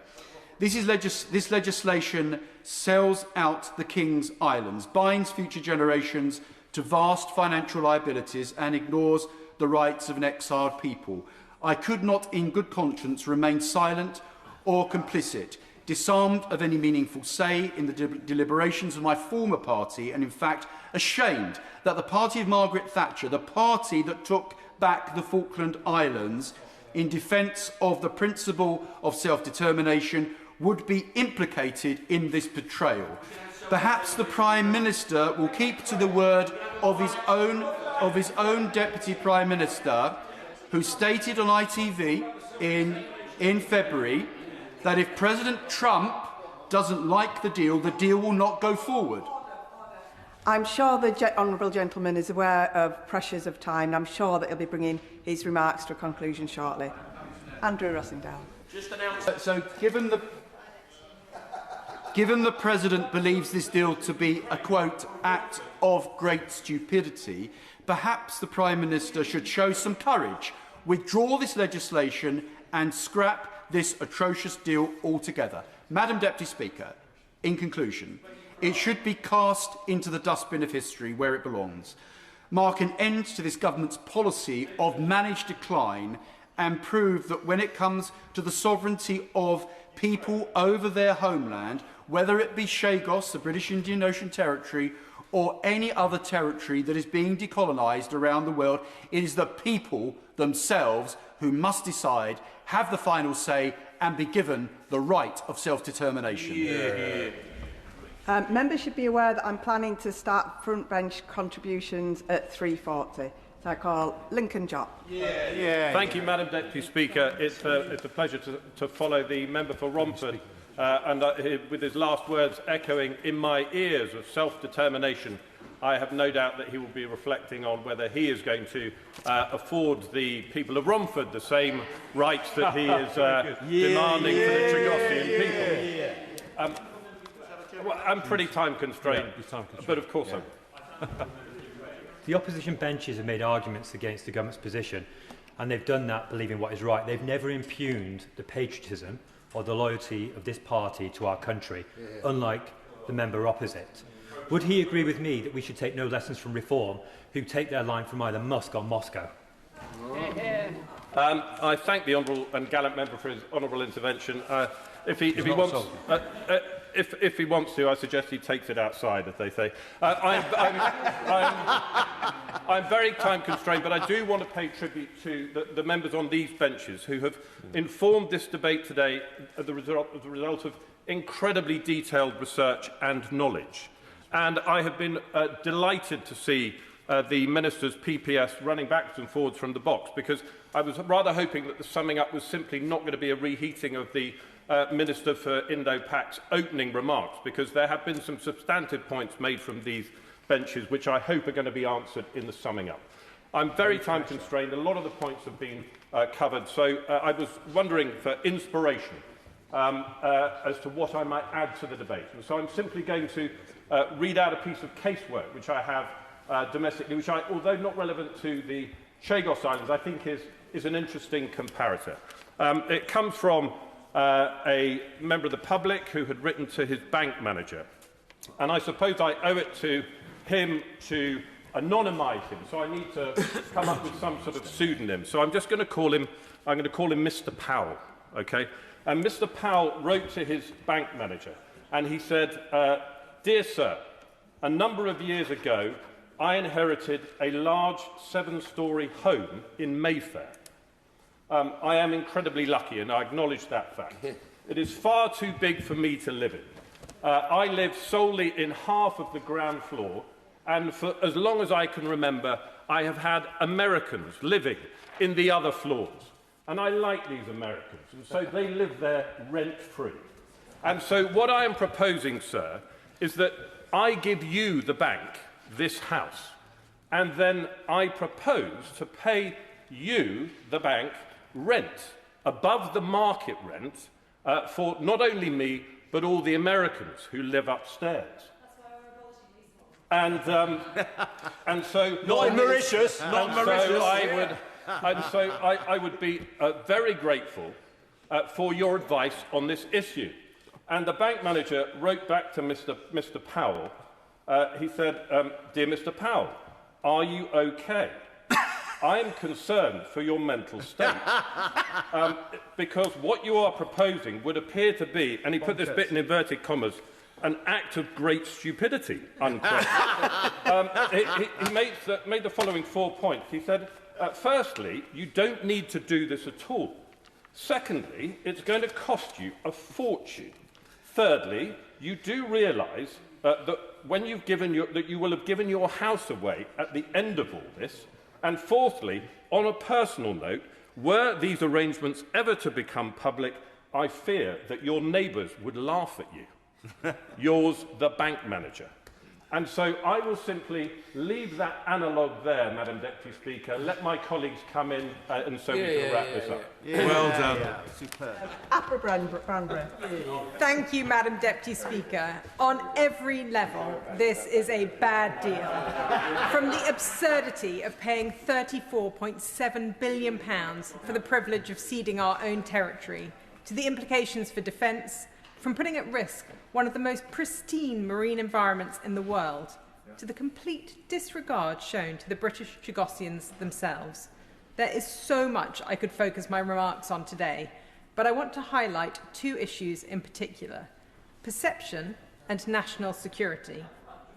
Perception matters in geopolitics. The messages we send, internationally or otherwise, are read closely by our allies and by our adversaries, and they carry very real consequences. I need not remind the Minister of the comments made by the President of the United States just last week. Those remarks materially change the context in which this House is considering this deal. Madam Deputy Speaker, the 1966 treaty between the UK and the US agreed to retain sovereignty over the British Indian Ocean Territory.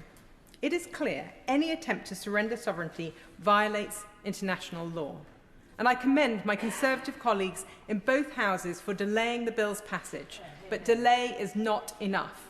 The surrender bill should be pulled in its entirety. The UK-US relationship is built on trust, particularly in defence and security. When the President states publicly that a deal will damage that relationship and should not proceed, that this deal is an act of great stupidity, the government should listen and act. I'm not suggesting that the United States sees the UK as an unreliable partner. We have stood shoulder to shoulder for decades.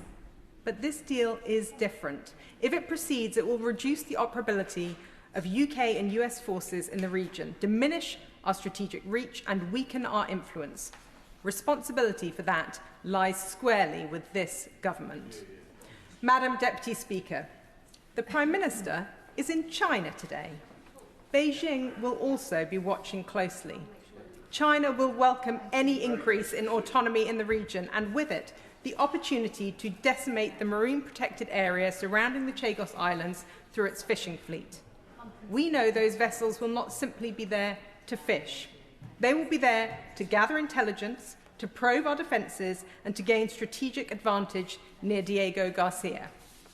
The message this deal sends to our adversaries is clear, that the UK is retreating, diminishing and weakening. That is not the message we should be sending in an increasingly hostile and unpredictable world.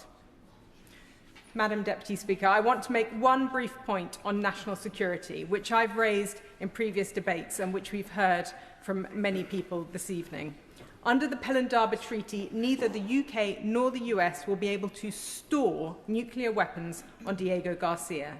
We now have confirmation of this from the Deputy Prime Minister of Mauritius.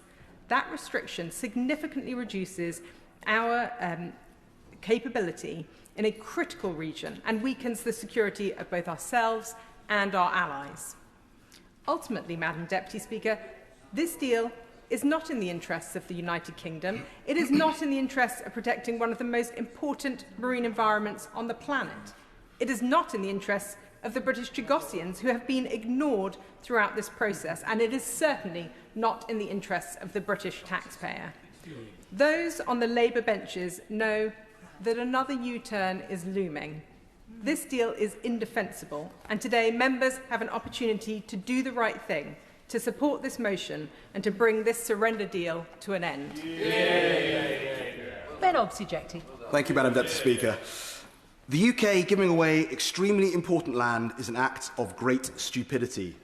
So wrote the President of the United States only a week ago, and for once, he's not wrong.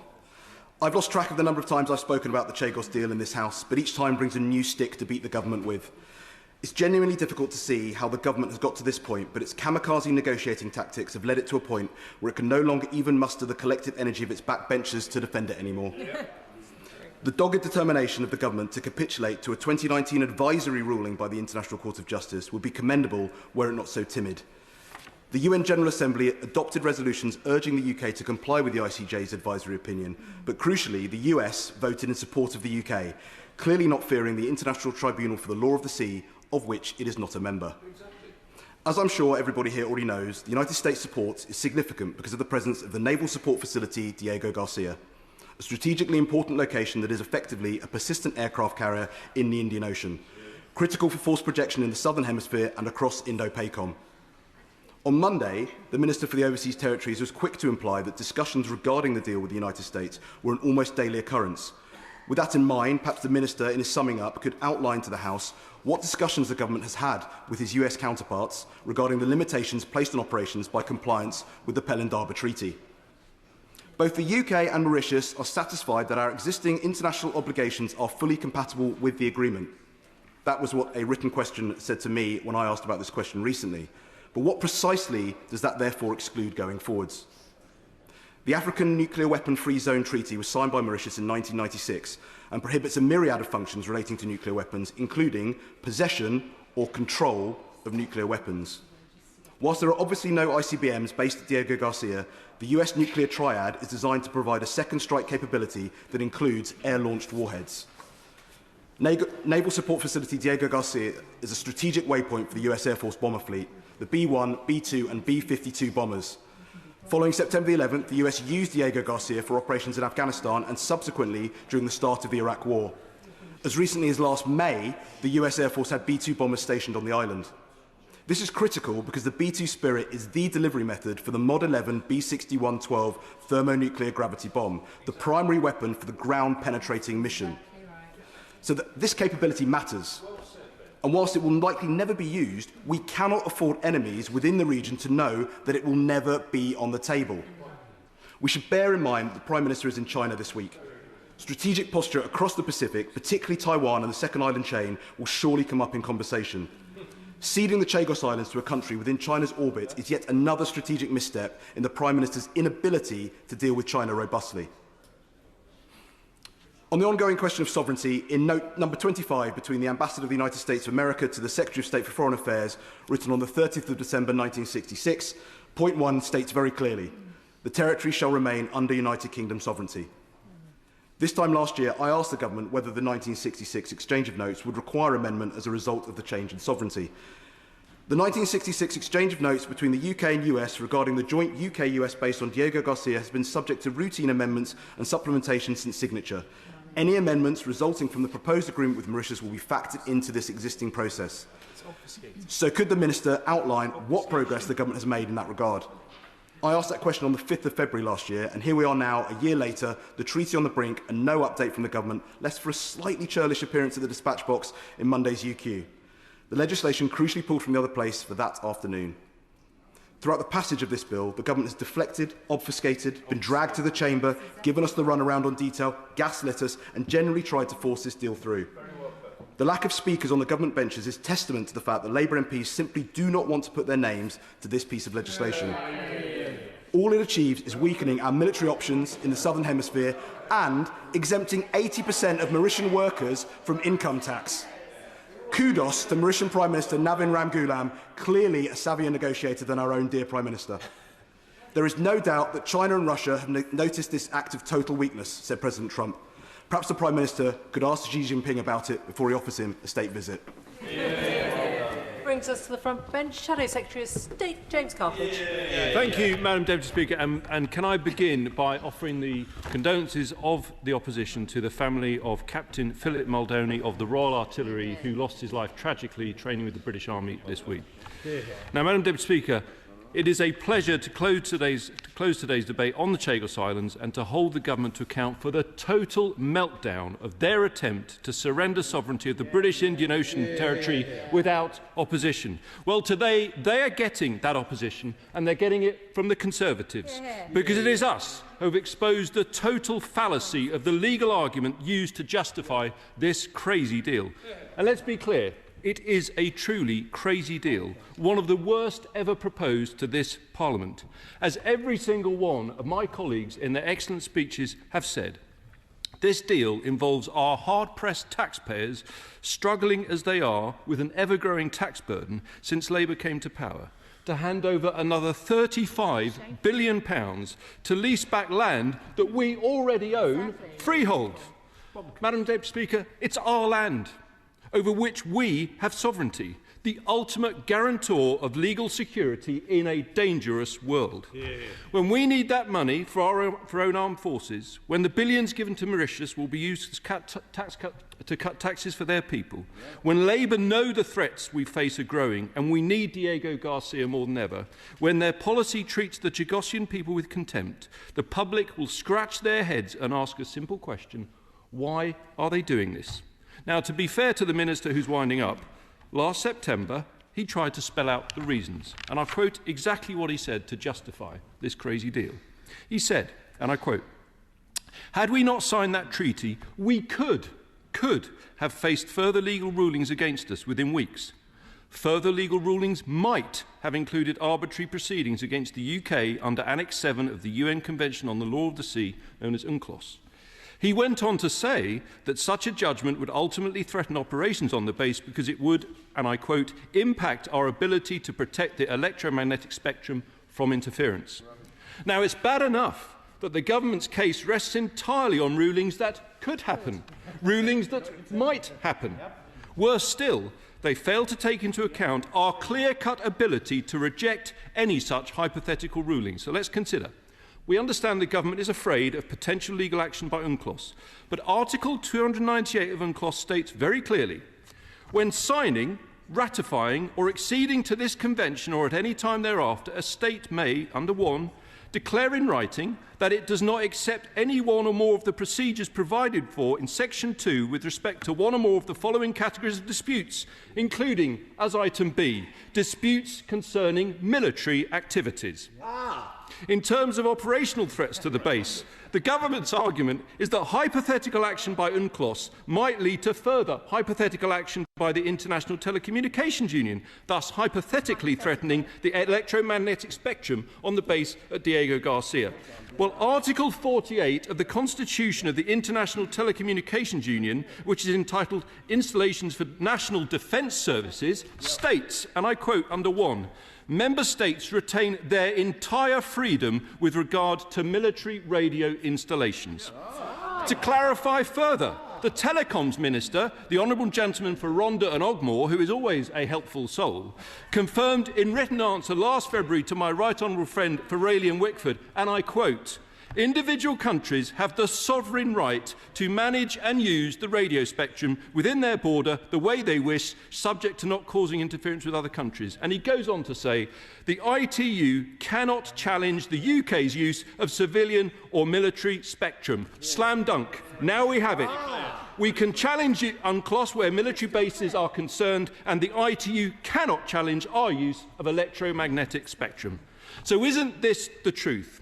There is no threat to this country if we maintain our sovereignty over Diego Garcia. But there is a massive threat if we surrender it.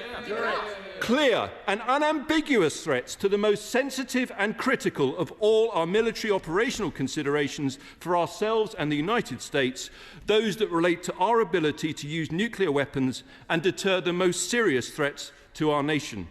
Yesterday, it was confirmed that the Deputy Prime Minister of Mauritius, Paul Berenguer, has stated that nuclear weapons, and I quote, could not be stored on Diego Garcia if Labour's deal goes through. Crystal clear. This is because Mauritius is a signatory to the Pelindaba Treaty, prohibiting the stationing of nuclear weapons across Africa and thereby including all territory of Mauritius. We repeatedly warned ministers of the threat arising from the Pelindaba Treaty, but they dismissed our concerns and today couldn't answer the questions at all. So can the minister tell us if anyone in government has discussed the storage of nuclear weapons on Diego Garcia with the US administration? And in particular, has the Prime Minister at any point discussed this matter with President Trump? Is it not another example of the total madness of Labour's crazy Chagos deal that we, who rely on a naval nuclear deterrent to keep us safe in a dangerous world, are surrendering sovereignty of one of the most vital naval bases in the world to a nation signed up to a treaty outlawing the stationing of nuclear weapons on that territory? Exactly. Now, Madam Deputy Speaker, we have had some absolutely fantastic speeches today, and I have to pay tribute, I must say, to the Honourable Gentleman for Macclesfield and Rugby in answering the distress flare from the Whip's office, because they had 2 more contributions than in the UQ the other day, when not a single Labour MP stood up in support of the government. But on this side, we had real passion, because none of us support this deal. We've consistently opposed it. As my honourable friend for Bexhill and Battle said, what does this say about our strategic priorities? As the honourable gentleman for Wetherby and Easingwell said, this is a government without a strategic policy on China. What message does it send to them, especially when we've agreed the super embassy? But I have to say a specific and very special mention to my honourable friend for Hinckley and Bosworth for an absolutely brilliant speech that totally demolished the government's case around the financial position, not a flesh wound in sight after that. And in fact, if you bear with, my honourable friend I think referred to the sketch with the Black Knight. But increasingly today we think of another Monty Python sketch, Madam Deputy Speaker, because they think that this treaty has been paused, that it is merely resting. But we suspect that this treaty is increasingly pushing up the daisies. And I can assure you, Madam Deputy Speaker, we will campaign with every bit of fight we've got to ensure that this is an ex-treaty. Now, Madam Deputy Speaker, to conclude, I'll give way to the Honourable Gentleman and then I'll wrap up. Giving way on that question of cost, could he tell the House how much the Conservative government were offering for such a deal? Is it higher or lower than Labour's offer? And if he doesn't know, will he put down a written parliamentary question or submit a Freedom of Information request to the Foreign Office to find out? I don't think the Honourable Gentleman quite understands we didn't sign a deal, we wouldn't sign a deal because the terms were totally unacceptable. And they've got an awful lot worse since then. 35 billion times worse since then. That's the cost, £35 billion from freedom of information from the government themselves. It's an absolute disgrace and why we will be voting against it. So to conclude, Madam Deputy Speaker, I asked why the government were doing this. Surrendering, I give way to my honourable friend. Honourable friend for giving way. I have one simple final question to ask him. Will he please tell the House, is it now Conservative Party policy to give self-determination and the right of resettlement to the Chagosian people? He knows that we've opposed this, but on self-determination, I would like him to ask his leader if he believes in the self-determination of the people of Ukraine, invaded by Russia, brutally bombed by Russia, a leader who still says that that was provoked by NATO. He should be ashamed of that if he believes in self-determination, Madam Deputy Speaker. Now, to conclude, and I am going to conclude, I asked why the government were doing this, surrendering our land that we own freehold, only to lease it back for £35 billion. Isn't the reason the same one as why they are surrendering our brave veterans to a new era of lawfare? Isn't it the same reason Labour gave up our fishing grounds, the most critical possession of an island nation, to access an EU defence fund from which they have not had a penny? The answer: this is a weak Prime Minister who always fails to put Britain's national interest first. If Labour was strong enough to put our national interest first, surely they would stand up to Mauritius and reject this deal. After all, if they did that, they could spend the money saved on our armed forces at a time when rearmament at home is on hold, precisely because Labour have failed to properly fund defence. But I finish with this, Madam Deputy Speaker. If there is one silver lining to having such a weak Prime Minister, it is his habit of constant U-turns. We've had 13 U-turns to date from this government, Madam Deputy Speaker. Wouldn't the best thing be for our national security for Labour to recognise that the game is up, to turn their pause on the Chagos bill into a permanent full stop and scrap this terrible deal? So, Luke Pollard. Thank you very much, Madam Speaker. What a terrible example of collective amnesia. For the entire debate, not a single one of the Tory MPs in their remarks could say why they started the negotiations. And for the sake of ease, I'm happy taking interventions if the Conservative MP can start their intervention with the reason their government started the negotiations. Because if it is true, I'll give him a second, if it is true, as the Shadow Defence Secretary says, that it is a crazy deal, why did they start it? If it is true that it damaged our national security, why did they start it? Not an answer from any single one of them, but let's see if he can give it a go. I am surprised that a party that represents trade unionists doesn't understand that when there's a dispute between one party and another, it's a good thing to try and talk about it. There is a very big difference. Why do we start it? Because there's a dispute. You need to talk to other people to understand what's going on. That's exactly what any responsible country should do. There's a far difference between signing off a treaty and entering into talks with someone. Trade unionists should know that. Well, it's a curious position that the previous Conservative government started negotiations because they wanted to act like a trade union. I think that is a poor example. But look, I was asked a number of important questions throughout this debate, and I'm happy replying to some of those. But let me just start with some context of this one. It is staggering that the party opposite, when in government, the Conservatives, held 11 rounds of negotiation. 85% of the negotiations conducted with them, and seem to have this collective amnesia that think they stopped the deal, when on the 29th of April, on gov.uk, the statement between the then Prime Minister and the Mauritian Prime Minister said, during the phone call, they discussed the progress of negotiations between the UK and Mauritius on the exercise of sovereignty over Biot, and both leaders instructed their teams to continue to work at pace. A general election was called less than a month later on this one here. It is staggering to do this. And so let me be absolutely clear.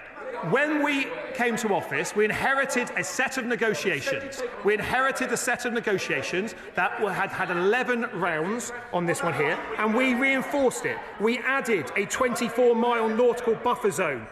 so no activity can take place in there without our say-so, and an effective veto on all development in the Chagos archipelago. Happy giving way. I'm grateful to him.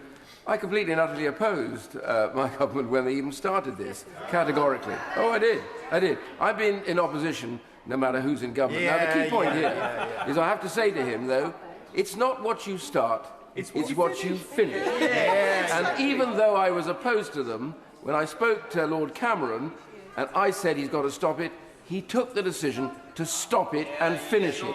Why will this government not see the evidence and stop it now? Well, he nearly got to why they started the negotiations. It wasn't quite here in my bar of intervention, but I appreciate him giving it a good go.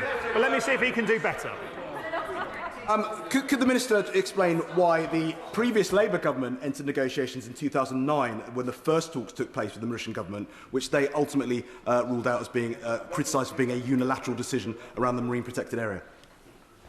Again, he didn't quite hit my bar, but I'm sure I'll get a PQ from him about it shortly. I'm afraid they started the negotiations and they want everyone to forget it. They want the public to forget it. They want their own MPs to forget that they started the negotiations. Look, if they can't do deals, they're in the wrong place. But look, there were some very interesting questions asked, and I want to try and deal with some of them. Madam Deputy Speaker, I've been asked to finish early so the shadow cabinet can sit. And so I do want to make sure that I can get through as many of these as I can before the front bench need to go busy themselves in a meeting. But let me try and answer a few of the questions. The Liberal Democrat spokesperson asked a very sensible question about the amendment that his party placed in the other place. He will appreciate it is a wrecking amendment, so it's one that we could not support. But he will also be clear that we take the issues behind it very seriously. And I'm glad that he continues to raise the issues of Chagosians. It's an important one. The gentleman that now sits on the other side of the House over here raised the issue around resettlement on the outer islands. He made the case that that's something he really wants to see. He wants to see resettlement on the outer islands that helps restore some of the dignity to the Chagosians who had been treated appallingly many decades previously and since. He will know that the deal that we have signed with Mauritius includes the right to resettle on the outer islands and for visits to take place to Diego Garcia. It might not satisfy all his concerns around it, but I hope he can understand that that is a step forward in relation to what has been said. And I'm grateful for the member for Macclesfield for his speech and talked about the uncertainty. It is the uncertainty on the operation of the base that concerns me most about this, about the continuation disruption as a defence minister, and that is what this deal seeks to close off, and he was right to do so. The honourable gentleman that was a defence minister describes it as he learns something new every day. Every day can indeed be a school day, and what I've learnt is that when he swapped from one side of the House to the other, miraculously his opinion on this deal changed as well, because he backed it when he was a minister and now he opposes it when he is on the backbenches opposite. That does say something about it. My honourable friend for Rugby asked the very same questions I started with. Why did the Conservatives start this negotiation? A question they still can't answer. Still can't answer. And I noticed the member for Bexhill and Battle has found his voice only when he's completed his chicken run from the seat he thought he was going to lose to the new one here. I have to say, but let me be absolutely clear on this point. Let me be absolutely clear on this point. It is shameful that the Conservatives are trying to drag other overseas territories into the mess that they're arguing for here. Shameful. Let's be absolutely clear. The Falkland Islands government, the Falklands, that they want to try and create an impression that their sovereignty is not secure by their speeches today. The Falkland Islands have noted that the agreement has no impact on the self-determination of the Falkland Islands people and the existing and future relationship between the Falkland Islands and the United Kingdom. So let's not hear any more Conservative MPs raising questions about the future of the Falkland Islands. No, I will not. He's got a meeting to get to. I'm trying to help him get there. Let's give it a go. I think he should sit down and prepare for his next meeting. Now, the gentleman at the back, the gentleman for Wetherby, I have to say, was a good voice in this debate. I have to say he made a very sound case about the geostrategic picture changing in the world, a really important contribution, and his work on the NATO Parliamentary Assembly is one that gives him added insight, not only into the importance of the base, the importance of the UK-US relationship, but also the importance of making sure that we have a strong defence. I have to say, we will continue to invest in our national security. I'm very proud of my country. I'm very proud of our armed forces. I'm proud that we are increasing defence spending under this government to the highest level that hasn't been seen since the end of the Cold War. So there's more that needs to be done there. The gentleman for Hinckley and Bosworth, who spoke for a good 20 minutes in his speech, spoke very sadly, but I'm afraid he seemed to have read everything but the treaty himself, because he was asking questions around what can be stored on the base. Now, if he looks at the treaty in Annex 1, 1A of the treaty describes it that there will be unrestricted access, basing and overflights for the United Kingdom and the United States of America aircraft and vessels to enter into the sea and airspace of Diego Garcia. 1B says unrestricted ability means 1, to control and conduct to control the conduct and deployment of our armed operations and lethal capabilities, and 2, control the storage of all goods, including but not limited to fuels, weapons, and hazardous materials. Unfortunately, the Shadow Defence Secretary forgets his time as Defence Minister. We do not talk about the location of nuclear weapons. But the protections were designed and tested at the highest level of the US security establishment, who supported the UK proceeding with the deal. We continue to work closely with the US to ensure that the necessary arrangements are put in place. Point of order, Dr. Luke Evans. I wonder if you could help me, Chair. The Minister specifically made comments directed at me about questions, opening an opportunity for how do I get a recourse to...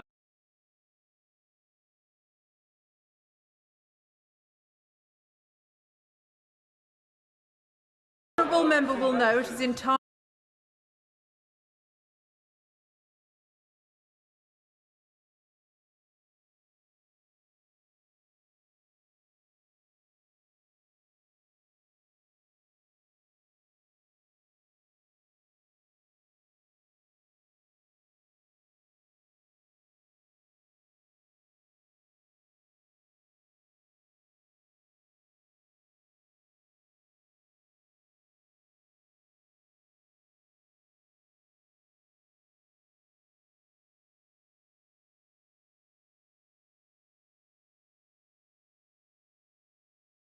is better than a bad deal.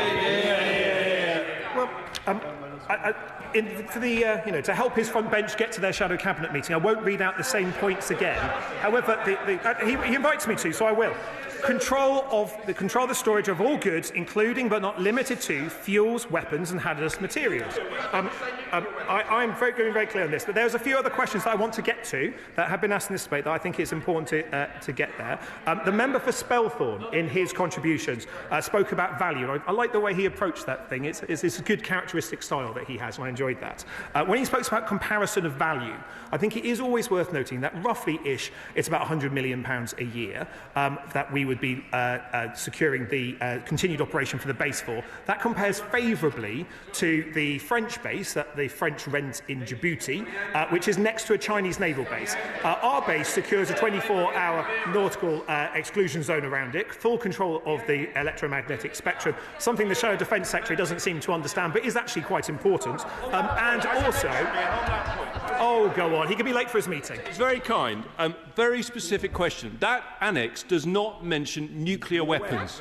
We've asked this repeatedly throughout the debate today. It is a matter of critical national security concern. The Deputy Prime Minister of Mauritius has clearly stated nuclear weapons cannot be stored on the base. Is that correct? Yes or no?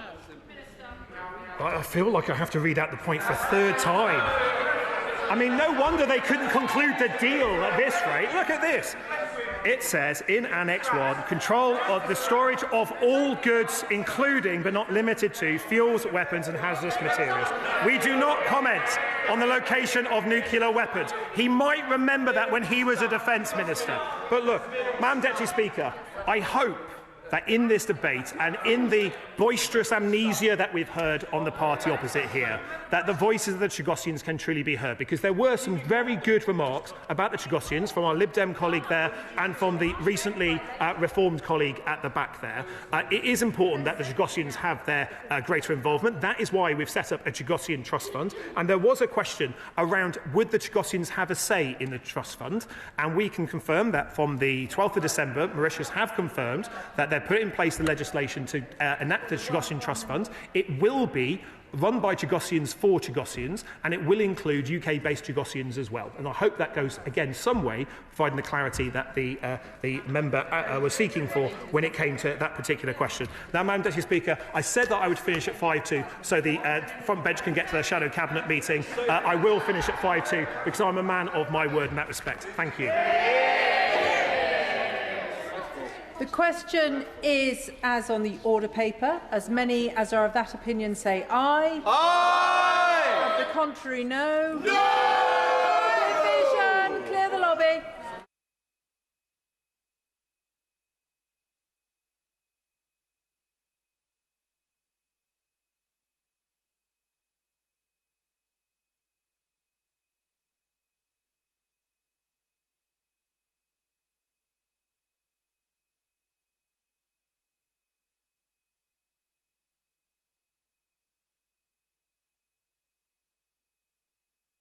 The question is as on the order paper. As many as of that opinion say aye. Aye. Of the contrary, no. No. The tellers for the ayes are Paul Holmes and David Simmons. The tellers for the noes, Deirdre Costigan and Mark Ferguson.